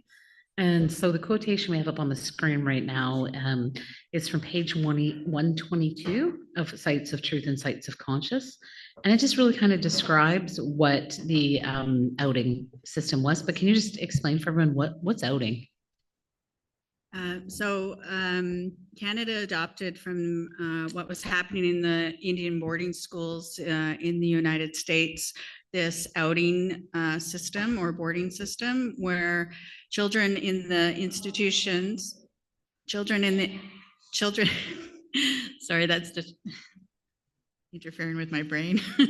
Children within the institutions were sent out to settler homes and farms to work in those homes and farms. And we know that the boys, in today's language, we would call it human trafficking, right? We would call it human trafficking. And that's what was happening in the institutions.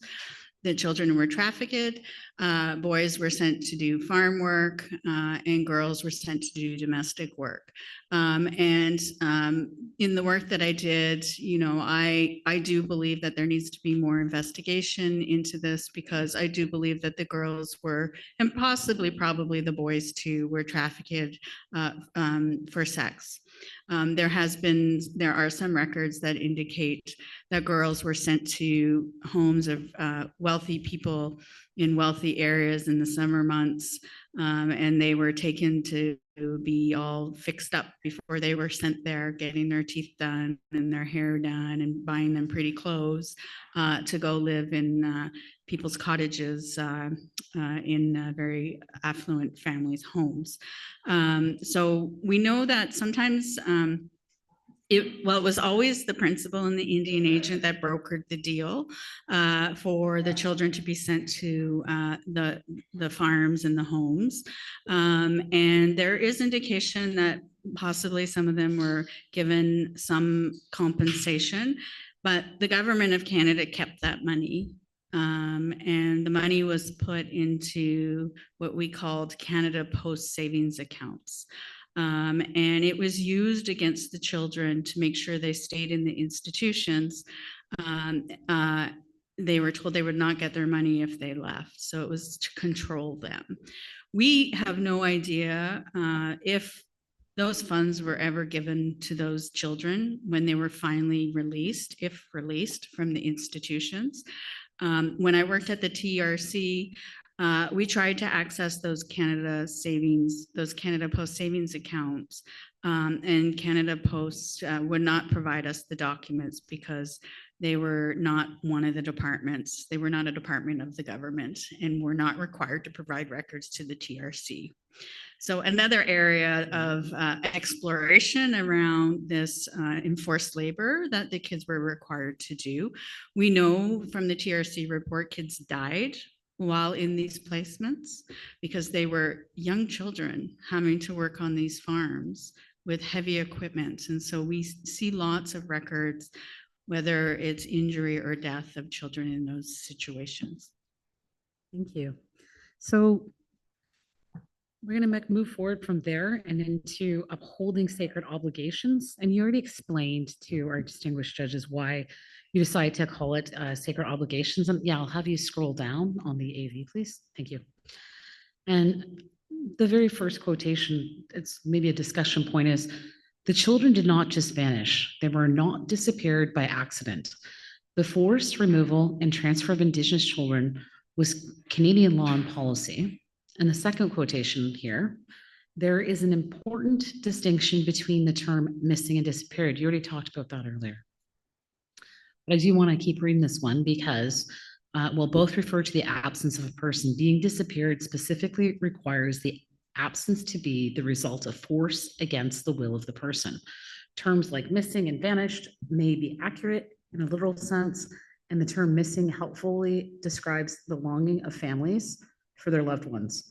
These terms, however, fail to reflect the state's culpability and responsibility for the fact that the children died and went missing, not because of children's choices or actions, but because of the purposeful state violence, action, and force. Nor do they reflect the federal government's subsequent refusal to search and return. And you've been talking quite a bit about this refusal to search and return, to bring people to the sites. And you talked briefly about why it's called upholding sacred obligations, or why you've said it's not recommendations. You're laying out obligations, and it's 2 large volumes.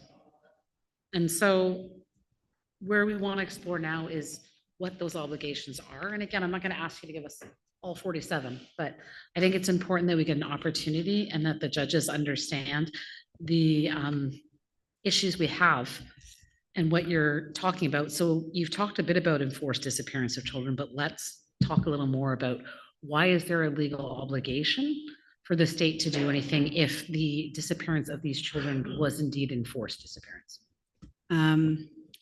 As I said earlier, I started speaking with international experts. You're going to hear from one later this week, I believe. And it really started to turn my mind to thinking about whether these kids were missing or whether they've been disappeared. And so I do come to the conclusion that many are disappeared. And we looked at both the crime of enforced disappearance under the Crimes Against Humanity and the Rome Statute, so the criminal offense. And we also looked at the human rights breach of enforced disappearance. And so when we look at the test to be applied, and I'm not an expert in this, you'll hear from the expert later in the week, but when we look at the test, there has to be a loss of liberty. That happened. The kids were taken. They had no choice. They had to go to these institutions. It was at the hands of the state. It was the law. It was the policy. It was the Indian Act. And when children and families tried to stop from being taken to these institutions, they were criminalized, put in jail, denied necessities of life. It was at the hands of the state.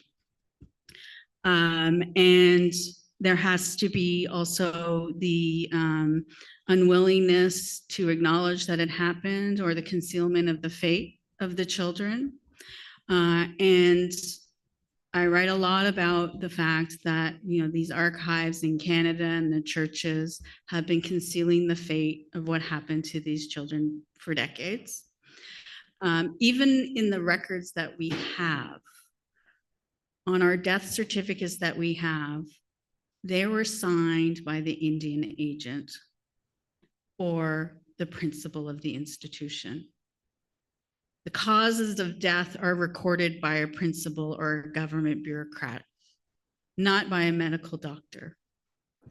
And so we can't even trust, when we look at the TRC volume 4 and we look at the causes of death, we can't be certain any of these certificates that we have that have the cause of death as TB or other things that they've identified, especially when they're signed by the Indian agent.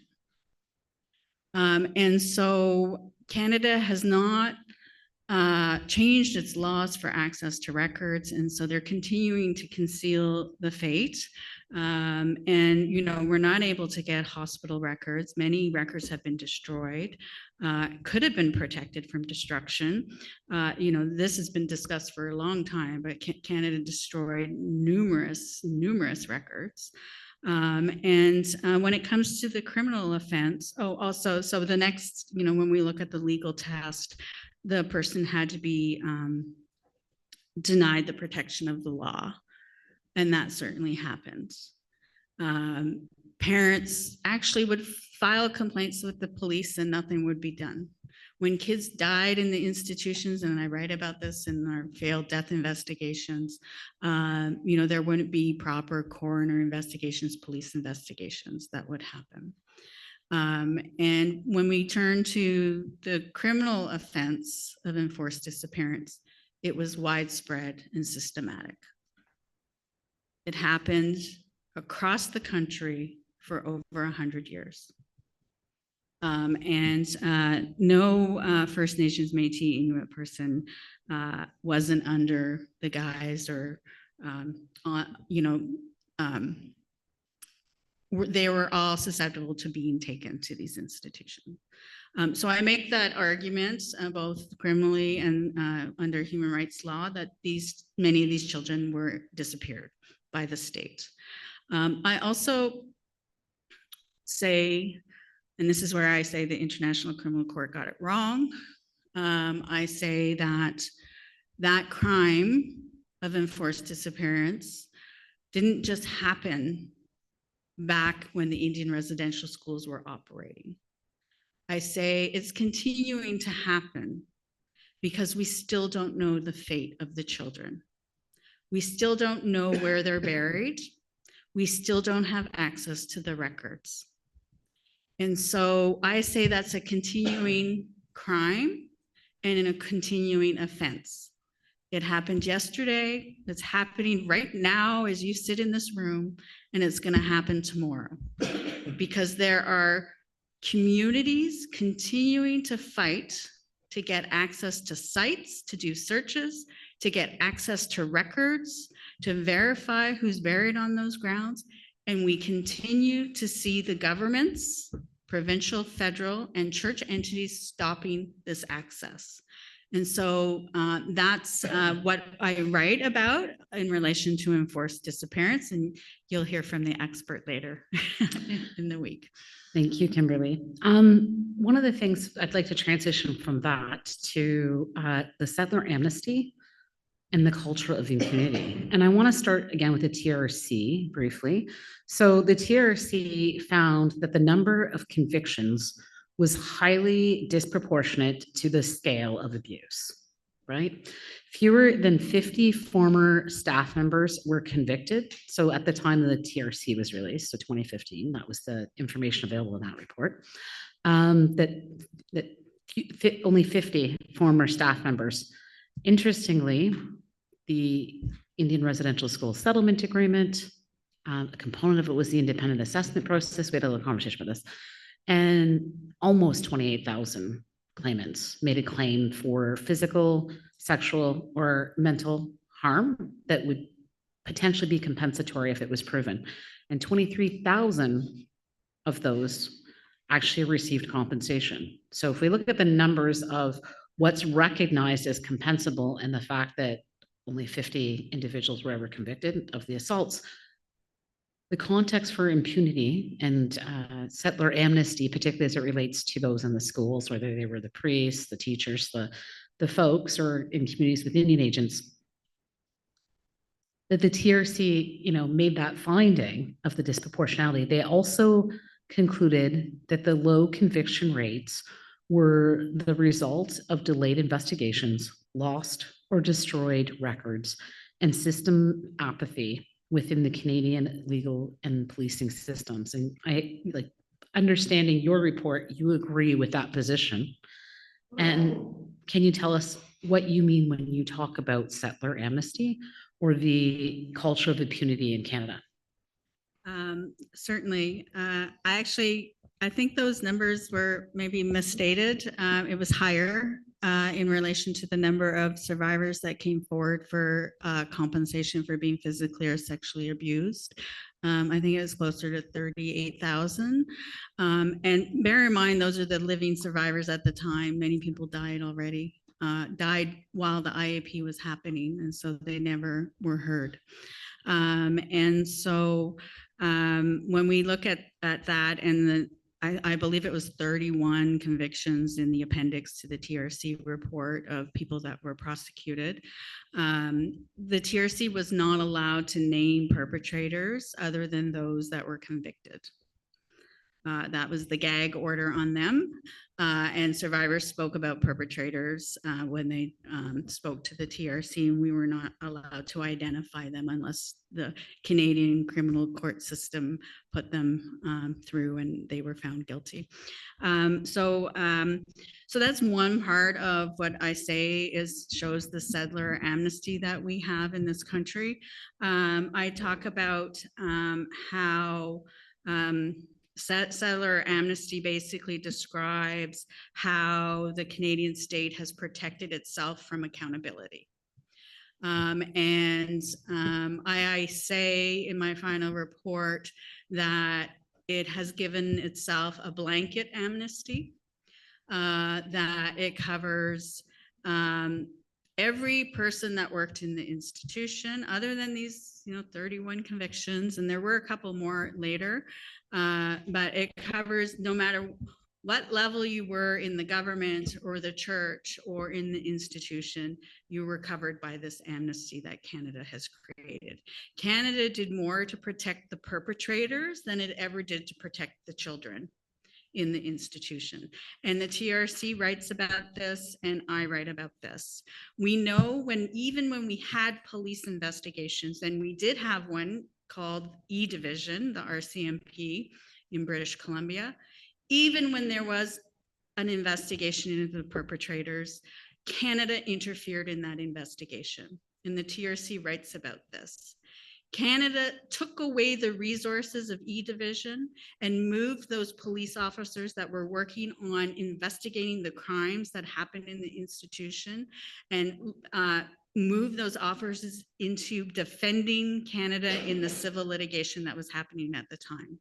There is no separation of state and police in relation to Indian residential schools. The police are an arm of the state here when it comes to Indigenous people. That might not be true in relation to other people, but it certainly is true in relation to Indigenous people. We see that with land, we see that with abuses that happen to Indigenous children, we see that with treaties. We have a police state when it comes to Indigenous people. So I say it's a blanket amnesty. I say that it's a self-amnesty. Canada gave it to itself, no negotiating with the victims. I say that it's a de facto amnesty. There's no law, there's no policy that was passed, there's no discussion in Parliament, are we gonna give people amnesty? They just give it. And I say it's unconditional. No perpetrator has been required to come to any truth process, any reconciliation process, any restorative process in this country. We can look at the TRC and their mandate, and in the mandate of the TRC, the only requirement on church officials who operated these institutions, who allowed for the perpetrators to abuse the children, who allowed for these children to die in these institutions, the only requirement in the settlement agreement was that they had to send a high-ranking official to attend the 7 national events it held. That was the only requirement that they had. And they just came and sat in the audience and listened. But yet we have this blanket de facto amnesty, unconditional for everybody that was involved in these institutions and other institutions. Thank you. There, we're not going to get an opportunity to explore it much deeper, but there was definitely, you had mentioned the appendix. So in your exhibits, there is an appendix, it's called Appendix 3 for the TRC, and it is a listing of the convictions for those that caused harm for Indian residential students. And there's also an article by Thomas McMahon that talks about, like, years later, it's in 2017, it talks about the work that the TRC did and this same issue. And so I would just draw the judge's attention to it. I do want to also, while we have time, just cover some of the conclusions that you came to in terms of the reparations. And I'm going to help you out a little by reminding you the 4 elements of reparations that your report addressed. The first was activating and enforcing international obligations. The second was implementing Indigenous laws in decolonizing the Canadian legal framework. The third was finding truth, rematriating lands, and repatriating the children. And the fourth was supporting Indigenous-led healing and countering settler amnesty. And so, you know, let's start with reparations. In your report, you actually list 42. We're not going to go through the list exactly, but you've already explained why they should be called obligations. But let's have a bit of a conversation about reparations and what that might look like. The state reparations relating to the missing, disappeared children and unmarked burials. And what from your now experience in this report does that look like? So there's a lot. And I know we don't have a lot of time, so I'll try and cover them. So in the 42 obligations, and in particular around reparations, we write about and we heard how the Indian Residential School Settlement Agreement and the TRC have not provided full reparations, that they're not full reparations.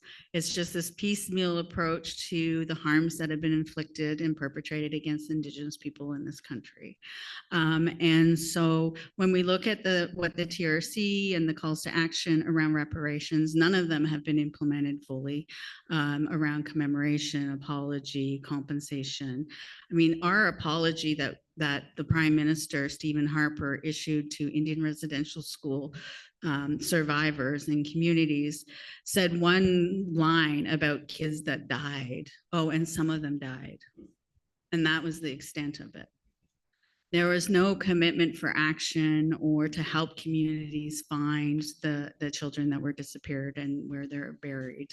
And so I talk about the need for new apologies with action, with reparation and compensation to communities and families for those little lives stolen, those little lives lost.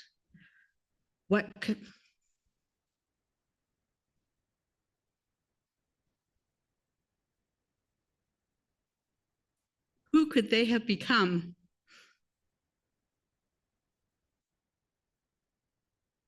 If they were only allowed to live and be with their families and their communities?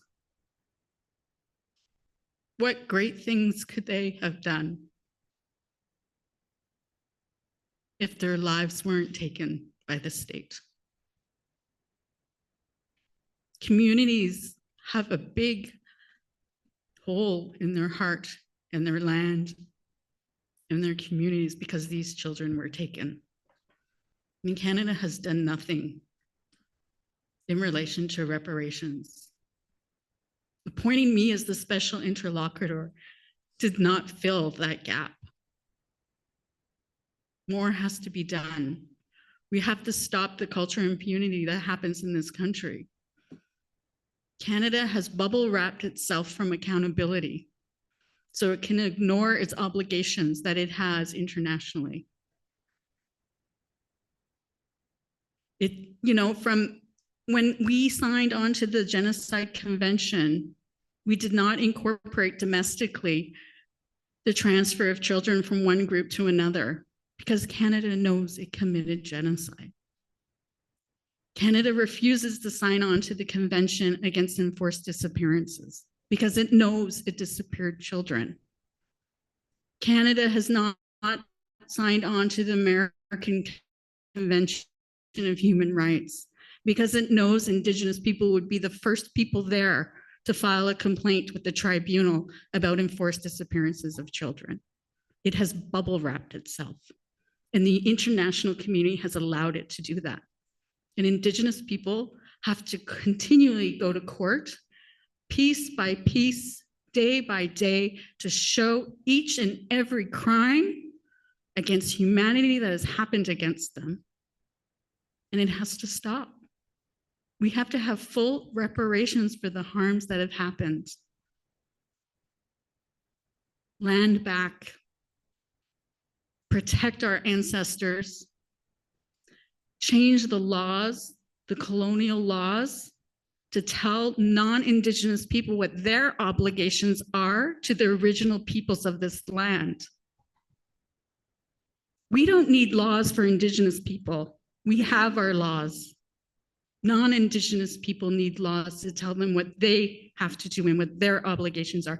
And right now, we do not have laws that tell people what their obligations are in relation to Indigenous children's burials and ancestors, our cultural belongings, significantly or culturally significant animal remains.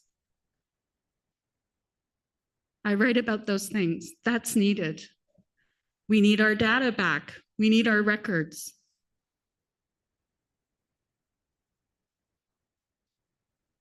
It's all within the 42 obligations. And I know we don't have time to go through all of them.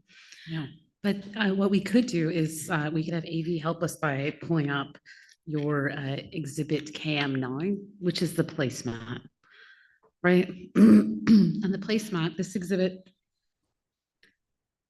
I'll let you explain why you've created a placemat. So there are 42. I would point our distinguished judges to page 15 of the anticipated evidence document if you want to see the full listing or have follow-up questions for Kim that might relate to any of those. But this is the placemat. Tell me why you created a placemat in your report. So you heard that I worked in the government. I worked in the government of Ontario for 7 years as an assistant deputy attorney general. And it was the first time I heard the term placemat outside of sitting in a, at a table to eat food that you put your plate on. It's called a placemat. In government, they create placemats, and it's how they develop their policies. It's always the first thing that bureaucrats are asked to do when they get a report from a commission of inquiry or any kind of development of policy. They do a placemat. And they read the report, they look at the recommendations, and they put it in buckets, and they figure out who's responsible for what and what departments need to do this. Is it federal? Is it provincial? Is it? And so I thought I'd try to speed them along, the government along, and do the placemat for them. Mm-hmm. So that's why I did a placemat. It's two-sided. This is the front side. And we can scroll down to show the rest. Or up. Oh, sorry.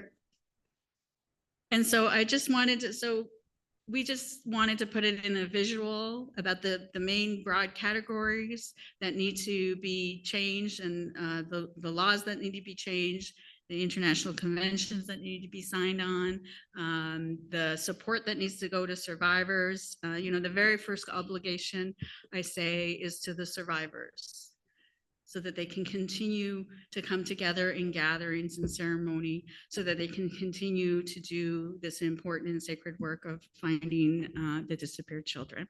But so I just put it in a placemat because I know people also aren't going to read 2,000 pages of a report. And if we can scroll back again to the placemat portion, is it fair to say that in creating this, you're identifying the priorities that should be focused on?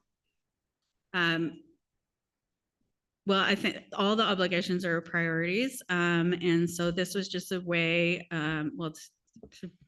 I don't want to give a teaching, but it's also placed on this placemat according to the medicine wheel teachings. But I'm not going to give you that teaching. It's not my place to give that teaching. And so we wanted to just have this visual for people to see what the obligations include. When I did my closing event and released the final report, I did speak quite in detail about the National Commission of Investigation. and calling on the government to establish a national commission of investigation into missing and disappeared Indigenous children. And I identified a number, and the point of that is that it needs to be Indigenous led, and it's not a commission to step in and take over from communities that are doing this work. It's a commission to support communities in doing the work, to have those rosters of the experts that know how to do ground penetrating radar, to have the ability to access records and have those powers to access records, to have the ability to get access to private lands, because right now people can't go onto private lands to do the searches unless you go to court and get a court order. This commission would help communities do that. And more importantly, I identified the areas that we need investigation. And I talked about some of those today. You know, the babies that were killed, the babies that were stolen. I talk about the medical experimentation that happened. There's a whole chapter on medical experimentation that happened in the institutions. We have only scratched the surface of that. We have only scratched the surface of what kind of experimentations were happening on the children. We have some reports from Ian Mosby and other academics that have written about it. And so that was all to support that work through the Commission of Investigation. I said a 10-year mandate. Did I say 10-year or 20? Forgotten now. It was a lengthy mandate because of these other institutions that we know children were taken to and died. And it wasn't just the residential schools. Many laws need to be amended, in particular provincial laws around, you know, cemetery acts, heritage laws, you know, to protect the burials. Federal laws need to be implemented. And again, because I have the elders in my voice, we don't need laws. We have our own laws. You know, they say, I hear that from community. Again, these laws are to tell Canadians, non-Indigenous people, that what their legal obligations are to these burials. And the very last point I'm going to touch on, you have some of the materials, you have some good examples of like a newer report on First Nations and Inuit burials at the Brookside Cemetery. I'm just going to encourage the judges to take into account all of your exhibits, and when they're asking questions, that anything in your anticipated evidence, absolutely you're free to answer a question to. But the last question I have for you is kind of an aside on records, because in addition to what you wrote in the placemat, you have one other, I'll call it recommendation for the purpose of this tribunal, or one other potential reparation, and it relates to the independent assessment process, records that will be destroyed, and a way to do something really important in helping locate the disappeared children. Can you tell us about that? Oh, thanks for reminding me about that. So under the Indian Residential School Settlement Agreement, we had the compensation independent assessment process, and survivors testified, and if they, the adjudicators found that there was physical or sexual abuse, the survivor received compensation. So it is the largest body of evidence of abuses that happened in the Indian residential schools. And they're being destroyed in 2027 by an order of the Supreme Court of Canada. And it was something that the Truth and Reconciliation Commission tried to stop. And interestingly, so did Canada, because they said they're government records, and survivor advocates and the independent assessment process said they need to be destroyed because we gave promises of confidentiality to the survivors, which is really important. And so the court held that they need to be destroyed, and it gave a time frame where survivors, if they wanted to, could opt in and send their records to the National Center for Truth and Reconciliation. Very few survivors have provided their records. I would say it's the worst notice program to survivors in the history of notice programs under a class action. Most people don't even know about this decision. Most people don't even know that they can provide their records. And there's no mechanism for family members to provide the records. So if the survivor died, and they're dying every day, the family or the estate can't provide those records to the National Center. So they're being destroyed in 2027. In my report, I said, so before I wrote this, I went back to the Supreme Court of Canada and looked at the factum of all the parties and looked at what people argued. No one talked about the possibility that there's information about kids that died in the institutions or the fact that there's burials. It wasn't a compensable harm per se. And so they weren't tracking that information like the Truth and Reconciliation Commission was. Like anytime a survivor told us about the death or the burial of someone, we tagged it in the data and we knew about it. That's not what the IAP did. And so I asked the government, both in my interim report and in my final report, to put an independent committee together, working with Indigenous national leadership to take one last look at those records for any information about the deaths and disappearances and burials of the children, because it will be gone in 2027. I even said to the minister when I met with them, two ministers, Minister of Justice and Minister of Indigenous, CERNAC, Crown, Indigenous Relations, we could even maybe use some AI, who knows, right? So we're not breaching privacy, but we know that they weren't keeping track of that. And I know adjudicators heard about kids digging graves, heard about kids dying. That is in the testimony of survivors that have passed away, and we're destroying it. That's, I said to the, not to be critical, but I'm going to be critical of our Supreme Court of Canada. Confidentiality doesn't mean destruction. There are ways to protect those records without destroying them. Look, we can't get the records that aren't confidential, that are in the archives. We can't even get publicly available documents of people that died over 70 years ago because of the archives and the mess that we have. We could have did something better to protect those records, but they're being destroyed. All that information about potential crimes against humanity are being destroyed in Canada next year.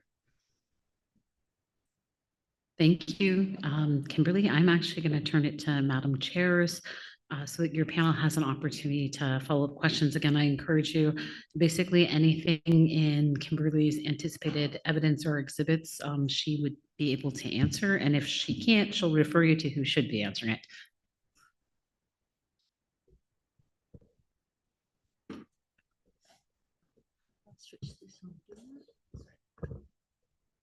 Yeah, I don't know. Can we have the panel's microphones turned on and council's turned off?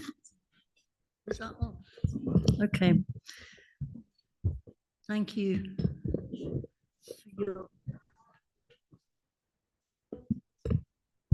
Okay. Sorry. Thank you.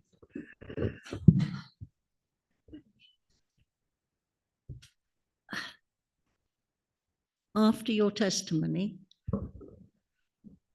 I feel gutted, so I don't know how you feel.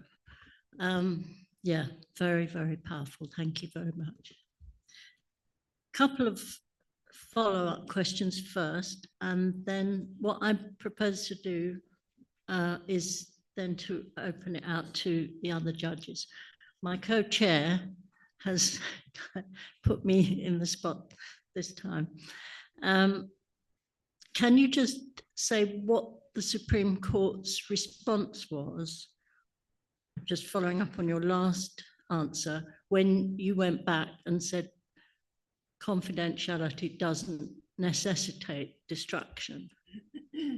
Well, it wasn't a direct conversation with the court because that would be inappropriate. But it certainly was something that the Truth and Reconciliation Commission argued because they participated in the whole court process to protect the records. But at the time, we weren't thinking about the unmarked graves and the missing children. It was strictly, we did argue that people spoke in their Indigenous languages, and that's being destroyed. and Indigenous languages are being destroyed. We did make that argument. The National Center for Truth and Reconciliation argued that, you know, under international, UN international law, that people have a right to know the truth. The court didn't adopt those arguments and relied heavily on the confidentiality promises that the adjudicators made to survivors. It was difficult because there was a process built into the settlement agreement where it said survivors could deposit their testimony, their testimony with the TRC and then the National Center. But the IAP process, the adjudication arm, never put a process in place and never told survivors that when they were at the IAP process. And they said, well, we wouldn't want to say that right before they're testifying, right? So it's all been after the fact. And many argue that it should be an opt-out. If you don't want your records to go to the National Center, which will protect them. They protect information every day. I can't get information out of them. They'll protect them. If you don't want your records to go to the National Center, then tell us and they'll be destroyed. But it was the reverse. But when it came to me asking Canada to take one last look and put a group of people together to take one last look before they're destroyed, it's been pretty much radio silence from the government on that. Whether they're doing something, I don't know. Let's ask Canada in the empty chair if they're doing anything in relation to that. But they certainly have not responded to my report and told me about anything that they're planning or not planning to do. When you say they haven't responded, do you mean to any of the 42 obligations that you set out?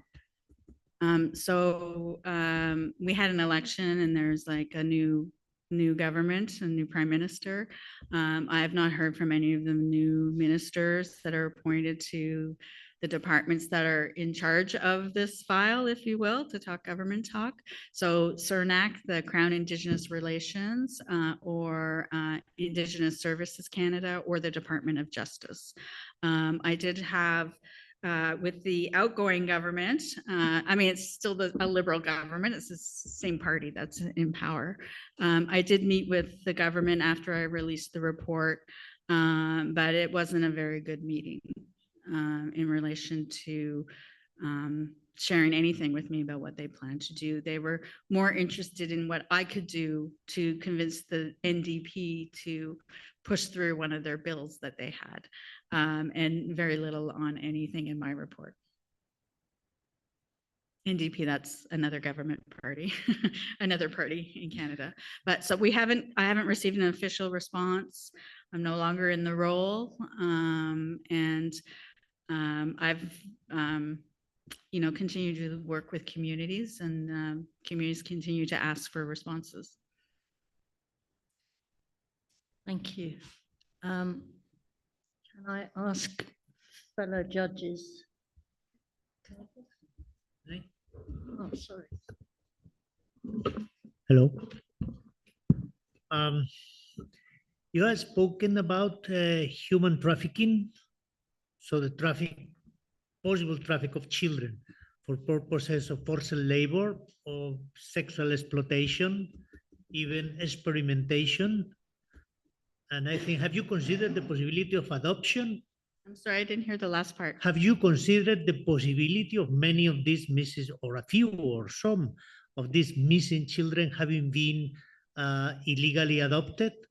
Oh, yes, we know they have. We know that there's been, I spoke with someone who was impregnated and their child was taken from them without their consent and was adopted out. And we found the individual who was adopted because that person is 60 years old now, and the mother's in her 80s. And so that was all done through a hospital that was operated by a church entity. I won't name them because just to protect the person, but yes, there are lots of examples. We know that children were adopted down to the United States as well. I've been doing some work recently, and we know during what we call the 60 scoop here in Canada, children were sent down to the United States to be adopted, often without consent of families. But I have seen records where children were taken from girls or young women that gave birth as a result of being impregnated in the institutions and their children being taken. It's something that we haven't investigated, again, something that a commission of investigations could do if it had powers. Okay, and someone in Canada has ever given this possibility of the missing children being alive somewhere? Yes. Of creating a database of DNA to cross the information of these missing children or suspected missing children and the families that are looking for them? Yeah, so it's been quite controversial here around a DNA process because Canada, without consulting with Indigenous people, paid $2 million to the International Commission on Missing Persons to come here and to write a report. It's a very short report. It mostly cites my work. And the report just says, give us more money. And the problem that survivors had and communities had with the process was that Canada was hiring an external non-Indigenous organization to come to Canada to tell us how to have a DNA strategy. And it was going to be Canada's DNA strategy. And Indigenous people have said, it's our strategy and our DNA strategy. We're not going to let Canada have a DNA bank of our DNA. And so that process kind of fell apart. We paid $2 million for a report. And there are communities that are working on their own DNA strategies and are taking some DNA of family members to be able to trace. But we don't have a national DNA Indigenous strategy right now. Okay, so other than international or foreign, the government of Canada has never thought of the possibility of creating a database of DNA? Oh, no, it did because it brought in the International Commission, but it wanted it to be its data. Right? It wanted it to be in control of itself.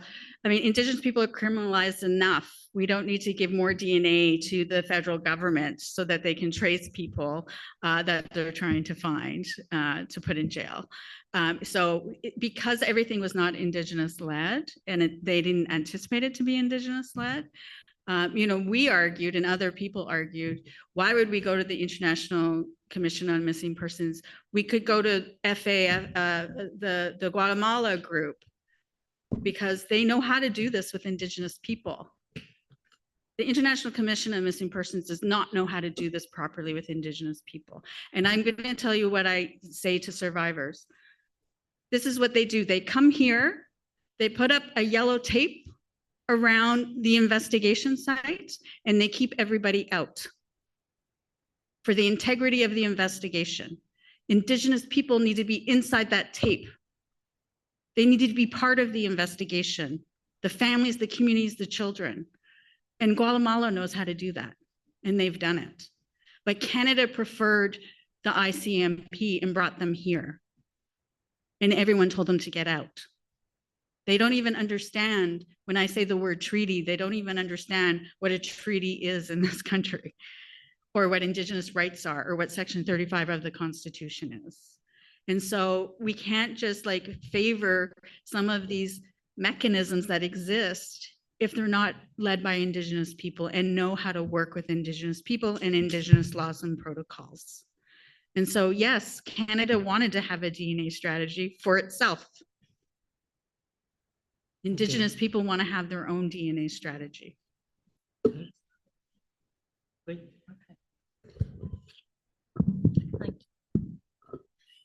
Namahi aroha kia koe, Kimberly. I'd just like to mahi to you for your important work that you've done as interlocutor and also your work with Indigenous peoples. So Amongst many of the issues you have raised, you've included access to data and the availability of access to records as a continuing crime. And you also talk about funding as an obstacle for you. So given the importance of your mandate and the need for meaningful redress and resolution on the matters that you've raised, upon reflection, if you could have amended or added to your mandate as interlocutor, what would that look like? So I'm specifically thinking about whether you would have considered the idea of maybe some of the 42 of your obligations being binding or having more ground or effect in your report. That's a really good question. What would I have changed? Reflecting. I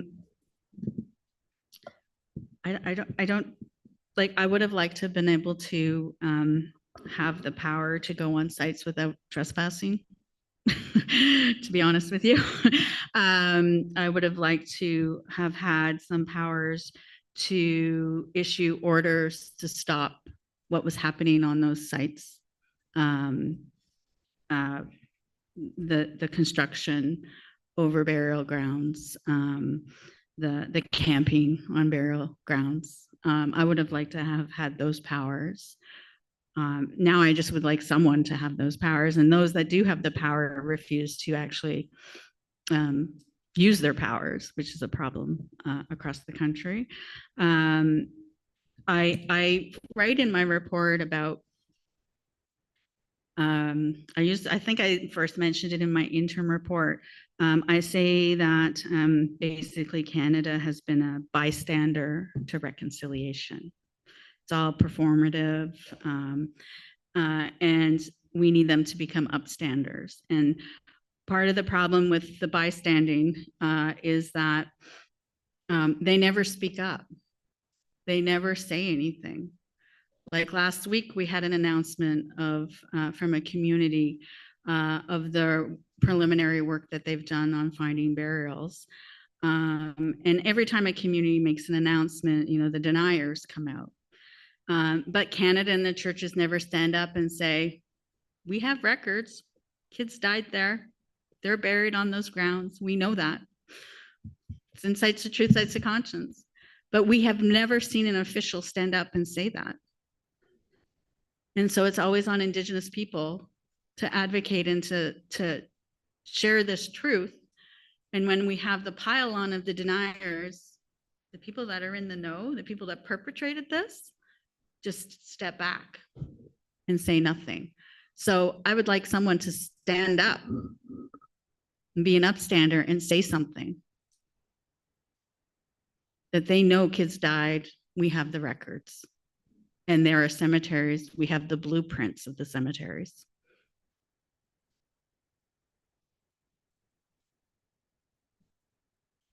Well, that was actually the question that I was going to ask, wondering if Canada has engaged in any efforts to create awareness about residential schools and the unmarked graves through public education campaigns, school curricula, training of government officials to address this denialism, spread of misinformation, and downplaying of the residential school. So I do have a whole chapter on denialism, and I actually paired the discussion of denialism with the importance of public education and commemoration. And so the TRC had all these calls to action around public education around the history of Indian residential schools. And when the report came out, we had a number. So educational curriculum is provincial, under provincial jurisdiction. So we had many provinces change their curriculum, making mandatory courses. We also had many, since the TRC, pull back and go backwards and remove it. You know, it's political, it's whatever government's in power. We're seeing it happening in Alberta. Lawyers were required to take mandatory curriculum. That's now been removed. We can't have any mandatory curriculum of lawyers around the history of Indigenous peoples in Indian residential schools in Alberta. The federal government, I would say, you know, there's calls to action around educating the bureaucrats, and there has been. I've led many sessions around teaching about Indian residential schools and the history, but more needs to be done than educating people, and that's the part that's missing. One of the calls to action was to have commemorative sites in every capital city in every province across the country. And that hasn't even been implemented across. We don't even have our national monument. That was one of the calls to action. It's taken, what are we, 2026? I think they have a committee working on it. They have a site chosen, but we still don't have the monument up at Parliament Hill. And so these things have to work together. And there was a bill that was presented in relation to amending the criminal code to make it a criminal offense to incite hate against Indigenous people and downplay Indian residential schools. That has gone nowhere. It was reintroduced recently by MP Leah Gazan. I supported that bill. We'll see where it goes. Thank you. Yes. Thank you so much, Kimberly, and I try to speak in English too. I want to have your perspective about, well, normally in psychology, when I speak about the disappearance, we speak about one ambiguous loss in general. No? What is your perspective about this ambiguous loss in your work, working with different places and survivors? What are the consequences of this ambiguous loss in the context of the culture, Indigenous culture here in Canada? What are the consequences in the families and you speak before the importance, for example, of the protect of spirits. No? If you can speak a little more about what are the cultural consequences of this loss. Thank you. So I think because,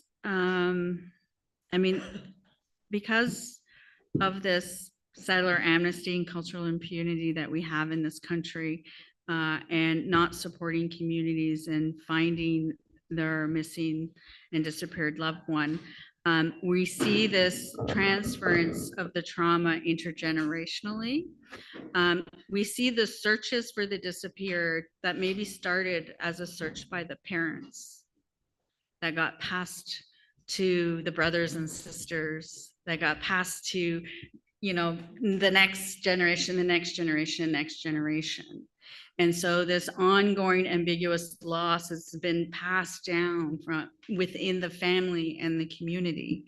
And so the same grief, the not knowing, the inability to know whether the bodies of the children received the proper ceremony. We know they didn't, because they weren't done according to Indigenous protocols. But that harm that's been committed to the family and the communities just continues. And so when I did my work, when we were able to find where someone was buried, and the families were able to come to the site and were able to do their protocols, their ceremonies, it was healing for them. It was healing for the family to know that they were able to call those spirits home or to bring their child home. And, you know, to the point where even families, because they wouldn't bring the remains of the children home, even just taking the dirt from the earth where their child is buried and bringing a box of that earth back to their nation and burying it with the parents in the cemetery in the community so that they know we brought back your child, provided that healing for that family and community. So just giving that respect to the child.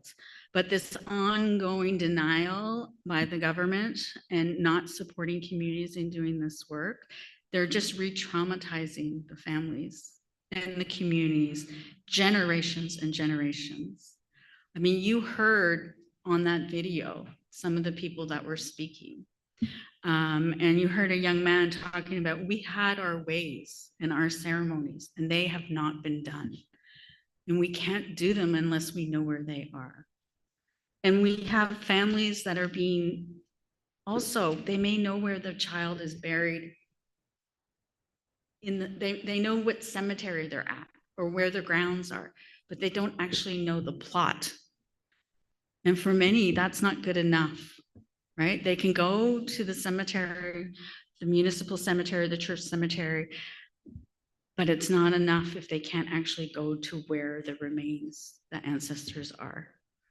And so I don't know if I answered your question. I'm not a psychologist, but I see that continuing, where that passing that ambiguous loss from family member to family member,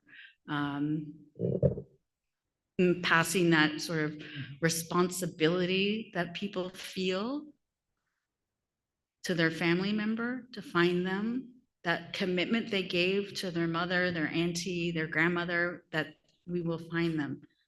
You saw Jackie in the video talking about how her mom said, just find him.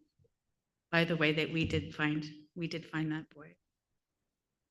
Yeah, we did, she should testify, but we did find that boy after all these decades. Thank you. You. Okay, I'll be very quick. Thank you for your for being here. You mentioned one of the important elements in your mandate was land back, and then you used the term rematriation. So I think a lot of us are familiar with repatriation, but could you expand a little? I know it's in your report as well, but I'd love to hear more about rematriation as a concept of repair. Yeah, sure. Thanks for that great question. One of the things we wanted to do is we wanted to distinguish between the return of land and the return of the ancestors. And so it got a little messy if we use the same term. But more importantly, we wanted to recognize the importance that Indigenous people and Indigenous women in particular have in relation to their obligations and responsibilities to the children. And their obligations and responsibilities to the land. And so that's why we adopted the term, and we didn't coin the term, it has been used by many before, but we wanted to expressly highlight the importance of Indigenous women's roles in relation to protecting the children and protecting the ancestors and the land.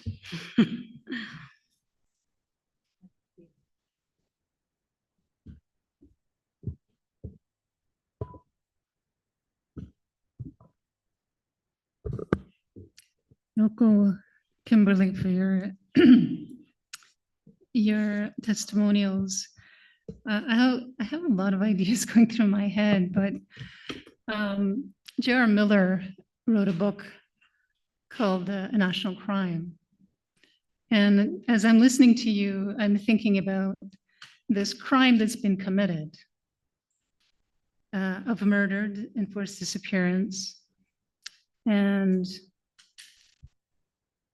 the lack of cooperation in spite of the fact that this is, in essence, a criminal investigation that you conducted without any cooperation from the entities named in the Truth and Reconciliation Commission as housing some of this data, right?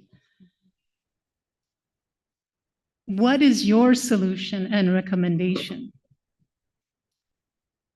in furthering along this investigation that would compel entities like Library and Archives Canada, the churches, and the government itself, including provincial and territorial governments, to provide the documentations that are necessary to bring a conclusion, some kind of closure for Indigenous peoples on Turtle Island.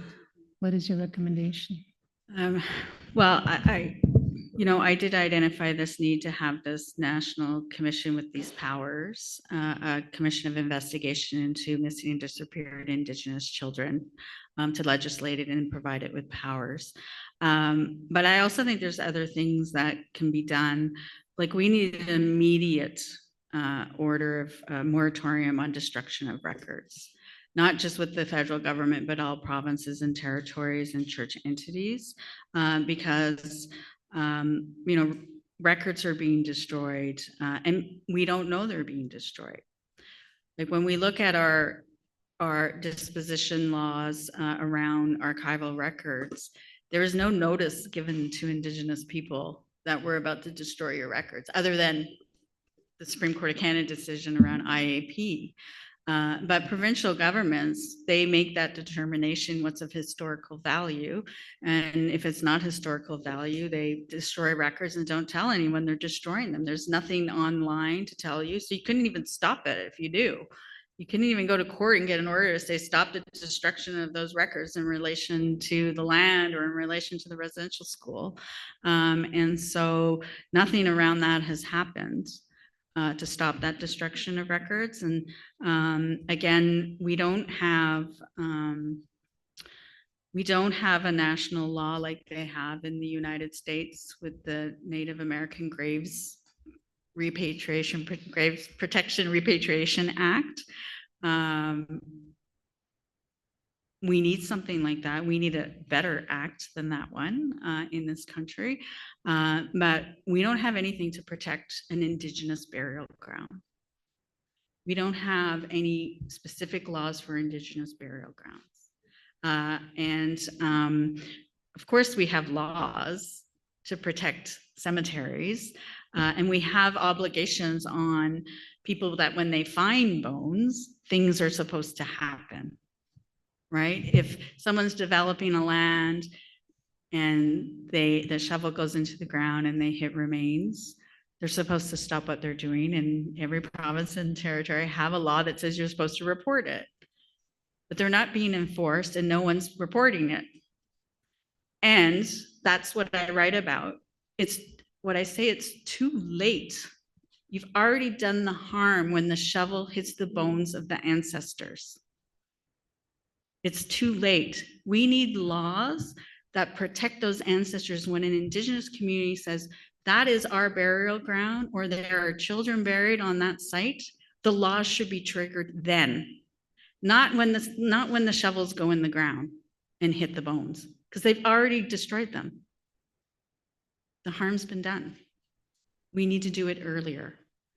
Indigenous people know their history and their lands and their territories and where the burial grounds are. We know that children were buried on these sites of Indian residential schools.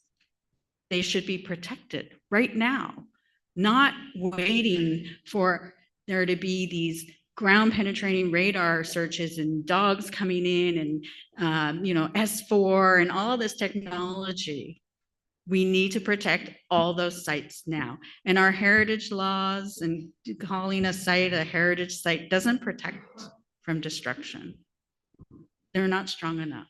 So we need an Indigenous, we need a law specific to Indigenous burial sites, including Indian residential school grounds. And Indigenous people are the best people to protect their land and their ancestors and the burials. And so we need that process of rematriating the lands. So Indigenous people can be the ones in charge of making sure no further harm is done to those children. Thank you. I think that completes the questions from the panel. So thank you very much. And just, if I could, Maddie. There we go. If I could just, on behalf of the prosecutorial team and the host organization, we'll do this for all witnesses, but we just want to give you a little symbol of gratitude for taking the time you took today and the work leading up to and preparing the evidence and all of your knowledge and information. And so one of the things that we would like to gift you, it's called My Heart Fills with Happiness. It's a children's book by Monique Gray Smith that's illustrated by Julie Flett. It won the BC Book Prize, and it's the first time the BC Book Prize gave an Indigenous author and an Indigenous illustrator this award with a little brown girl on it. And this is your heart filling with happiness because you're with the people you love, doing the things you love, and so many children who didn't get that opportunity. So now our stories are changing, our resilience is building. So it's really a book of resilience we want to share with you, as well as the medicine that was made by the support people. And actually it all comes from the island, an island that you know and it's probably dear to you. And we just want to give you a heartfelt thank you for sharing your knowledge with us, Chimigwech.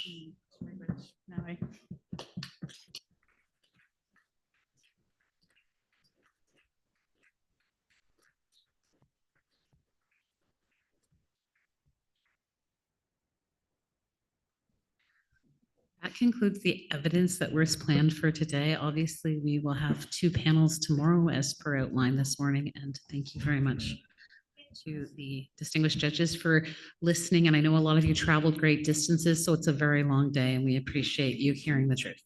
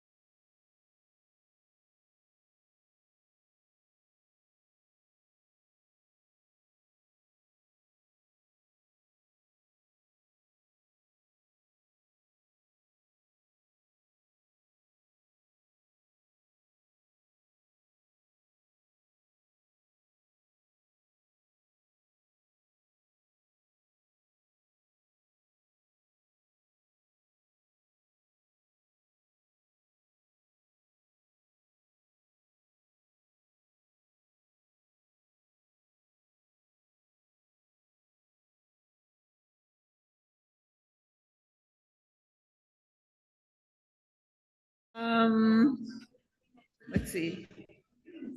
Also, you may have seen these invitations on the tables. Those invitations are for everyone to attend an opening of the Survivors Secretariat Stolen Childhoods exhibit. It's on at the Nouvelle Hotel. You'll find them on the table, these invitations. Also, I missed this one. I just wanted to put a reminder for everyone as well, and for our listeners, that today and the proceedings are by invitation only in where we're gathered here today. Then that's due to the highly sensitive truth telling and the presentations, and which is why we have the online event for everyone. So everyone's welcome to listen in there. And then to close up our day, we're gonna have Brenda Gunn come up and do some final recap of the day, and then we'll have a closing following Brenda. Yawa.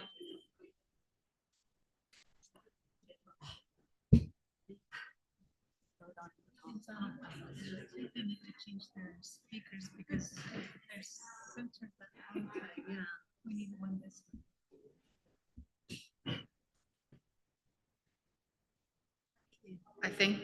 I'm just supposed to start. Good afternoon, everyone. My name is Brenda Gunn, and I'm pleased to speak on behalf of the prosecution team and the Indigenous Legal Advisory Committee regarding today's proceedings before the Permanent People's Tribunal. As we know, today's hearing focused on evidence related to systemic failures for justice, and we heard testimony from the wonderful Kimberly Murray, whose evidence contributes to the broader evidentiary record concerning her work with the Truth and Reconciliation Commission and as the Independent Special Interlocutor for Missing Children and Unmarked Graves and Burial Sites associated with Indian schools. It's an amazing title, Kim. Is that the longest one you've ever had? Yes? Okay.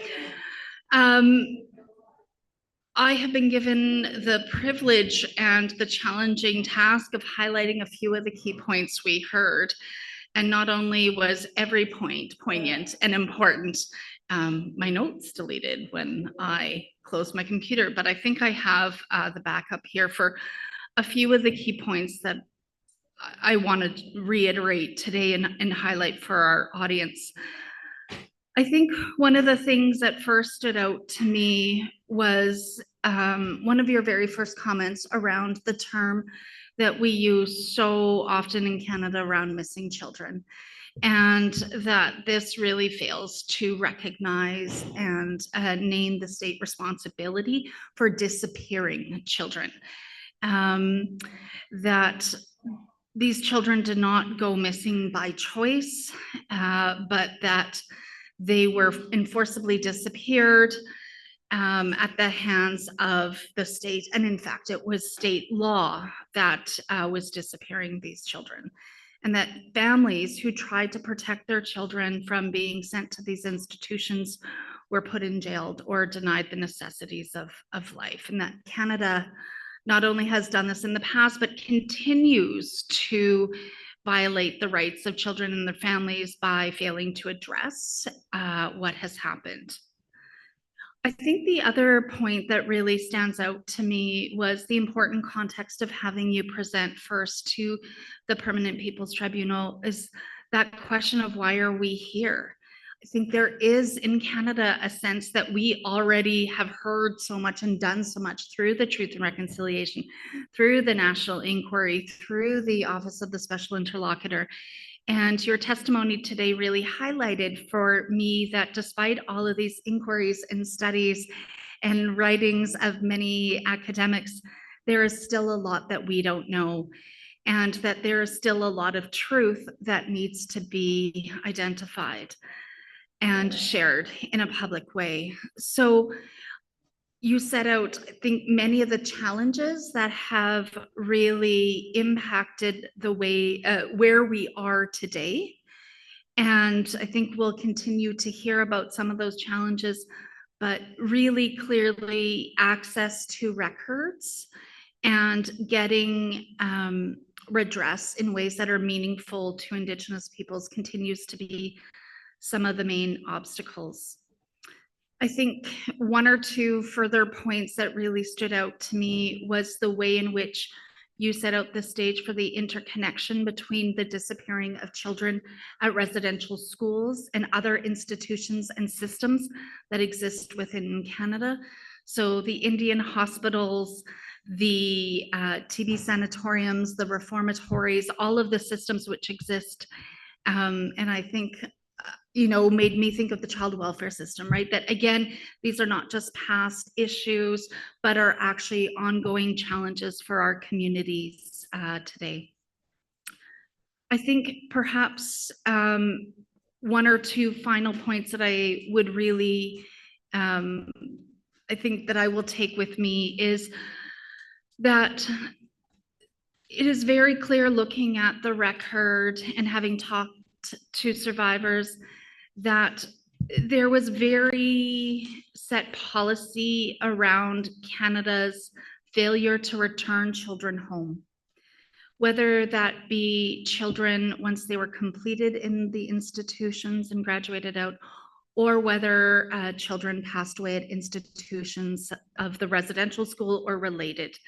And I really appreciate your comments and testimony around Canada paying for the maintenance of children to stay at these schools, but would not pay for the repatriation of children who died at residential school, or to pay for communities to go do ceremonial and fulfill Indigenous laws related to the loss of children.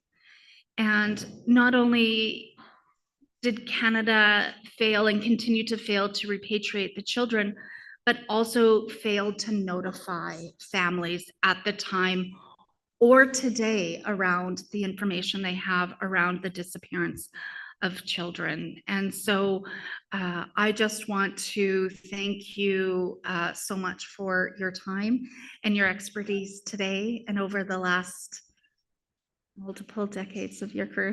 I don't want to say the number, but for the many decades that you have contributed fighting for Indigenous peoples, and particularly fighting for those little ones who don't have a voice directly in this room. So thank you so much.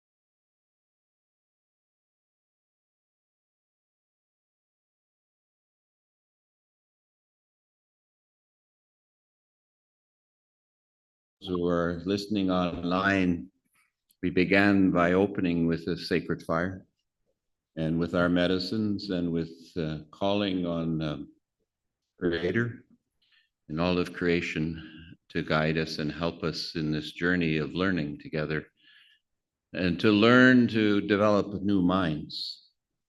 And they're not new minds, they're old minds, minds that our ancestors carried. And that knowledge, it still exists in many places around Mother Earth. And we're grateful for that, because this is what we're calling on now. We recognize that this gathering is not just about creating those good minds that our ancestors carried, but we called on bringing those minds together as one. And those good minds then are guided by the Spirit, Creator, and all of creation. And that's what I think is different about this gathering, is that you spoke, and when you spoke from your heart, we knew it. You not only put it out there, but you put it out there. And that's what I think is part of that good mind that we seek. And we wish for others to carry and to have. So we remember and we recognize, as we put out here, those moccasins that those spirits still carry with us. And they're here guiding us in so many different ways, and we're thankful for that.